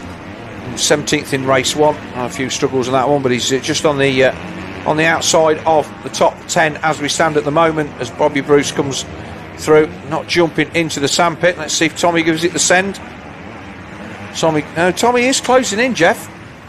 Yeah, those gaps are coming down, and if Bruce goes to third, I don't know. What did Billy get in the first one? Okay, so he's out of it. Billy's on a 1.6 at the minute. So Bobby would still win the overall by my reckoning with a 1.3. Yes. Tommy wouldn't be far behind, mind you, but he would still do it. He'd still get it done. So he can afford to even drop a position to Tommy here. He couldn't afford to drop any further than that, I wouldn't have thought. But that would mean Bobby would have a 1.3. Tommy would have therefore a 2.2, which he's a lot closer this time, Jeff. That's it's down to 3 seconds now, under 3 seconds. Yeah, so by my reckon, he'd win it by a point. That's how it would be. Yes. Obviously, you got that 3-point swing. It's 25 for a race win, 22 for second. So Billy would end up with if Tommy makes the move on Bobby, he'd end up with 44, but Bobby would have 45. Yeah, well, as it stands at the moment, there's Tommy just coming through. It's amazing, even in the light and the way the bikes, like everybody changes. People still have their own riding. Oh, is that a back marker gone down? Is that who's that gone down there? That's Mira. It is Mira. That's Caelan Mira just tipped off. He was just hugging the line round the front, round the bottom of that corner just to try and stay out the way. And I think he's just again. Look at it. Look at the light and the dark and the shadows. If there's a tree root in there, you'd never see it. And he's just tipped off there and ended up rolling down the track. But he was happy to make the cut, I think. So he was the last of our guys to make it through from the LCQ. So he'll have been happy to get his 2 motos in as we look. That was lovely, the way that he carried the front wheel onto there, Jeff. Well, he's doing that in a lot of areas around the track, wheeling over those horrible holes that always form at Hawkstone at the base of all these jumps. Yeah, you've got to do that if you want to get any kind of attack up the faces of the jumps. But it's fair to say that all of the jump faces today are as good as they've ever been with regard to, although they're still quite rutted, they're not footrest deep like they have. Oh, that was nice. A little bit of leg swag. Yeah, he's feeling it. I think at this point, I think he's got it. He knows he's got them covered. And he's a confident lad anyway, Billy Askew. But I think the way this race has gone down, listen, he won't be complacent. He'll expect a late charge, maybe from Bobby Bruce. But I think at this stage, he's feeling confident he's going to get this done. Yeah, let's see what Tommy's doing, because obviously he hadn't given this up. He was closing down on Bobby Bruce a little bit on that previous lap. And the gap from Askew back to Bruce does look like it's gone out a little bit. Oh, again, another little kick. Off up into the shadows. Oh, we've got a look at that. We've got, love this shot. It's absolutely fantastic drone shot at the top of the hill. Just how they pop into view, that, like I said, that shows how steep it is. There's Bruce looking behind him. Tommy's coming. Tommy's coming. No nonsense there with back markers. Tommy was straight into it. Yeah, well, I'll tell you why. Because last time around, Tommy Searle took 2 seconds out of Bobby Bruce. We still got who's our Phoenix and Tool actually, fast lap? It's still Bobby Bruce is the Phoenix Tools fast lap winner at the minute. But the quickest rider on track by 2 seconds is Tommy Searle. And here currently. he is. He's closing down on Bruce as they came across the jump there. So that gap is coming down little by little on every turn. We wait for Askew to appear out of the trees. Fair to say that our camera crew here doing a fantastic job of picking these riders out through the trees, because it is really not as it doesn't look bad on camera, but when you're looking at it through the trees, it is really difficult to pick these guys up. But here is Askew then making his way through the traffic then as we come to the close of this second of our MX2 races. Yeah, it's all going off behind. I could see right there in the background. If we go back to the riders in second and third, Bobby Bruce, number 79, Tommy Searle, 100.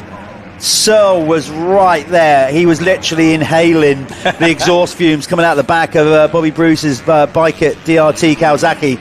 So we're going to let Billy go through. We're going to see when we come to the sandpit. Hopefully we'll pick up this battle for second. Yeah, so Askew will be the first of our leaders into shot, and he's just making his way through traffic. And then we look into the background and we wait to see Tommy Searle. He's done him. So yeah, he has. Searle's managed to get round the outside, so Searle is now up to second. Is he going to put a run in on his teammate for the win? Well, that would change everything. And the overall. The overall is now right in front of him. His teammate is the dangling carrot. Is he going to want to give one up to these pesky kids? No, he is not. Absolutely not. If he can catch and pass Billy Askew for the race win, trust me, he'll take it. So it's game on. Billy Askew's got a nice little lead, but Searle is absolutely ripping round here. He took 2 seconds out of him last time around. My timing's gone down again, so I can't tell you. We have to do it visually. I think the traffic is just going to get in Tommy's way. That's a big gap going up the hill. There is Bruce. So there's your race leader, Askew. Oh, here we go. That is not Tommy Searle. Where's Tommy then? Oh, maybe has he crashed? He's now dropped back behind him again, so he's made a mistake. So we've missed that. So somehow he overtook him. He definitely passed him. And now he's made a mistake. So now, so it looks like he got into second, but it was momentarily.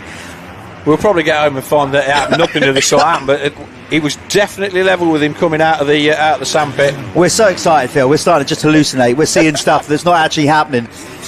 No, we're convinced he actually got past him there. It looked like it, but everybody's going to pull us up if we got that wrong. Yeah. But anyway, we're back to status quo how it was before then. So, but it's showing on the leaderboard. So I think it happened. Yeah, definitely. Because Searle was in front as they went across the line. So if he got tangled up, I think he might have crashed on that corner after the pit lane straight. Maybe he's got tangled up with the back markers on the inside of that turn, and I think Bobby Bruce has railed round the outside. Yeah, we'll say that, and we'll find out later on. That's something for you to find out for afters. Let's stick with it, Phil. So here he is then, Billy Askew, an absolutely faultless ride, it has to be said, from the youngster on the Dirt Store Triumph. It will be his first victory on this bike, I believe, or certainly his first British Championship race victory. And I won't say his poor performance in race 1, because his 6th from what was a really not great start was a real good come through the pack. Yeah, it was. And he's backed it up with a race win. He'll be going away from here really happy. Obviously be interested to hear what he says on the interview, but obviously I don't get that feed. I can just see your lips moving. You can watch back after. He's got the confidence to look behind. He just needs a little check. I wouldn't say that was the ideal place to look behind. No, but just the way you had a launch in there. But anyway, he feels confident enough to do it. Here he comes then under the Ashbrook Bridge. God knows how many times I've walked over that over the years. He's slowed up to the point. I hope he's not got confused and thinks he's already on the last lap. No, here we go. One lap. Yeah, so 1 lap to go. But I think he's still far enough in front. There's Bruce. There's Searle. Yeah, so no, he's just got to stay switched on this last lap, Billy. Not take any huge risks. I mean, he can't slow it down too much, but again, he's got enough to work with there where he can just take the edges off it. He can be a little bit more patient with back markers, and it looks like Bobby's doing exactly the same. Bobby just takes a look over his shoulder. Will this be his first MX2 win? I think it would be, yeah. So that would be great for Steve Dixon's team to come away with a championship lead, and good for Bobby's. Obviously, he had a really rough start to the season, and as a result, it was with the weather in Spain definitely gave him a hard time. But yeah, Tommy dropped off. He's 7 seconds adrift now with Bobby Bruce. So all of those guys have checking out. But we'll have a look and see. Josh Vale 16th. Gyn Doonson's got through to 17th, Jeff. So he's not made a massive amount of progress. Props to Bailey Hutting as well. He's 12th. Rafe Broadley 13th. Gavin Stevenson 14th. Lennox Dickinson in 15th. 16th Vale. 17th Doonson. Then it's Freddie Bartlett, Max Harris, and the 661. He's there in 20th. Well, I've not got on my list. Oh, Josh Coleman. So Jeff is going to wing his way to Victory Circle as we watch the 441 of Billy Askew make his way round the final lap here. Nice line there, running wide. And any other day that will just collapse underneath you. But this dry and hard underneath Hawkstone Park circuit, giving these riders plenty of options here today to go and search for that elusive line. And as a result, Billy Askew will come as a double in. Nice drop in there. But he will come and take what I think is his first moto victory at British Championship level. And it will get him at 1-6. Will it get him on the podium in third? I believe it will. And here he comes out of the final corner, and he will get the checkered flag. And a great win then for the Dirt Store Triumph of Billy Askew. But our overall victor for the day is the DRT Kawasaki of Bobby Bruce. He will take the overall. And Tommy Searle should come across the line on the number 100 Dirt Store Triumph. There he is. He will come across the line and take third place. And then it will be Coleman, Nichols, then a great ride through the field for Nichols. Charlie Heyman will take 6th, Mustoe back to 7th, McCormack back to 8th, Barker 9th, and Callum Mitchell 10th, although they haven't come across the line yet. There's Coleman, he comes across the line 4th, Nichols 5th. Well, I'm sure you'll agree, that was a fantastic MX2 race 2, a well-deserved victory for Billy Askew in that one, a great start. and he pretty much checked out and got a nice gap at the front, was never challenged, and he will definitely be well happy with taking that. But our overall victor will be the DRT Kawasaki of Bobby Bruce, and again, well deserved from him, as we just catch a few replays. There's the 337 of Glenn McCormack and the 456 of Ollie Colmer. Then the teammates on Chambers KTM battling for position, and this looks like the point where Colmer made the leap past his teammate, and obviously McCormack will not have wanted to run it in hard on the teammate.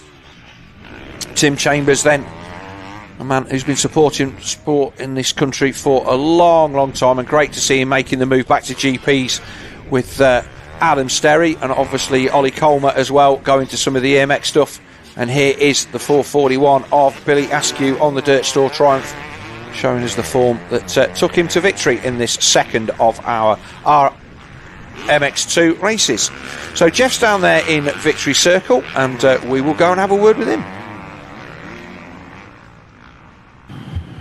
Yes, indeed. Here we are with Billy Askew, taking his first British MX2 race victory.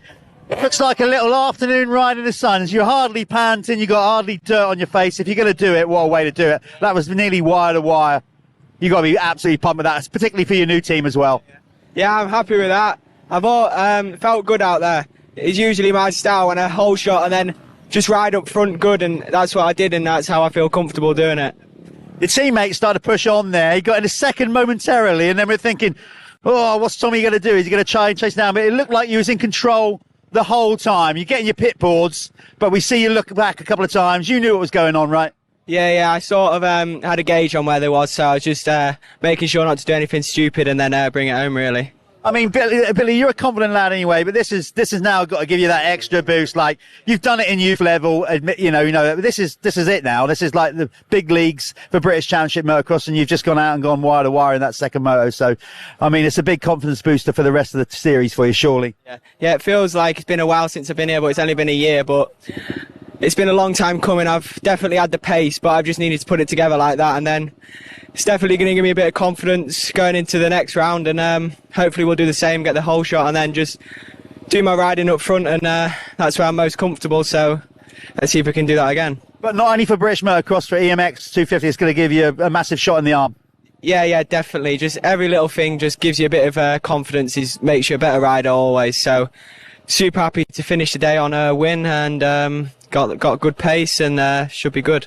There you go, your Moto2 race winner, the first for him, and obviously for the Dirt Store Triumph team. I was going to say, go and get yourself scrubbed up, but you barely even need a shower. So there you go. You move out of it, Billy. Well done. We're going to bring in the overall winner by our maths. I'm sure we've got this right.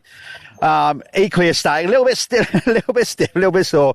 Bobby Bruce taking the overall. Bobby, obviously great first moto for you. Like you said, you just want to build on it, get back on track with your career, as it were. But that second moto, looks like you played it smart. You give it a little run there for a little while, and it looks like you're just kind of like, okay, I know where I am.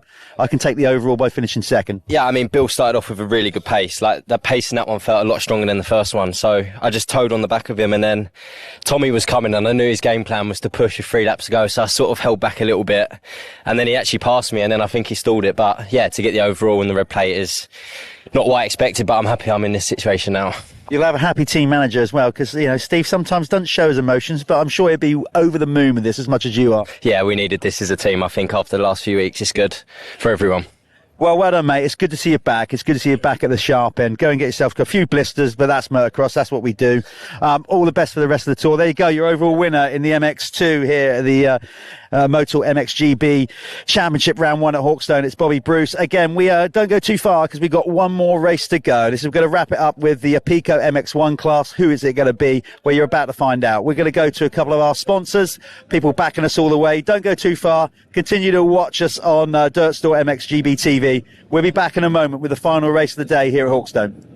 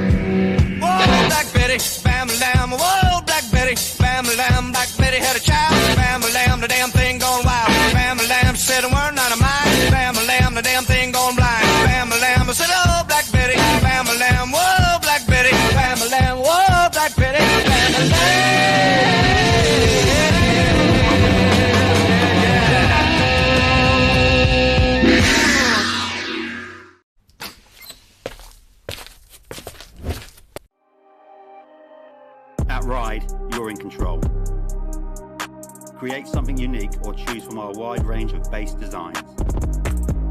Stand out with eye-popping colours and bring your kit to life with personalised details and logos. With our advanced materials and proven durability, our kits are built to perform.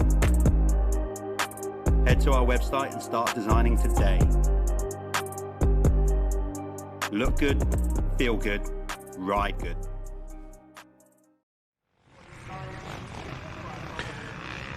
Okay, welcome back then, everybody, and our MX1, Pico MX1 main race and a final race of the day out there on site lap. We will just briefly recap on the MX2 Moto that just wrapped up, and it was indeed a win for the 441 of Billy Askew. As the rest of the riders file their way round from Bobby Bruce. We saw the interviews there with Jeff, and he spoke to Billy Askew and Bobby Bruce. Obviously, Bruce taking his first victory, and then Tommy Searle, he will take second overall. But it's been a great day's racing, Jeff. It's been so good. Absolutely. It's like I've said, a new era to it. The weather's obviously helped. There's a vibrancy. Look at that, plenty of colour to it. A lot of people, it's slightly. We normally start the season a little bit earlier, so I think that's added to it. The anticipation, the wait to get it all underway, and I just think it's just been some really good racing. Certainly at the sharp end, further down the field as well. Obviously, everybody getting involved. This list of incredible amount of sponsors that are getting behind it. Notably, obviously, Motul is the title sponsor. Premium engine oil used by factory Honda, used by so many top teams. It's grade one stuff. It's fantastic. So thanks to those guys. There we are, rocking, showing the love. Yeah. Dirt Store, of course, we wouldn't be doing this without them. No, this live stream. So everybody's enjoyed our coverage of the from Dirt Store, MXGB-TV. We've certainly had a blast doing it. It's been really good. I think the action has been excellent. The coverage has been really good. And with our issues aside, with the unfortunate, with the obviously anyone who's ever been to Hawkstone and knows how fantastic the phone signal is. Just phone signal exactly? And obviously we've even had trouble with Starlink dropping out, which is unheard of. Yeah. But anyway, that aside, it's been a great day. We're here for the last race, and obviously we saw Conrad Muse waltz away in the first one as we look there on the down on the holding area. The 95 there of Dan Thornhill changing to yellow on the Chambers KTM, and the 190 of Luke Benstead, 22 Travis Steele's in there as well. But yeah, that MX1 race then, a great start from Adam Sterry on the Chambers KTM, but he did not get to hang on to that lead. But what I will say is, I think I said to you before, Jeff, that he was definitely looking down at the rear of that bike as he came across the line. So whether there was some technical, a puncture, a problem with the rear wheel or the rear brake or something, because he did seem to give up quite a lot of time fairly quickly. Caught us on the hop with the live timing, so we actually missed the pass. And Conrad just then kind of cantered away at a rate that I would not have expected him to do. So maybe if you get a chance to talk to Adam Sterry at some point, we can find out what that is.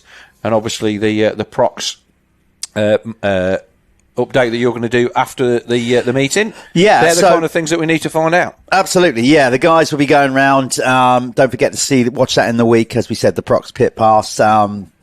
Our team are actually going to go round and just speak to the riders. That's not something I'm going to actually do, but yeah, we have got a great team. We've got a great team of people doing all the social stuff. Yep. We don't have to do that. We're kind of stuck in our little hutch all day, calling the action as we see it on screen. But we've got a great backroom team going out there and getting all the stuff done for the socials. They've done all the promo and got everything ready for us, and it's been absolutely great. You can see track is looking absolutely on point. All the banners and driving in on Friday afternoon, it just looked really, really nice, and it's been the fact that we've been blessed with great weather and great racing. I think it's kind of the start to the season that everybody needed. Absolutely, and as we said, so many brands getting involved. I'm actually being quite taken back. I've been involved with this a long time. British Motocross obviously was part of the fastest 40 team that have now taken over this British Championship. So, but the amount of sponsors, new sponsors, real high end brands in our sport getting behind it. Manufacturers jumping on board. Honda, Kawasaki, Triumph. You know, that's a good start. You know, we can get to medics there taking in a bit of sun look. They're the real unsung heroes. You've got the St. John ambulance taking care of everybody here, and soaking it up. I bet they're thinking, God, I wish I could take this top off, and get a bit of raise. But it's starting to get a little bit chillier out there as the sun goes down and the wind is still kind of whipping up. But kudos to those guys, and I'll say it right now before we forget, all our track marshals, everybody, all the people that you don't see that do what they do. So big kudos to them. And of course, like we said, all our sponsors. So actually, before we get the gate drop on this one, let's go throw to a few adverts. Don't go anywhere, because as soon as the adverts are finished, we're back with the gate drop for the final moto of the day.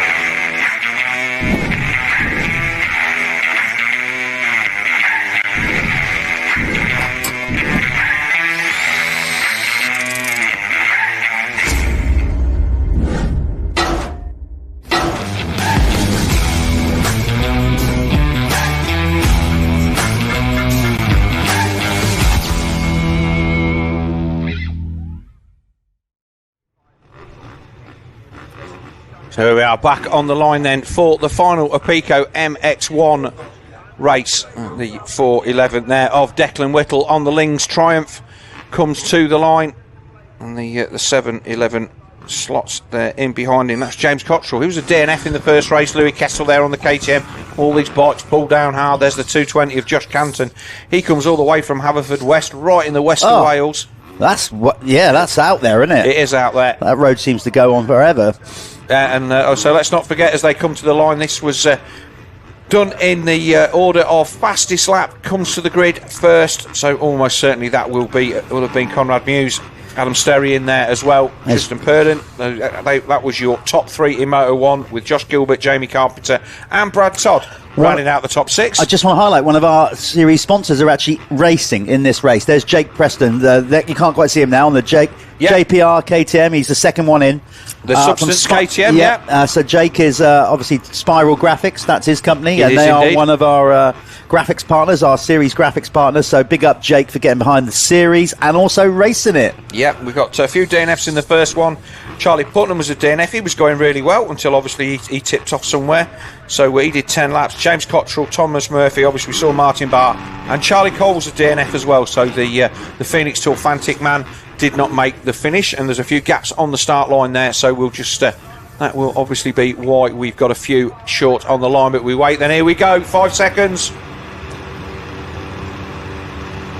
Away they go. Oh, who's made the whole shot? Looks like another rider from the outside, Jeff. Yeah, that is the favourable line. I think this live stream's giving it away. Look at Jamie Carpenter. I think is it. Yeah, that's a Honda. It's definitely a Honda at the front, and I don't think it's Muse. I think it might be Carpenter. You could be right. Obviously, they're teammates in the same kit, but that looked like Jamie's style to me. It did. Or they all make their way through. Could have been Gilbert. Through. Yeah. Oh my. There's Preston in there. Let's see. When they get out into the open field, the middle section, we'll be able to tell you who that is. I think that's Carpenter that's got the whole shot. I think it's Ben Edwards. I think that was the 33 of Ben Edwards. Could be. So there's the 912 of Joel Rizzi on the Dirt Store 450 Triumph. He's making his debut on that bike. British champ. Oh, somebody's gone down there on the other side of that jump. Oh, so he had to swerve to miss that. So there was a rider down there, but I thought it was Edwards that took the whole shot. Well, that's definitely Sterry. Yeah, you're right. Yeah, it is Edwards there now on the Edwards inside. Back God, I thought he was going to get landed on there. Oh, we were hanging on to each other on the chairs there. So that was a massive move. Was that Conrad or was that Carpenter? I think that's Conrad, isn't it? I think it is. Oh, big kick from the back end again, just to make things easy. Well, we're about to find out when they go across the line. We'd like to think so. Live timing will actually update on our screens, but it's not, which is typically annoying. But it's Sterry that's going to lead him up the hill for the Gilbert. first time. That's it's actually Josh Gilbert. Oh, that was a massive move from Gilbert as we go to the drone shot. And here's Sterry at the top of the hill for the first time. Our Planet Length Moto first lap leaders, Sterry from Gilbert, from Edwards, from Mio and Brad Todd. So that's your top 5. Muse back in 13th. So God, if he wasn't happy in the first race, he's not going to be happy in this one. That's an even worse start. Yeah. He's going to have to really get the hammer down in this one. I would really like to know who it was who went down. It was definitely one of the top 5 that went down over that tabletop on the far side, because Rizzi had to properly step on it to miss him, and he'd been on the ground a while, I think, as they come out of the darkness of what was the Bright Bell hairpin, which is now very much not. On the first lap of this final Apico MX1 race. Great start for Ben Edwards. Ben can ride, man. He can absolutely, like, these conditions are, like we said, plenty of tracks like this up in Scotland. He's made a good start. So I'd like to see Ben, if he can, dig deep, hold on to a nice solid top 10, maybe even higher in this one. So Sterry then leads away again for the second time. Didn't take the whole shot, but he was there to make the pass on Edwards down the back end of the circuit and led into the Honda hole on lap 1. And again, it'll be interesting to see how his pace goes. Like I say, not getting to speak to these guys between races now, so very difficult. But there's Gilbert. Edwards is still hanging on in 3rd. Mio then in 4th. Todd 5th. Adamson 6th. Purden 7th. Jamie Carpenter 8th. Carlton Husband 9th. And James Cottrell in 10th. Martin Barr out in 11th. So Marty managing to get himself back on the grid after that tumble in race 1. Both of these riders, obviously, if they take a race win, huge confidence boost. But I think Gilbert in particular, if he can get a race win in this one, I think that will really help him with his the GPs. Yes. This year, give him another little boost of confidence going into them. He's starting to put the heat up. I think he's closed a little bit on that lap. Be interesting to see where Muse was. Like 13th across the line, 10 seconds adrift at the end of lap 1. And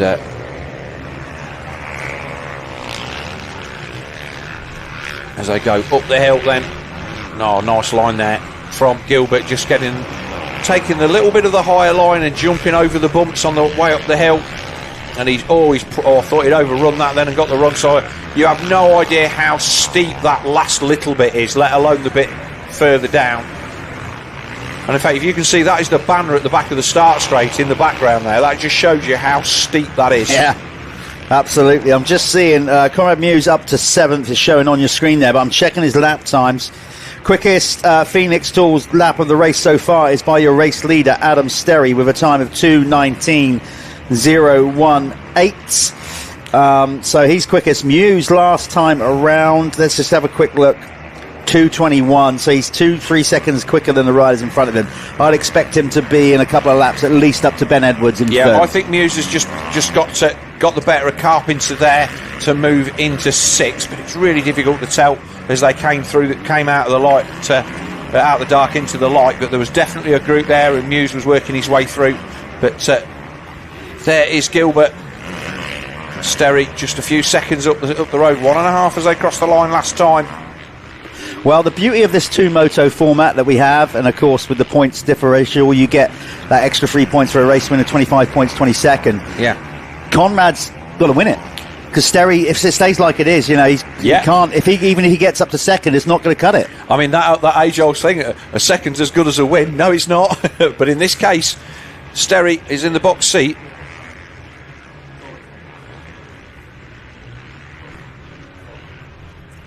Here they come then. And these guys have checked out quite a long way. It was Ben Edwards still in 3rd.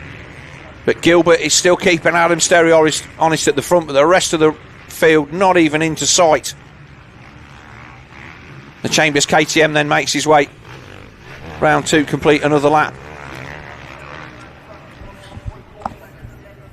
One thing, I tell you what, who I do think have had a nice day today is the mechanics. Because these bikes have come back and they're looking really they're not hammered to death, they're not steaming, they're not absolutely plastered in sand. They never have an easy day. No, but this is an easy day at Hawkstone as they will ever have. I was going to say, careful what you say, Phil. You have the mechanics union on our back, and we don't want that. Yeah. But Gilbert then chasing down Sterry, will try, if we keep this shot, this is how far they're already on the way back down the hill. And our 3rd place man of Ben Edwards, he isn't even in sight. Well, he's holding strong, though. I mean, it's a good ride here for Ben. In fact, that looked like Edwards had gone back 1 to 4. Adamson made the Adamson passed him, yes. So that means that Conrad is still there in fifth position. But he was right there. I saw him in the background, so he's right there. I should imagine that he would probably, by the end of this lap, go past Adamson and Edwards, the speed that he's coming through the pack. But my God, he has still got some work to do from there, even when he gets into third. Because he's got to win it. As we said, if Sterry wins this one, even if Conrad gets a second, it's not going to cut it. No. The overall race victory will go to the Chambers KTM rider of Adam Sterry, your current race leader.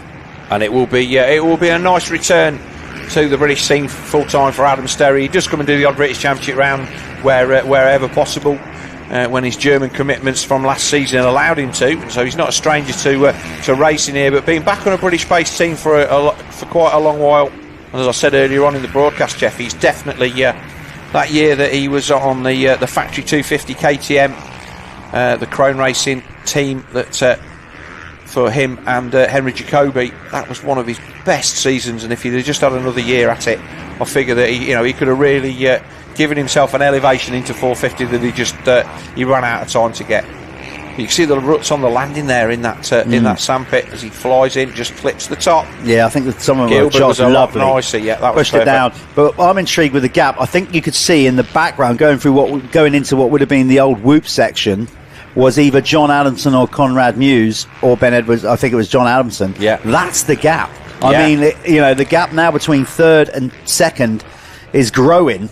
Yes. So it's not going the other way. So we've got to hope that, or Conrad's got to hope that he's got to put some moves on, make some early moves, and just try and bridge that gap.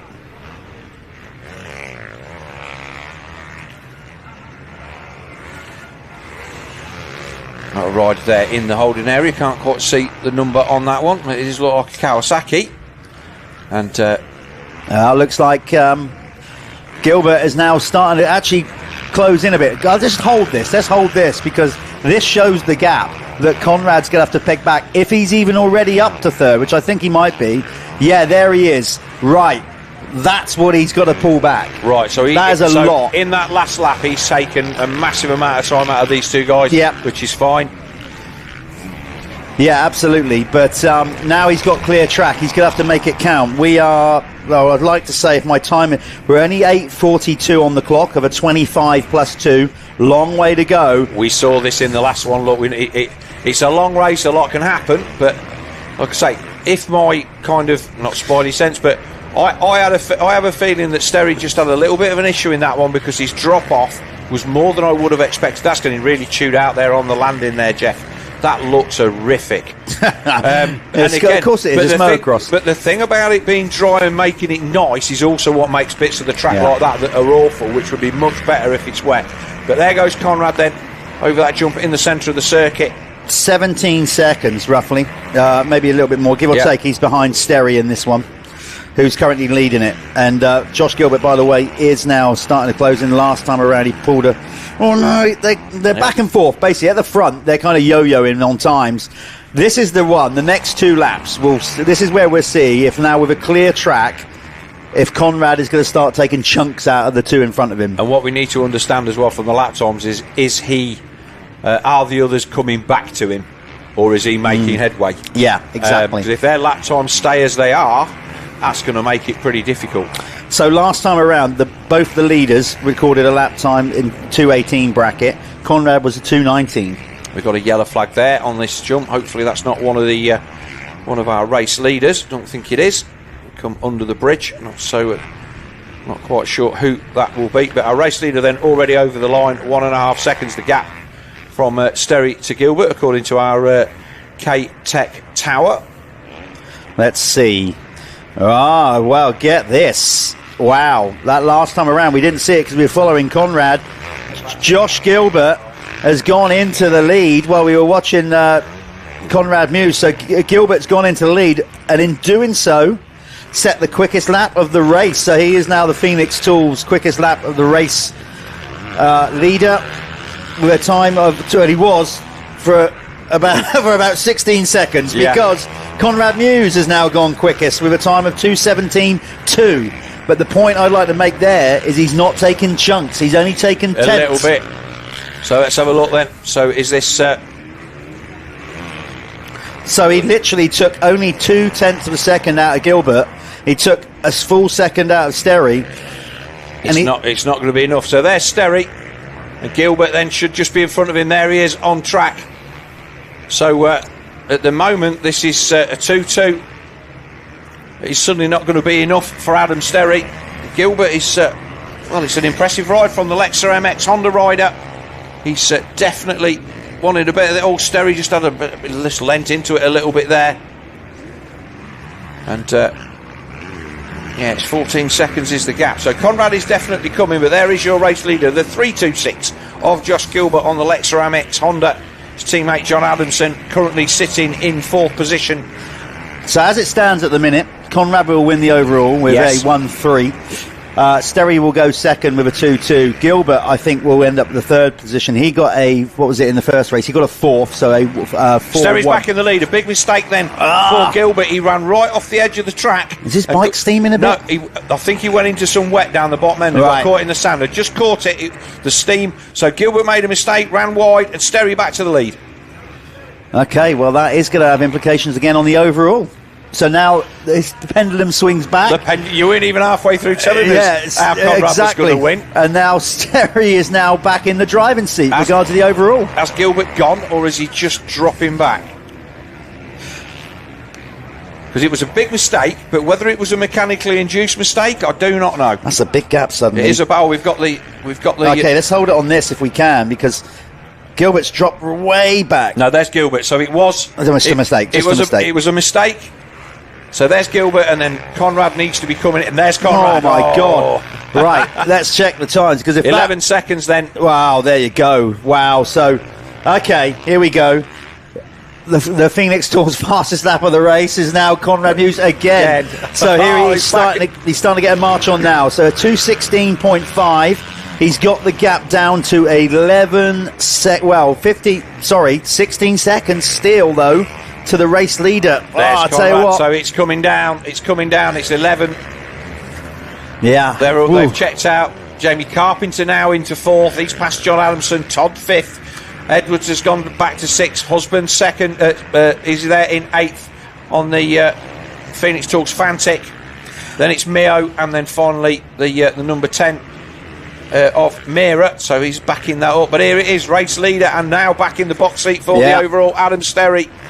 I'm not much of a betting man, Phil, but I'm going to go on a limb here and say it's any one of these 3 for the overall. There's no flies on you, but you can see where they've been. Oh dear. Well, yeah, that should be. Right now, as we said, this rider, the Chambers KTM rider of Adam Sterry, from up there in North Wales, as we said, this was, he's ridden plenty of times here growing up, coming through the ranks. Very much a bit of him. And like I said, Phil seems to, we got quite sure. We think he had maybe a little issue towards the end of the opening moto that slowed him down with technical issue with the bike. Be interesting to see, because it was a bit like he kind of hit the wall a bit. Yeah, but Adam, look, there's nobody fitter than Adam Sterry. He just isn't an unfit guy. He trains and trains and trains. You see him in the pits. He's a professional athlete. So just literally as he came down this bit of the track, he got to about here on the last lap, and he just had to look down at the back of the bike as if a puncture or a moose or whatever, something was definitely not right. And we'll see if how this is going to come down. But he just needs to keep it going. Well, he's had a good lap here. A good lap in the sense of he's had a good lap, but he's also had the benefit of Gilbert dropping right off the pace and making that mistake. So that's gone in his favour. The gap back to Conrad was 11 seconds, and I think it is still over 10. So at this rate... It is still over 10, for sure. At this rate, he's looking like he might be okay. And then we see at the top of the hill, Conrad Muse closing in then on Josh Gilbert as they just drop down out of sight. So Muse then will make the pass on Gilbert as they come down the hill. Yeah, so Conrad is now just over 10 seconds off the race leader, Sterry. He's just, there they just come out there, out the shadows. Who's it going to be? Oh, is it Conrad going to dive down the inside? Just didn't quite pan around with the guys there. I reckon Conrad had the line there. Yeah. Let's see. We'll soon find out. Okay, so if he's made the move on Gilbert, now he has clear real estate. Yes. Nobody in his way. A clear track. Yep. So he made the move. There it is. So here we go. It's a repeat of the opening moto, very much so, but he can't settle for second. They are currently tied on points. Basically, they both got 47 points each, but the rule in motocross, if you're new to this game, is if it's a tie on points, it is the better second moto result that gets the priority. Yes. And right now, Conrad is on a 1-2. He is. So not a 2-1. It's a 2-1 that's going to take the victory for Adam Sterry as it sits at the moment. And if Conrad Muse makes the pass, he'll go 1-1 and he will take overall victory. But it's in his hands. Sterry has just got to try and keep her. How are we doing for time, Jeff? Well, if those gremlins stay out of the system and this thing keeps working, we're on 17 minutes and 15 seconds. So there you go. We've still got 7 minutes plus 2 laps. So plenty of time. You're basically looking at around another 11, 12 minutes of moto time to go. That is enough time for Conrad to claw it back. It's coming down. Is it going to come down quick enough? A little bit of a mistake there from Sterry. Oh, I see him have a little look over his shoulder to see. No, that was Conrad. So Sterry's already through. Yeah, but Conrad was just looking across to see where Sterry is. So he's got visuals on him. Makes a big difference, doesn't it, as a rider when you can see him on the same part of the track. Suddenly you get that extra little bit of emphasis. You find extra energy levels. But he's absolutely hammering it now. 6.3 seconds. Sterry's. He's coming now. Yeah. So there, Sterry goes out of shot. And here comes Conrad Muse into shot. So. Yeah. The man on the True 7, Crendon Honda, is doing as he did in race 1. I'll say he's keeping his powder dry. He's had to ride really, really hard. That was Tristan Purdon going through shot there. So Purdon obviously had an off somewhere. Don't know where he is in the overall standings. But he's definitely not going to back up his third place in Moto 1 because it's currently there is Josh Gilbert. A great ride from Jamie Carpenter then.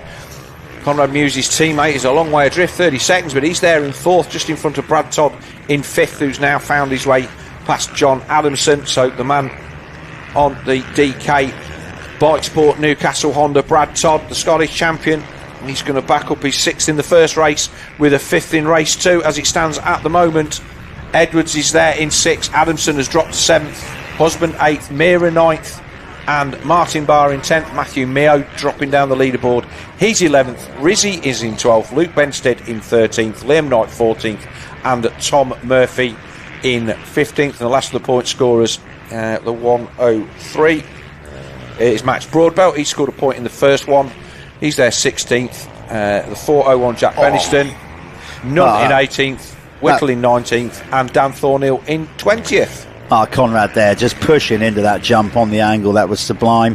Just going back to the top sharp end of the top 10. So John Adamson, who was running up there, he's still there in 7th, but he slipped back a couple, so he must have made a mistake. He's gone. He's just and a bit again. He's recovering from that big off. Oh yeah. Sterry not making the leap into the sandpit. He just got look at this, just like that. So Sterry then under pressure now. Conrad is going to be all over the back of him when they get to the drone shot at the top of the hill, almost certainly. In fact, it's not even going to be that long. So maybe the pace that we saw at the end of the race in race 1 was just Adam Sterry giving everything that he could through the whole moto, and as a result, he's coming under pressure. But here they go up the hill. Then Sterry goes up the left-hand side. Here goes Conrad. They got back markers to deal with as they're making their way through the shadow. Sterry's made a mistake at the top of the hill. Did he get through? That was a back marker. I think maybe made a wobble. I think he did. Yeah, just about. No, Sterry's still there. It was just really difficult to tell who was who on that head-on shot. They're coming down the hill. I'd say that was a great shot this morning. We can't see a thing now. This is obviously a case of almost the inevitable here, I think. Here we go then. Conrad's going to go down the inside. Same as before. We've missed the actual move, but we're pretty confident. He had the inside line. I'd be amazed if he doesn't come out in our next shot. On top, as they're trying to stem that inevitable flow, really. It looks like he's gone into the lead to me. There's Conrad. There's Sterry. So, okay, so Conrad Muse back where he feels like he obviously belongs. 1-1 going for the overall. But if he was disappointed in the first one, he's going to be even more angry. He's going to be an angry overall winner. Yes. But I think, in fairness to the camera guys there, I think that if you pan right now, that bit there is going to just be complete darkness. There's going to be nothing in there to see. It's bad enough coming up the hill. So Sterry then back to second, but he's had 2 good races today. He'll come away thinking, well, we're second in the points. Okay, Conrad's on a rip. He's the guy that everybody's expecting to win. We finished second. We just need to be better at Canada. Listen, you've got to stay in the game, haven't you? How many times have we seen it down the history of, all the sport? I mean, notably, the first one that springs into mind was the Supercross Championship last year. Eli Tomac, he's going to win it, he's going to win it. Fine, no, he's not. Exactly and that. Sexton was there to pick up the pieces. So, this is just round 1 of 8. Long way to go. No, so it'd be interesting to see whether Adam is happier with his second than Conrad is with his win. But this was where Conrad made a bit of a mistake. But you can just see the low sun and the shadows absolutely playing havoc. An overcast day at Hawkstone is always better than what we've got here. But it has been, the track was, like I say, it was quite hard underneath. It's been dry since the International pretty much. I know they put it, they flattened it all off and sealed the surface to protect it against the weather, but I think that this has been one of the most unsandy Hawkstones that we've had in a long time. There's the 7 of Louis Kessel. But there's your race leader then, the 426 of Conrad Muse on the True 7 Crendon Honda. Oh, this is the drop off. That's cool. What a shot. And that looks nothing. Doesn't that look anything? The elevation drop that you're seeing when the rider comes into view on the right-hand side of that shot, and then goes out of it on the left, they've probably dropped about 200 foot or more from when they come in elevation. Maybe even more than that, I would say. It's a long way down that hill. So here should be, I think our race leader has already gone through, because I think Louis Kessel gone through and he passed him at the top of the hill. So race leader Conrad Muse, second Adam Sterry, third Josh Gilbert, fourth Jamie Carpenter, fifth Brad Todd, then it's the 33 in 6 of Ben Edwards. I've got a feel for Josh Gilbert a little bit, because obviously he's getting himself into the lead. He lost all of his momentum with that issue, and I don't think it was a bike problem, but if he could have just hung on to the lead for a few more laps, you never know, he might have managed to pull enough of a gap to hang on at the front. Yeah, it just seemed to take the wind out of his sails, didn't it? He was there, he made all the moves, the quickest lap of the race at that point, and maybe if he ran it in deep in a wet spot down there, or got round the gear shifter, the rear all brake, sorts of stuff, Jeff. Exactly that. Yeah, we don't know, but caused him a slight issue. But it was his mistake from what we could make out. I think he ran it wide. As you get to the end of the waves there, it just kind of tightens up a little bit and goes a bit narrow, and then widens out again. And I think he just maybe missed it. He was going down the outside and missed the rut, and then he's ended up in the soggy stuff on the outside. We walked down there quite at the International, and it was really, really easy to get that badly wrong without doing much wrong at all. So that's what looks like what happened to the Lexa MX Honda of Josh Gilbert that caused him to give up the lead back to Adam Sterry a few laps ago. But here is our race leader then, Conrad Muse, doing Conrad Muse things and taking another victory, 2:17.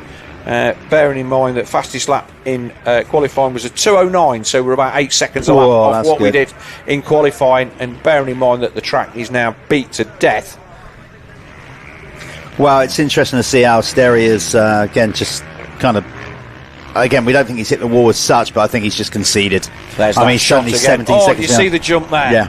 Absolutely. The bit in the middle, that's actually a flat road, so they're dropping from there down onto a flat road and then jumping down again. It's absolutely excellent.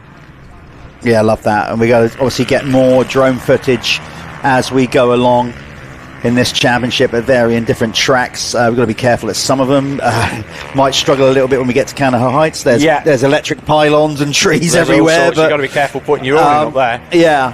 But certainly when we get to some of the more open venues like Landrake and Preston and whatever, we should be able to fly with confidence. Yeah.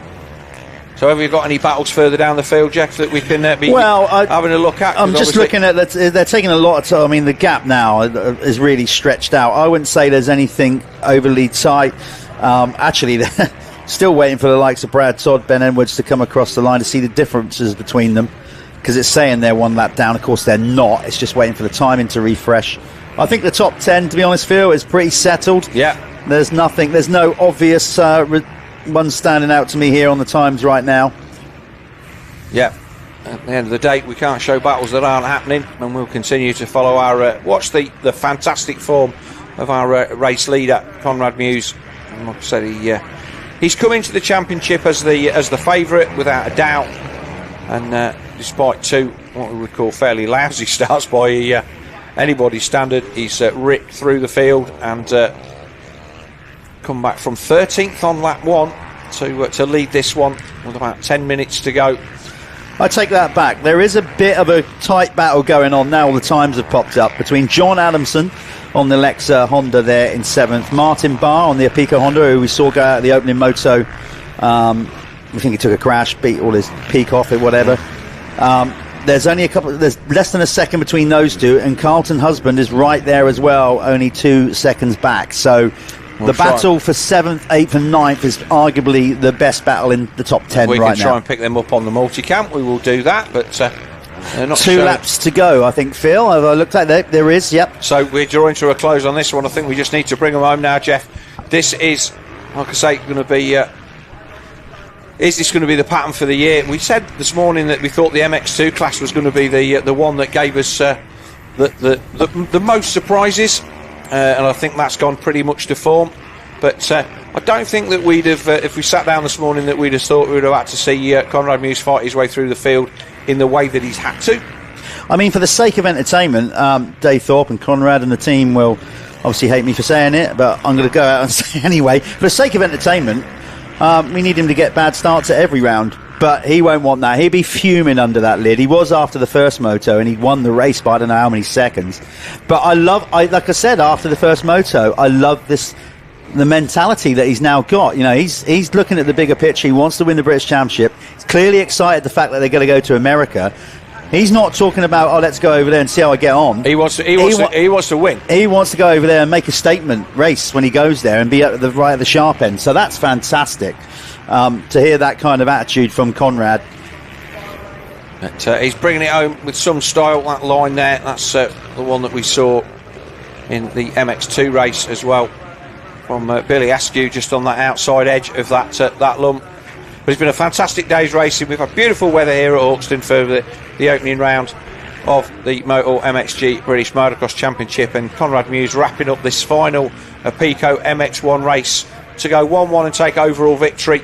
It's certainly what he will have had in mind. I mean, yeah, look how much he's stretched it now. I mean, it's 26 seconds. I mean, at the start of the race, he was 20 seconds behind. So one to go. At the end of the day, like he's literally nearly, like the swing is nearly like a minute. That's quite huge as he goes off on his last lap here. Keep it on the island. As we said, Conrad will push all the way to the flag. There's going to be none of this like, I'll just bring it in. He wants to make every lap count, regardless of his progression, getting faster and faster to ultimately try and go over there into the AMAs and maybe a couple of GPs and show the world what he's actually made of. Yeah, just putting a lap there on the 74 of Tom Murphy, who's had a good run in 15th. It's been what I've also enjoyed is seeing the guys that we don't usually see at the British Championship. It's been again almost a full grid in this one, but there's been battles all the way down the field. Stewie Edmonds there, he's down there just outside the top 20 with Josh Canton, Jake Preston, but all of these guys are coming here and having a go, and it's been great to see. But Mewse certainly been the class of the field as the pre-race favourite anyway. No surprise, but certainly is watching him fire his way through the field.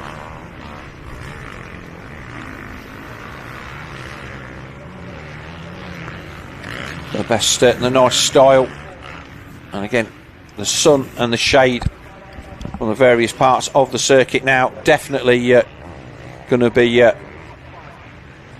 their worst as we close in on this final moto. I'm not sure what the time is, but we've got to be getting to the good side of 5 o'clock if we're not there already, and as a result of that, very, very easy to get caught out. But this final run round the outside down through the waves, it's one of the bits of track that we never really get to see, and almost impossible to cover down there without having a dedicated camera, and it doesn't really add that much to the job. But here he comes then for the final time into the hole past the Troy Lee banners. It's already one of our many sponsors here this weekend. He's going to find his way up the inside of this back marker into the final turn and come through to take victory for the second time today in our Pico MX1 Championship. So a victory then for Conrad Muse. Hopefully he will be a little bit happier this time than he was. Made hard work of it in the first one. We'll wait for Adam Sterry to come across the line. And like I say, he will have done his level best to stay with the race leader, but at the point when he realises that there's no point anymore, there comes Adam Sterry. So 2-2 for Adam Sterry, the 811 on the Chambers KTM on the day. That's a good result for him. And the 3-4 for Josh Gilbert will get the Cornishman on the podium on the Lexa MX Honda. John Adamson was running in 4th. He's dropped back to 10th. It's going to be a long while before we get all these riders over the line. There's Louis Kessel. But the pace of all these guys at the front, absolutely on rails. 21-second margin of victory then for Adam Sterry. Gilbert across the line in 3rd.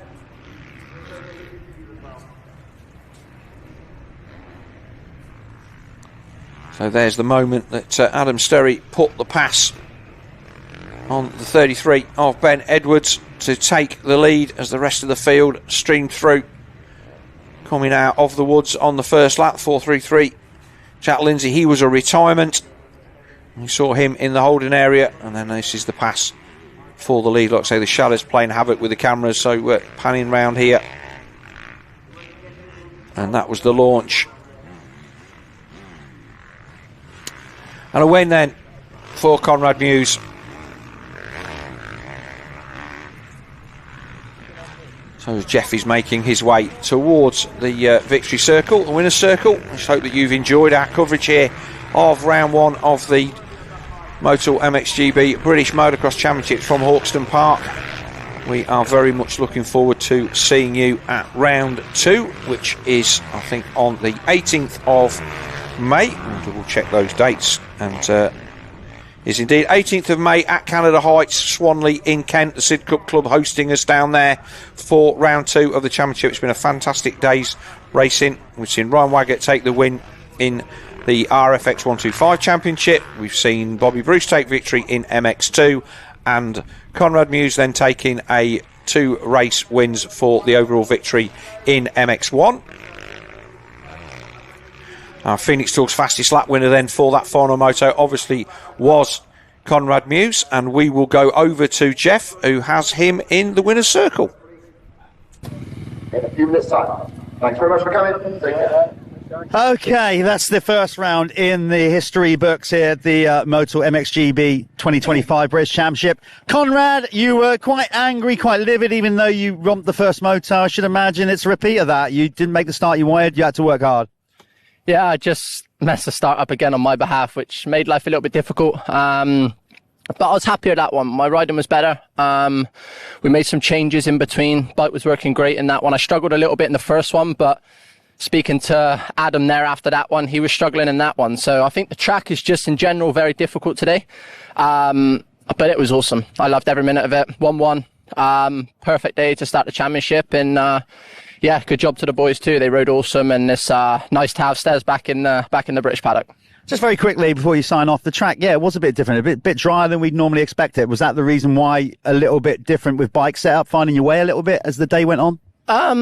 To be honest with you, I thought it was the opposite. I thought it was actually a bit wet. Like when we went out in qualifying this morning, the way I've been describing it today is it's more like the international than it is the British here. It's more a bit heavier and things like that, which all week I've been setting my bike up for hard square edge bumps, and yeah, it just weren't the one in the first one. But we made a quick change, and yeah, bike was working perfect. But massive thanks to Rob, my mechanic, for grinding away all the time. My team, Crendon 27 Honda Racing, couldn't have done it without them.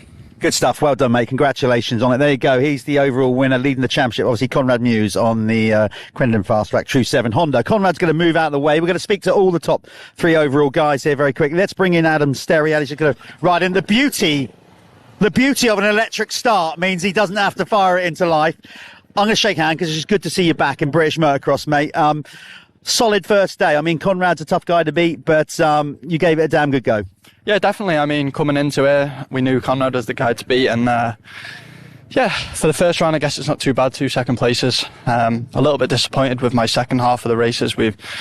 I don't know, the shock gets a little bit hot or something, and yeah, I can't ride how I want, and it's the first time I've come across it today. I don't know whether it's the track being harder than usual, but normally in the winter in the sand it was all right. But happy to be back in the British. Nice to race here at my local British Championship, and yeah, good start to the season. 2-2 could always be worse, and I had good starts, good aggressive on the first few laps. We just need to work on that problem for the second half of the races. You might not have been happy about it, but you're going to make my co-commentator happy, because he actually called it in that first one. He said, I think something's wrong with the back end of Adam's bike in that first motor, and he saw it, and that's probably obviously what it was. The shock just maybe going off. But as we said, it's good to have you back. Great, obviously, with the Chambers racing team as well. How's that working? Nice fit coming back to ride for those guys. Yeah, definitely. I just want to say thanks to Tim and Mike, obviously from Chambers. They believed in me, and yeah, it's nice to get a good result for them. And like I said, I'm happy. Everything's going really good. It's a good group of people, all pushing for the same goal. British team, and yeah, good to build from here. Now I've had a couple of bad years, which didn't help my confidence and stuff. So it's nice to build from there, and yeah, see what we can do and try and edge a bit closer and improve in the GPs and see where we are in the next few rounds. It's good to have him back. It's great to have him back. Adam Sterry coming in second. Thanks, Adam. You moved out of the way. Well done, mate. Let's bring in the third place rider overall, Josh Gilbert for the Alexa team. Back on a Honda, but obviously now riding for a different team. Well done, mate. Good stuff. Josh, a solid day at the office. You know, like we said, you want to be there or thereabouts in the opening round. You made it onto the box. We couldn't quite see what happened there. You got into the lead. You set the quickest lap of the race at that point, and then just out of our view, we couldn't see what happened. So tell us what did happen down there, bottom end of the circuit. Yeah, I had a really nice line around the outside, and Adam was sort of up the inside, and I just kept the flow going, and I passed him where I made the mistake. So the lap before, I just carried some good momentum and went right around the outside of Adam, and then the next lap I come round there, and the line just went into a massive bog. And as I come round, I just hit all the water, and I just got a tidal wave of water where all the water had ran off to the side of the track, and they've dug a hole, and I got stuck in there. So I was on the clutch trying to get back out, and my hands are all wet, and it really knocked the wind out of my sail that day, because I was feeling good and feeling quite aggressive, because we've had a bit of a day today, I'm not going to lie, and yeah, I just forgot about all that in that race and knuckled down, and I thought we was on for a good race, and then that happened, and it just it did take the wind out of my sail a little bit, and then obviously Conrad went past, and I kind of just settled for third then after the day that I've had. It was good, I'm glad, again, because we saw a load of steam come up, so we thought you might have had a bike issue, but I'm glad you've put this right with that. Well, listen, well done. Obviously, you're with a new team. How's that going? Tell us how it was with the guys over there at Alexa. Yeah, it's good. We're doing the GP, so that's always really nice, and that's where I want to be and do. And then obviously being back on the Honda through, like I'm thankful to Chris at Lexa for giving me the opportunity to jump back on the Honda and see what we can do, and like Mark Eastwood with the suspension. It's all a privateer thing, so it takes a lot from just no manufacturer help. But yeah, we're doing what we can, and hopefully we can progress as the season goes on. I hope you do that as well, and good luck in the next GP and also the next British round. There you go, coming in third, Josh Gilbert for the Alexa team. Thanks, mate. You move on now. We're going to wrap this thing up. So there you go. It's just been a fantastic opening day here at the Motul MXGB British Championship 2025. Big shout out to the guys at Dirt Store for getting behind, obviously, the live stream. All our other sponsors, massive thanks to them. There's a huge list of them. I'm not going to reel them off now, mainly because I can't remember them all. We got that many of them. They're all on the logo behind me. There you are. So they get in their name check. Don't forget, round 2 is on May the 18th at Canada Heights. We'll again be going out on Dirt Store MXGB-TV. Make sure you get there. If you're in the vicinity, rather than watching it on live stream, get there. You can always watch the live stream afterwards and support British Motocross. It's been such a brilliant opening day here at Hawkstone Park. Thanks for watching, everybody. Thanks to our crew, track marshals, everybody involved with British Motocross for this new era. We appreciate it. Remember to watch the socials in the week. There's loads going on. We got the Prox Pit Pass. We're going to do the Ride Race Cap. You're going to see all that. Loads of photos, load of video. Keep following the series. Keep enjoying it. Let's build it up and make British Motocross right back on the map where it should be. Thanks for watching. We'll see you on May the 18th.